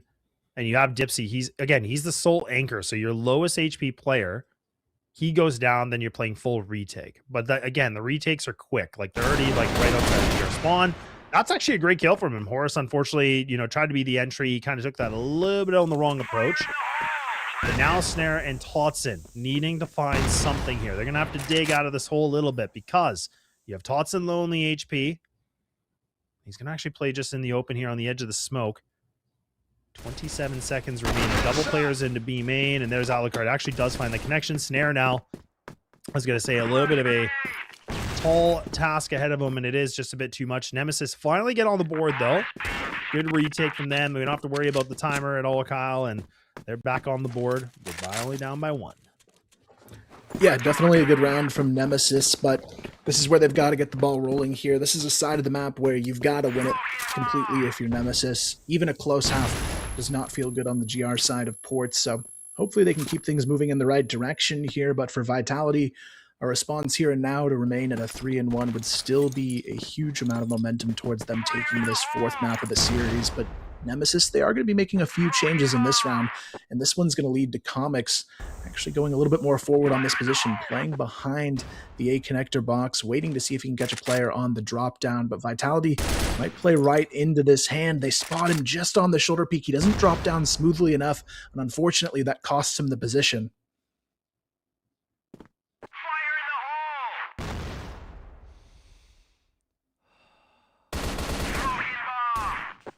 Ooh, now snares. He gonna overextend. Ooh, Alucard. I thought he was gonna get that shot. Okay, he does. He had a little bit of a redemption on that one, and there we go. Nemesis able to do a good job being able to find a couple kills, and now loading the kill feed, and there it is. Okay, Nemesis seemed to be resurrecting a little bit in this one, and now with a minute remaining, Snare does find himself that double kill, but not enough. So Nemesis bounced back with a 2-2, and you can see it's looking pretty tense over here from Nemesis. I mean, again, there's one thing to take away from the player cams, but you can see a little bit of, like, you know, sweat off the brow on this one, because they know everything is riding on this map to get themselves the full distance to reset, essentially playing that like BO1 if you want to call it that. Dipsy though might get timing in. Oh my, he's actually able to turn away at the perfect moment. And now Nemesis respond back decently, and now Vitality hitting a little bit of cruise control and in the bad way. They're not really speeding up at all. Yeah, Nemesis doing a good job of making sure they get the trades this time around, and now they've got the advantage to hold on to. Snake, though, a chance to change things up. Able to catch Comics pushing a little bit too aggressively over towards A long, and they might be able to find a way to reunite and execute now to this one. Alucard, though, trying to take matters into his own hands. Picks up a nice kill onto Snake, drops the C4 along with it, and now it gives them time to rotate and play a little bit more as a team in this 3-on-2 situation. Slayer, though, still looking for that re-peek on A-Long. Almost gets caught with a nade in hand there. Has to be a little bit careful, but Totson opens up the middle of the map, taking down Beck, and gets control of the lower B tunnels to work with.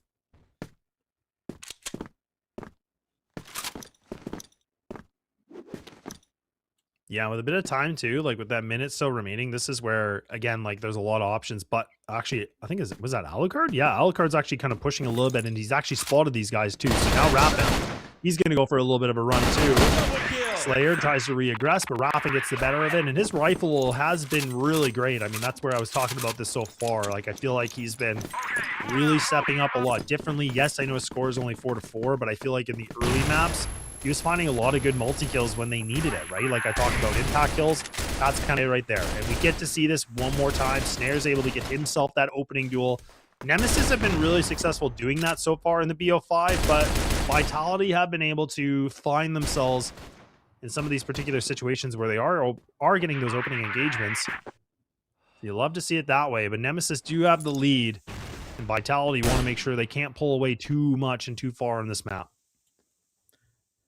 Yeah, Vitality, they had a really good start here, but they've been stalled out now and need to find a way to respond. It seems like they're going to be targeting the A bomb site this time around, but Comics, he does have that forward control position, and A connector, he's able to take down Snare.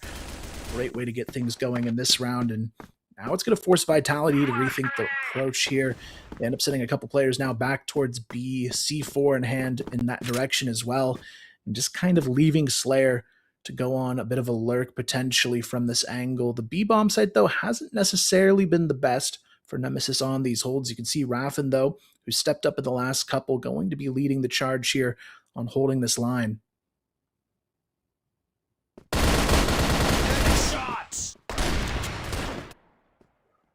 Good kill from Beck, though, to be able to respond, right? Ooh, Slayer trickle discipline. Oh, man, unfortunately, Beck actually makes it across, and so he's not able to find that double kill. But now Beck is kind of going, okay, how do I find this kill? And he does. He tees it up nicely. Takes down Slayer.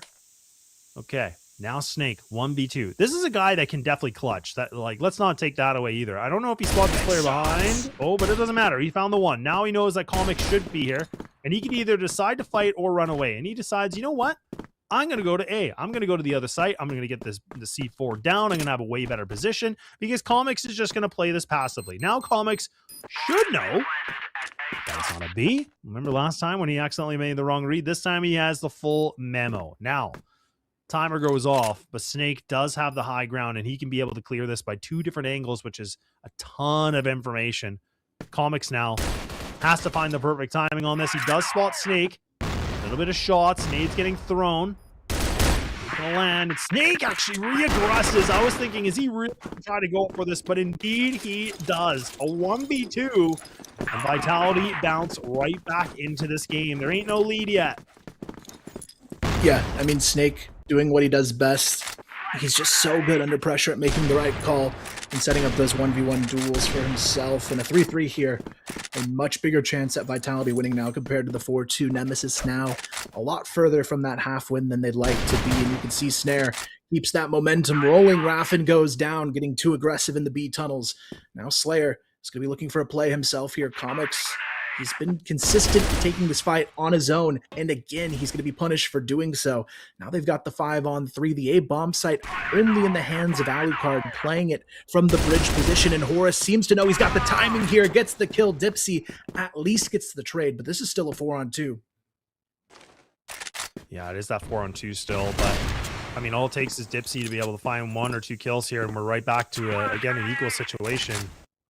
And this is where Vitality, like, again, this is what I always stress is, like, when you have the numbers, like, just play the numbers. Like, I mean, in this kind of a situation, we see one of the players go for a little bit of a swing by themselves, and you're going for these one-on-one fights that, yeah, you could win it, but is it really worth it, right? Considering you have that massive advantage. Now we get to see Totson, great entry into this kind of a situation. Now Dipsy might be able to find a timing on this potentially.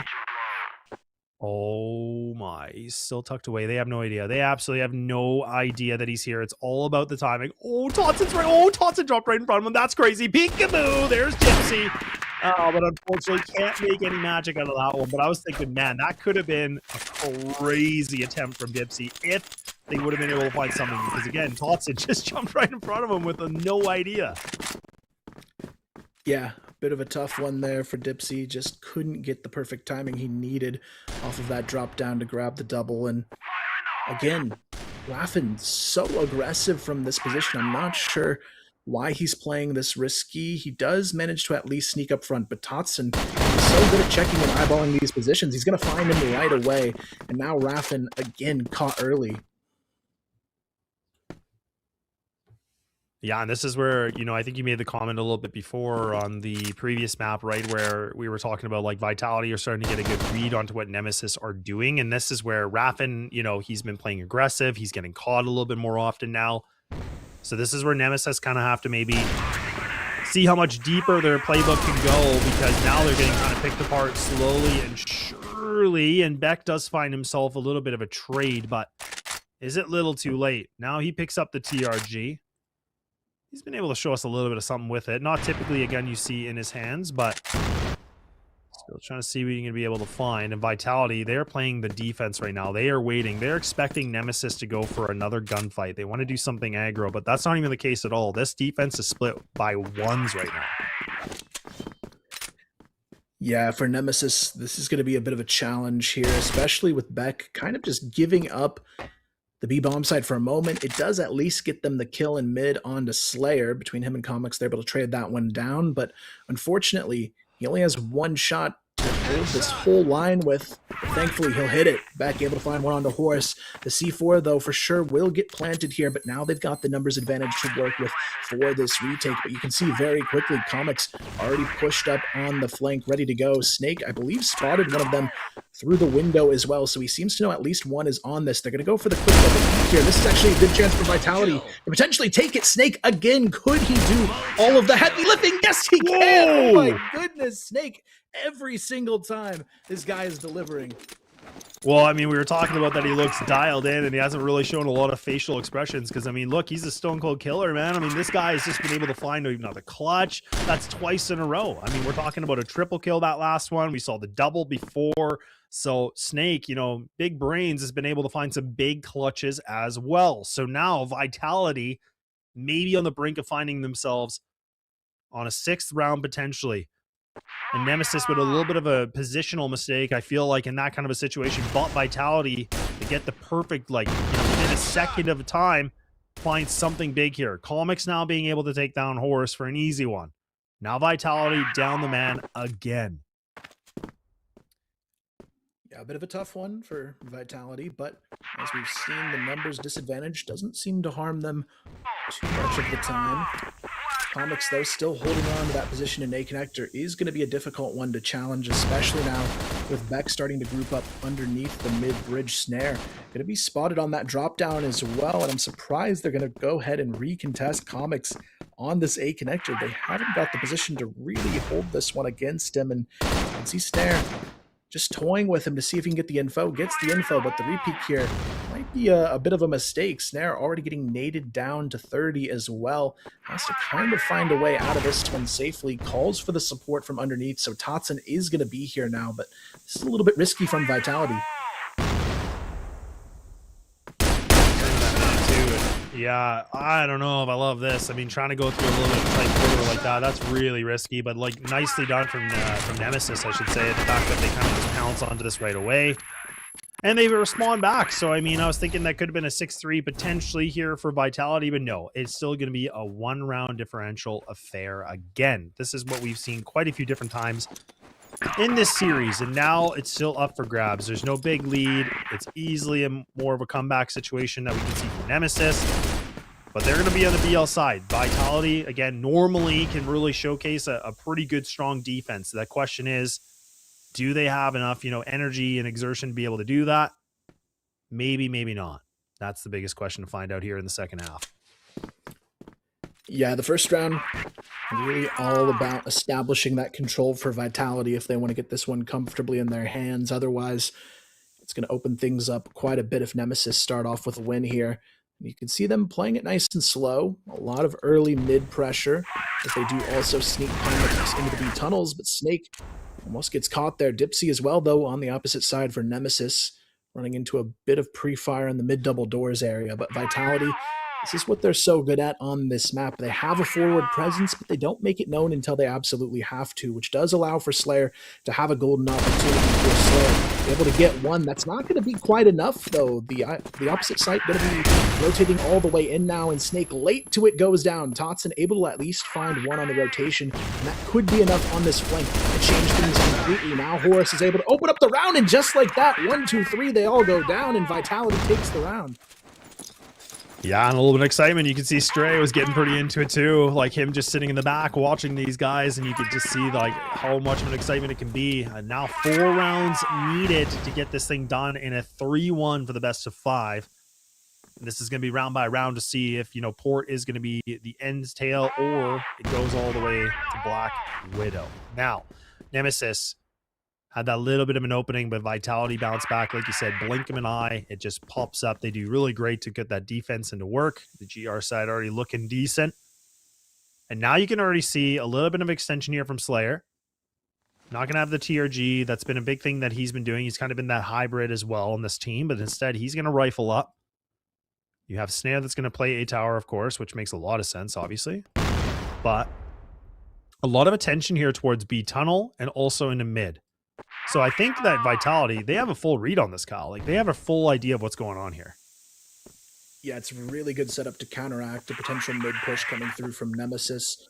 Patson, though, he's getting a little antsy here, and that's what makes me nervous. He's already pushed out from his position in the tunnels, and he's going to get caught for doing so. So the overextension actually works quite well in favor of Nemesis. Now they can push forward to try and control the GR spawn, but they're not ready for Snake on the other side of that smoke. Now the rotations start to come through as Slayer goes down towards the B side of the map. It opens things up quite a bit for Nemesis now, and they're going to check the corner early on. Horus able to get one on the lurk. Dipsy goes down. Alucard down to 1 HP, but Snare, this could be beautiful timing. Gets the first kill, gets the second as well, and again under the pressure. They might be able to get it done. Raffin can't hang on either. Snare going ham with the pistol to win it.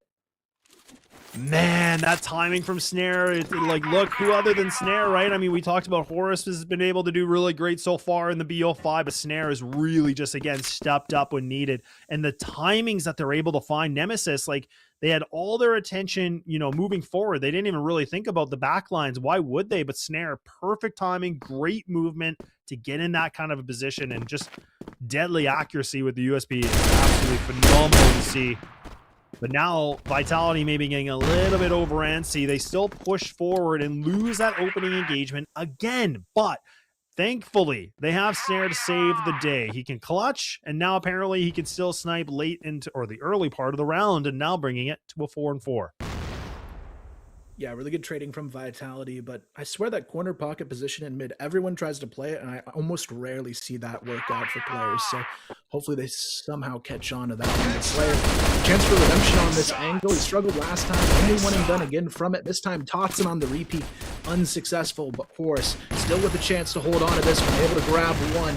And look at the rotation in from Dixie just in time to support it. And that'll be the round. Nemesis finally respond the way they need to with those trades, and they're able to get themselves a first on the BL side. Yeah, I don't really love that from Vitality. Like, I kind of wish they kind of just pulled back a little bit. It felt like they were just really trying to get in the gunfights, and Horus thought, like, look, if I get really fast in the site, maybe I'm going to be able to find that double kill. I mean, yes, like a pretty high risk, maybe like decent reward in that kind of a situation, but in that kind of a case, like, I felt like it was a bit more problematic than he thought it was going to be the solution. But Nemesis take it, still down by 2. And they are just, you know, gasping for air right now in this game so far. Like, they've been able to find some good opening duels, but Vitality seemed to respond back pretty quickly. This is where I want to see Vitality not overextend. This is where we saw Totson do it before. We saw, I think it was Snake earlier on. This is where I kind of want them to be staying put a little bit more. Just kind of... Yeah, you can do what Horus was, kind of just spotting the A draw, maybe just kind of getting a little bit of information, but I would like to see them tuck and tail a little bit. Just mix it up on that hard defense to, you know, make Nemesis sweat a little bit and see what else they want to do with this. Yeah, Nemesis definitely setting up for an A split out of mid and long, but it's going to be a tough one here. They get the entry, though. Snake right there on the response, good for one to drop down. He's going to get the second as well. Of course, he is. Snake continuing to be a star performer on the day, but Raffin able to open up the A bomb site with a good kill on the Snare. Horus just trying to hold things off, but it's not going to matter. Raffin still looking for more from the top of this bomb site. Snake and Slayer both incredibly low now in this 2-on-3 situation, and Alucard already gets the spot onto Snake, but you still got to be careful here if you're Nemesis. Yeah, you do. I mean, despite the HP, I mean, this is not great for Vitality, but, you know, they're still playing the long range, and that's exactly why, and that C4 did get dropped, but instantly picked up here again. So Snake is really having a field day right now. He's been able to find 3 kills in this round, if I'm not mistaken, so this is decent. 2 and 2. HP's low. Raffin is trying to make a bit of a play deep onto long. But now he's going to wait things out. They're still burning a little bit of time here to get the C4 down. 22 seconds now remaining. Finally gets planted. And now Raffin has to be careful because, again, if he goes to this fight and he loses it, this gives Vitality a man up. Like, this gives them an advantage. Again, HP's low. It's critically low. But it's still Vitality. You cannot walk away from this. And now you see Nemesis kind of posting up a little bit. Raffin should be able to have this dead to rights. He does. Now the swing comes in from Snake. Just not enough. And Slayer, unfortunately, going down that second or two early kind of gives that little bit of an opening for Nemesis. And now we're talking about a 1 difference. Yeah, Vitality just faltering a little bit in these mid-round decisions here, giving up a bit too much. It's cost them quite a bit. They really just need to play a bit more in line with each other for these trades, and they should be able to be in a position where they can turn things back around for themselves. But you've also got to give that bit of credit over to Comics and the team here. Him and Beck especially stepping up their entry frag and getting a lot of good trades when they push through as well. And more importantly in that last round, just making sure nothing went untraded on the post plant. This time around, though, Totson gets the info on to Dixie. Knows he's going to be holding on to that lower position and takes him right out of the window.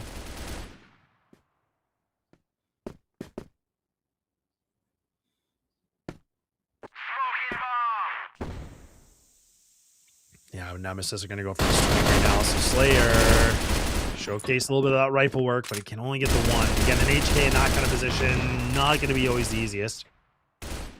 But gets at least the 1-on-1. But Nemesis are down still, right? I mean, Raffin's critically low. I think that's like 1 HP if I'm not even mistaken, but not going to be an easy one. You do have Beck. He's been playing really, really well. I mean, he's 14 and 10. You have Comics right behind him with 13-11. What do they want to do with this, though, Kyle? I mean, you have a minute left. You still have the C4 and a bit of utility that you still can dispense of. I just feel like A's off the table, is it not? It's a bit risky. At least they've got the utility to work with if they do go in that direction. But it is going to be tough to get past Horus here, especially Raffin on 2 HP. There's really nothing he's going to be able to do except maybe get a one and done at best on this push. But Horus makes the mistake of peeking out a little bit too early. He had Snare on the back line for support, so he didn't really need to take that swing. But now Nemesis see the opportunity on the table to maybe grab this round. After all, Snare goes down as well without a kill. And Snake and Totson, the duo always left in these clutch situations, have to try and pick up the pieces once again for their team. And this time, it's going to be Raffin who overextends first.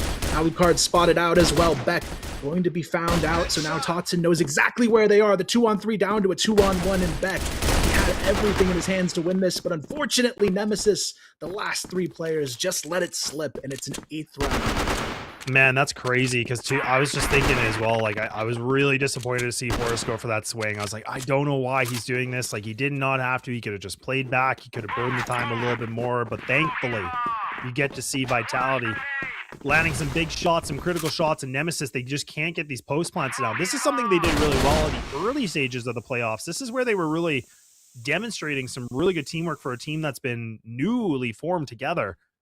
But not the case here now. In the grand final, it seems like it's been a little bit of the linchpin against them now.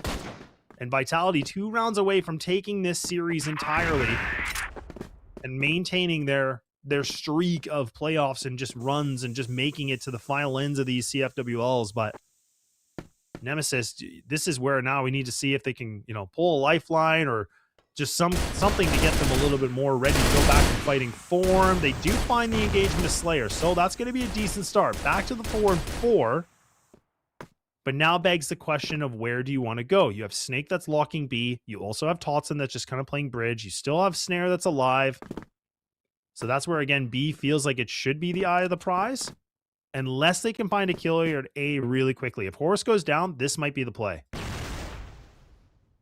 Yeah, the one downside is Snake is in a position where he can closely rotate. Horus able to find one before going down, and it does give them enough time to stall for the rotation. But Alucard still hiding in that lower B connector would cause a little bit of trouble in the late round here. But Snare still has to hang on to this upper A position. So you know there's a player on ladder, may not matter. With Snake getting that kill on the lurk, there's no lurk presence to distract here in Vitality. It's just a brick wall they can't get through for Nemesis and a complete shutdown. And just like that, Laz, it is match point on the table. And for Nemesis, it's time to take a step back and see how they could get back in here. Yeah, and honestly, I feel like, I think Nemesis are getting a bit of a, I guess I'll call it a reality check, right? This is Vitality where they really do look a lot better. Like, this is the Vitality that I'm used to. This is the Vitality we always talk about, the Vitality that dominates the CFWL League. This is the team that we're starting to finally see, right? This is the group that really is kind of pulling up the strides and showcasing why they've been in the position that they've been in. But maybe this time out, a little bit of a, IGL talk from Beck, talking to the guys, and Kevin kind of, looks like he's giving some words of wisdom here too. Some things that they're going to need to do to pull back into this game, but not really still seeing the same effects of what like Alucard was able to do. We're not still seeing that Dipsy effect. Like we got to see it early in this series, but it feels like now that we've gone to map, 4, it feels like it's kind of slowing down a little bit. And that was kind of my criticism or my comment is like, look, if those guys can play the way they did before, or even a little bit better, like 10% better, this could be a rough riding for Vitality. But right now it seems like Vitality have increased their gameplay by a pretty decent margin.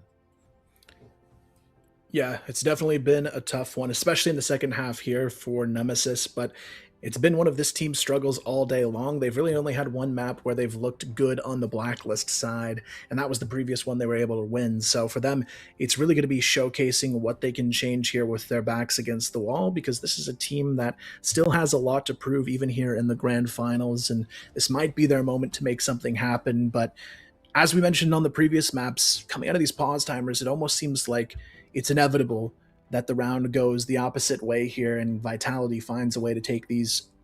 So I do worry for them in this situation, especially with 3 opportunities to close it for Vitality. It would be almost a slip on there, and especially being on the GR to let this even go to overtime. But it's pressure at its peak, and that's where anything can happen.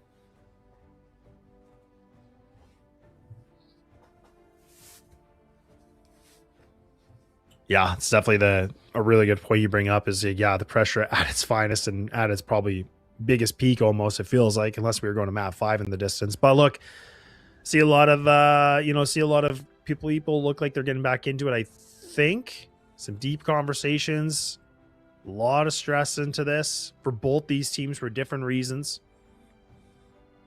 But it seems like we're going to go back into the game. Now the moment of truth. Vitality 1 round away for being the champions of CFWL, or Nemesis needing 3 to push to an overtime situation. We almost got teased with 1.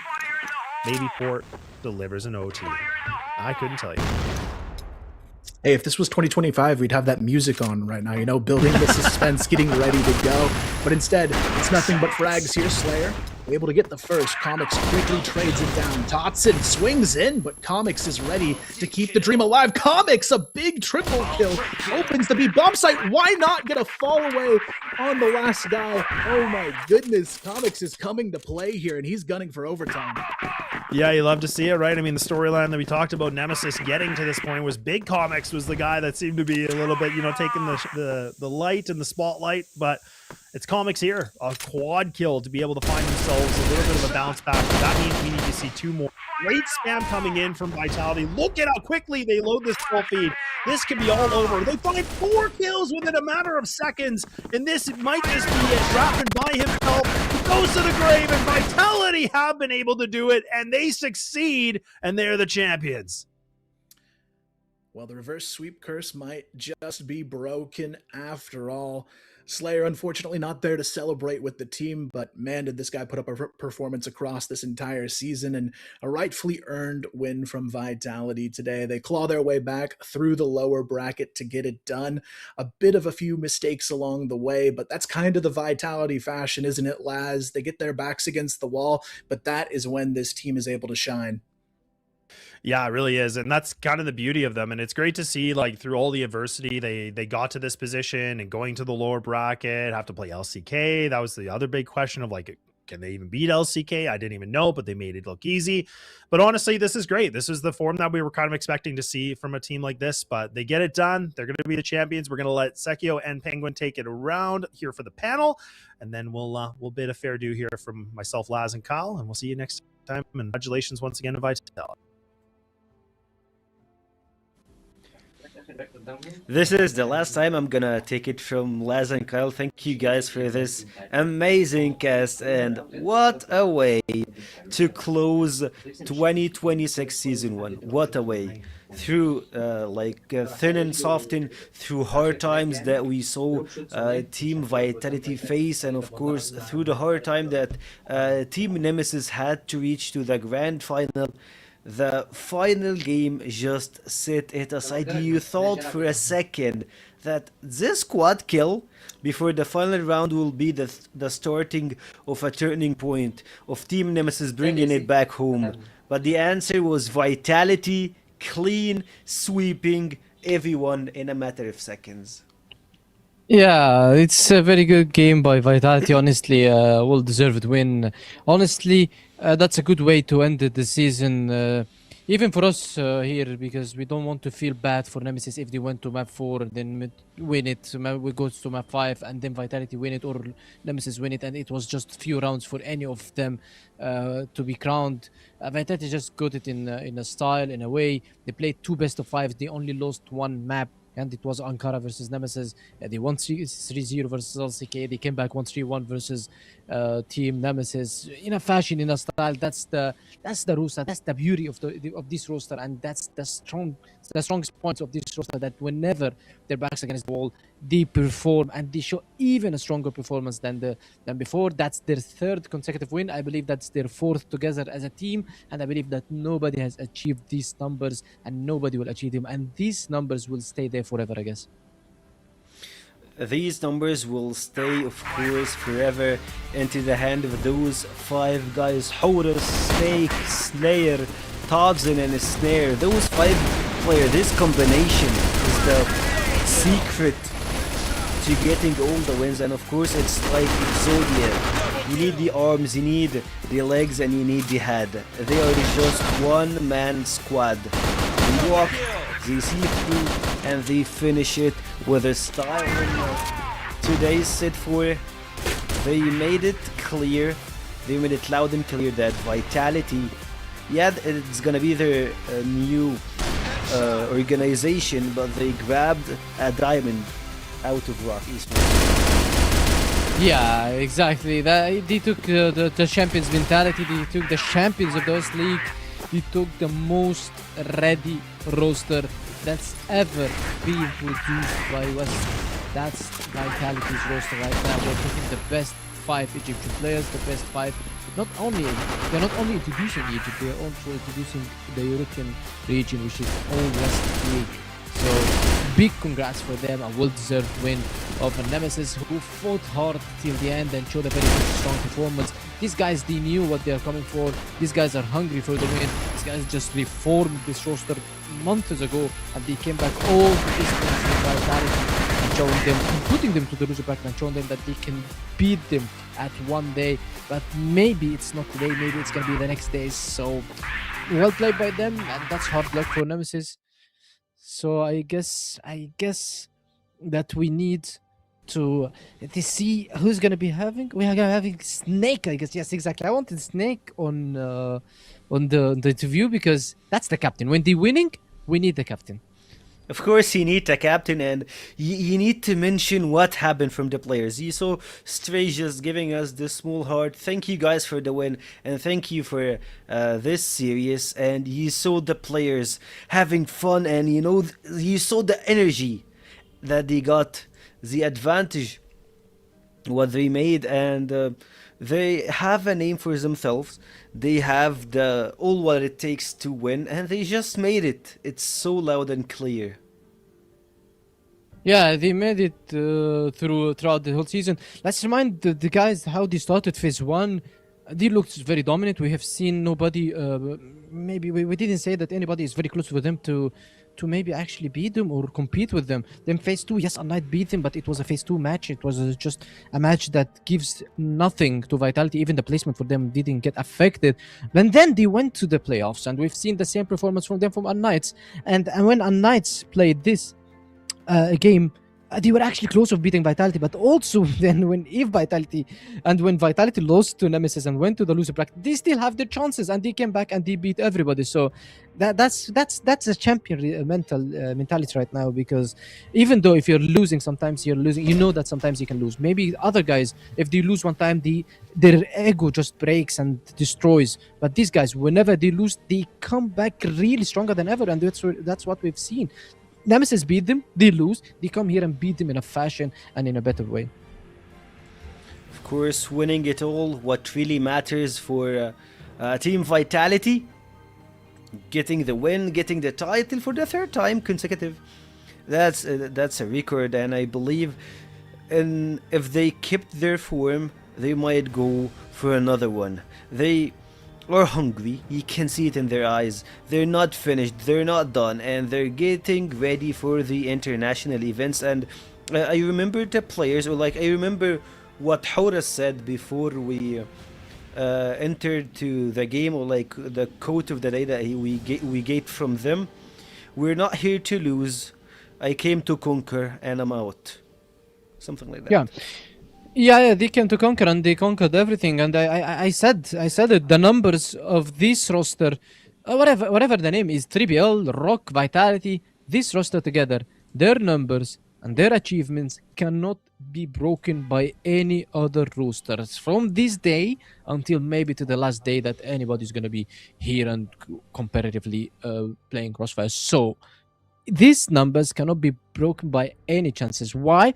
Because we're talking about the miracle that they did and how good they played together as a team, not only individually, because we've seen good teams, but the individuals was the key points of it. But now in Vitality, it's the individuals, the experience, the clutches, and everything that they have together just shapes the better of this team and makes it one of the best roster. If not, it's the best on the West League. Yeah, of course, and you saw the MVP, you saw what Vitality came to prove. He get the set MVP on the final is something you gotta always carry toward your heart. But what's more important than the set MVP? The match MVP. So, we need a drum roll before we see the entire match MVP. And yeah, here it is. Slayer is your match MVP with 1.1 KD, and you have all his stats in front of you. That's a way to close the season. You saw his statement yesterday. Like he said, like he had an exam, he was not feeling well, he's not feeling himself once they played versus Nemesis in the upper bracket final, and he proved that what happened in the upper bracket final is not gonna be the end of it. In the grand final, he delivered. The whole team delivered, and I would also love to give a shout out to Horus and to stepping up really high for this finals. He made some really crucial kills, took some really important rounds that gave Vitality the edge, and made the Nemesis life a lot problematic. After seeing this, congrats guys. Yeah, big congrats for the guys, big congrats for the boys, and as you said, I wanted to talk about Horus, yes, because we haven't seen the best out of him during the entire season, but that doesn't mean that he underperformed in the season. No, he performed really well. He had a very good season. We expected him doing more, but when it comes to the playoffs, his Horus is going to be taking off. His Horus is going to be carrying you, and that's what we've seen. Regarding Slayer, in my opinion, Slayer will be always in my heart the best Egyptian player, and also he's the best during the entire season. Talk about season 1 2026, because nobody stayed consistent till the last round, not only the last game, till the last round of the season. So Slayer, in my opinion, is the season MVP, although he's the match MVP right now, as we've seen from the highlights. And Horus, the guy that always shows up and pops up on the right time when it reaches the playoffs, which is actually whenever you need it the most. He definitely deserves it, and of course congrats to Team Vitality into winning the Season 1 CFWL of 2026. What a way to close the season. Starting from the top, Phase 1 they didn't lose a single match. Phase 2 they dropped versus Unnights, which was like a huge news for everyone that's following the league itself. And in the playoffs they dropped again, but this time was versus Nemesis. They took a little bit longer road to reach the final. They had LCK, they 3-0'd them, they went to the final again, and they proved that it's not gonna be the same result. And of course, like, they started the the playoffs with a 3-2 game versus Unnights, but overall, Team Vitality, they got what it takes. They won the game, and I believe we are heading to an interview with the winner of the CFWL, and that's gonna be one of the Vitality players, and he is a Snake. So in a few seconds, we'll have a Snake here with us. Hello. Hello. Assalamu alaikum. Salam. Congrats, man, on winning this CFWL. As always, it's been your target before, and now you got what it takes. Oh, hello, Horus. Man, I love you guys. Hey, Horus, guys, this guy, like, I love him so much. He's one of the the guys, I really love him in IRL. Hello, Horus. Hello, guys, and congrats on this win. Thank you. First of all, alhamdulillah, it's a good win. Everything is getting us closer to EWC is important. So that is a goal for this. This is our first step to win this tournament and get closer to EWC, inshallah. I'm very happy that we played good this series, because last time we played bad and we fixed our mistakes and we were ready for them for everything what they are doing. Yeah, everything was good today. We were good individually, more than them. Of course. Penguin? Of course, that's your third consecutive win, I guess, fourth for this roster. Team Vitality right now are building a real dynasty, numbers that nobody can break. Maybe it's going to take them a years to break. Can you tell me what makes it hard for Team Vitality to fall, especially on the big matches? We've seen you guys maybe falling versus Unnights in Phase 2, falling versus Nemesis in the upper bracket final, but when it comes to tournaments that gives you leagues or titles, you guys are always doing well. Can you tell me what makes it different for you guys than any other team? Look, we are every time practicing and individually good, and we are ready for every team. but every time it's happening that we are losing some individual or someone have a bad day, someone have a personal problems in real life, but we fixed all this problem before the playoffs, and we were ready for everything what they are doing. But I want to mention something. It's very important because of the last match against what is his name? Nemesis, yeah, Nemesis. Nemesis. Dipsy, yeah, because Dipsy mentioned about the gap. I think Dipsy, I'm very short, but I think the gap between each other is more taller than me. The gap is still we are the best team in EUMENA. We are still the best team. Don't forget yourself and don't forget your place. We are better than them, better than you 100%. Okay, just make sure that you know that. Okay. I mean, you have your stats to back it up. He's just won the grand No, final. yeah. I mean, you don't need to show your stats to anybody, guys. Because even if Nemesis won today, we would say that we're not going to be saying that they are historically better than you guys. But maybe today they were better than you. But I know that historically, we know every that you time guys that are if we unbeaten. Yeah. Yeah, we know every time that if we lost a match or thing happened, that because of us, because we did some mistake. But we know we have in ourselves, in our mind, we are more better than any one of the team. We are working hard, 100% more than any team in the league, and we are working for AWC and ECFS. We are not working for CFWL. This, it's Alhamdulillah in that we won. Of course, you gotta always say Alhamdulillah, and to back it up, as always, you guys got what it takes. Like, some teams can reach the finals or like be the crown winner for the league for one time, but you guys been holding this title for so long, and being consistent at this level is pretty important and so hard to keep. So of course, congrats to you guys, congrats in the win. And for you, Penguin, any last questions?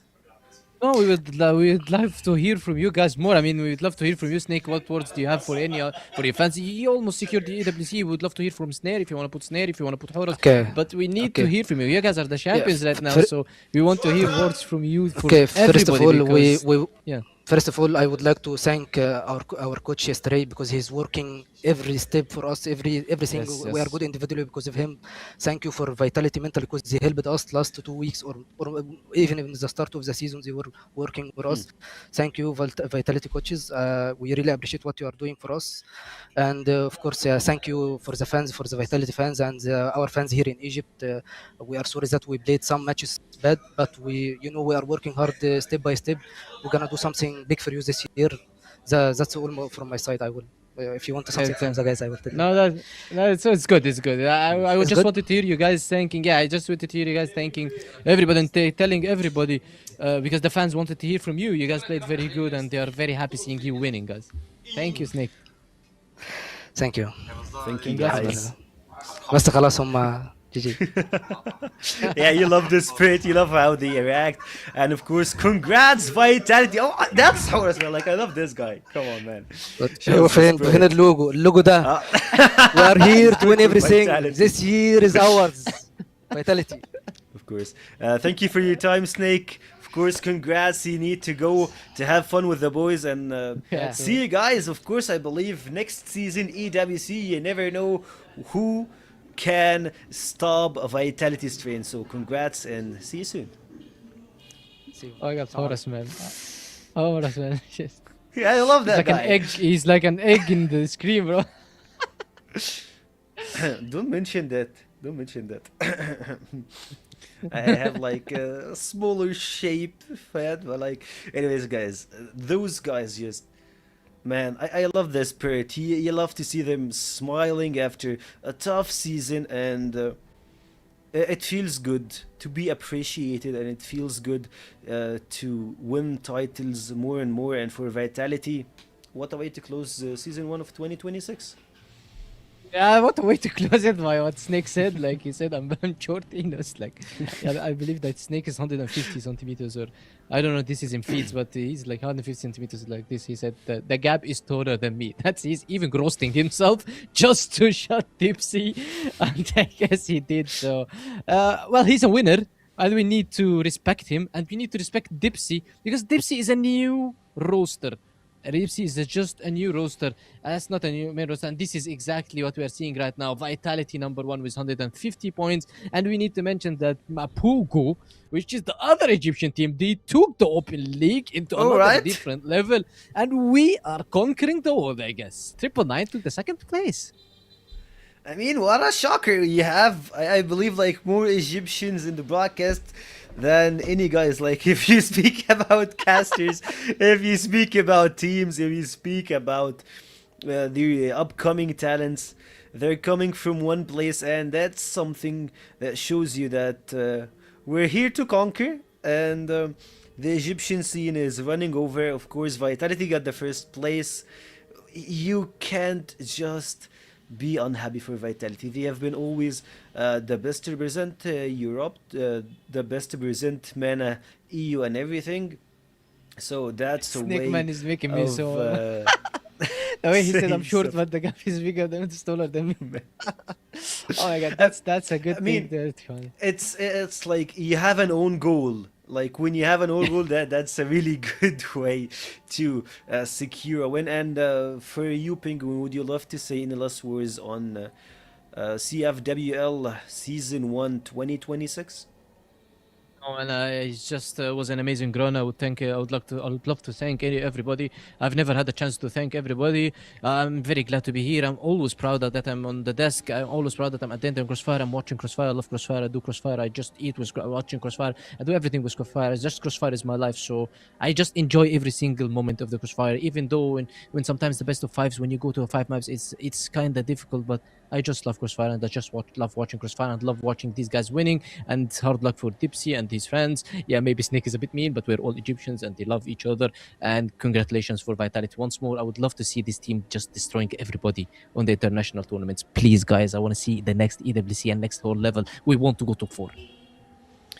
We would love to see an EU team reach top 4, and as you have mentioned, they are going for distant, and for us, this is our last broadcast day of CFWL Season 1 2026. First of all, I would love to thank our production on being super late most of the days, into having the overnight shift, into taking everything to their own hands and dealing with the toughness of it. And of course, I'd love to thank you, Penguin. I would love to thank all our caster, Elfish, Lazneo, Strave, I'm sorry, Trav, Volt, and Kyle. Thank you guys, and see ya next season. This is exactly the kind of game and performance I wanted to see. This is the Hail Mary. Every individual player is bringing their A game right now. That's what I'm talking about. I've had enough of being quiet. I want to get things moving. Menacing, not able to get Free! Oh my word, straight out through that smoke just Zane has putting out Chris here. Yes, Trevor very scared going for that twig.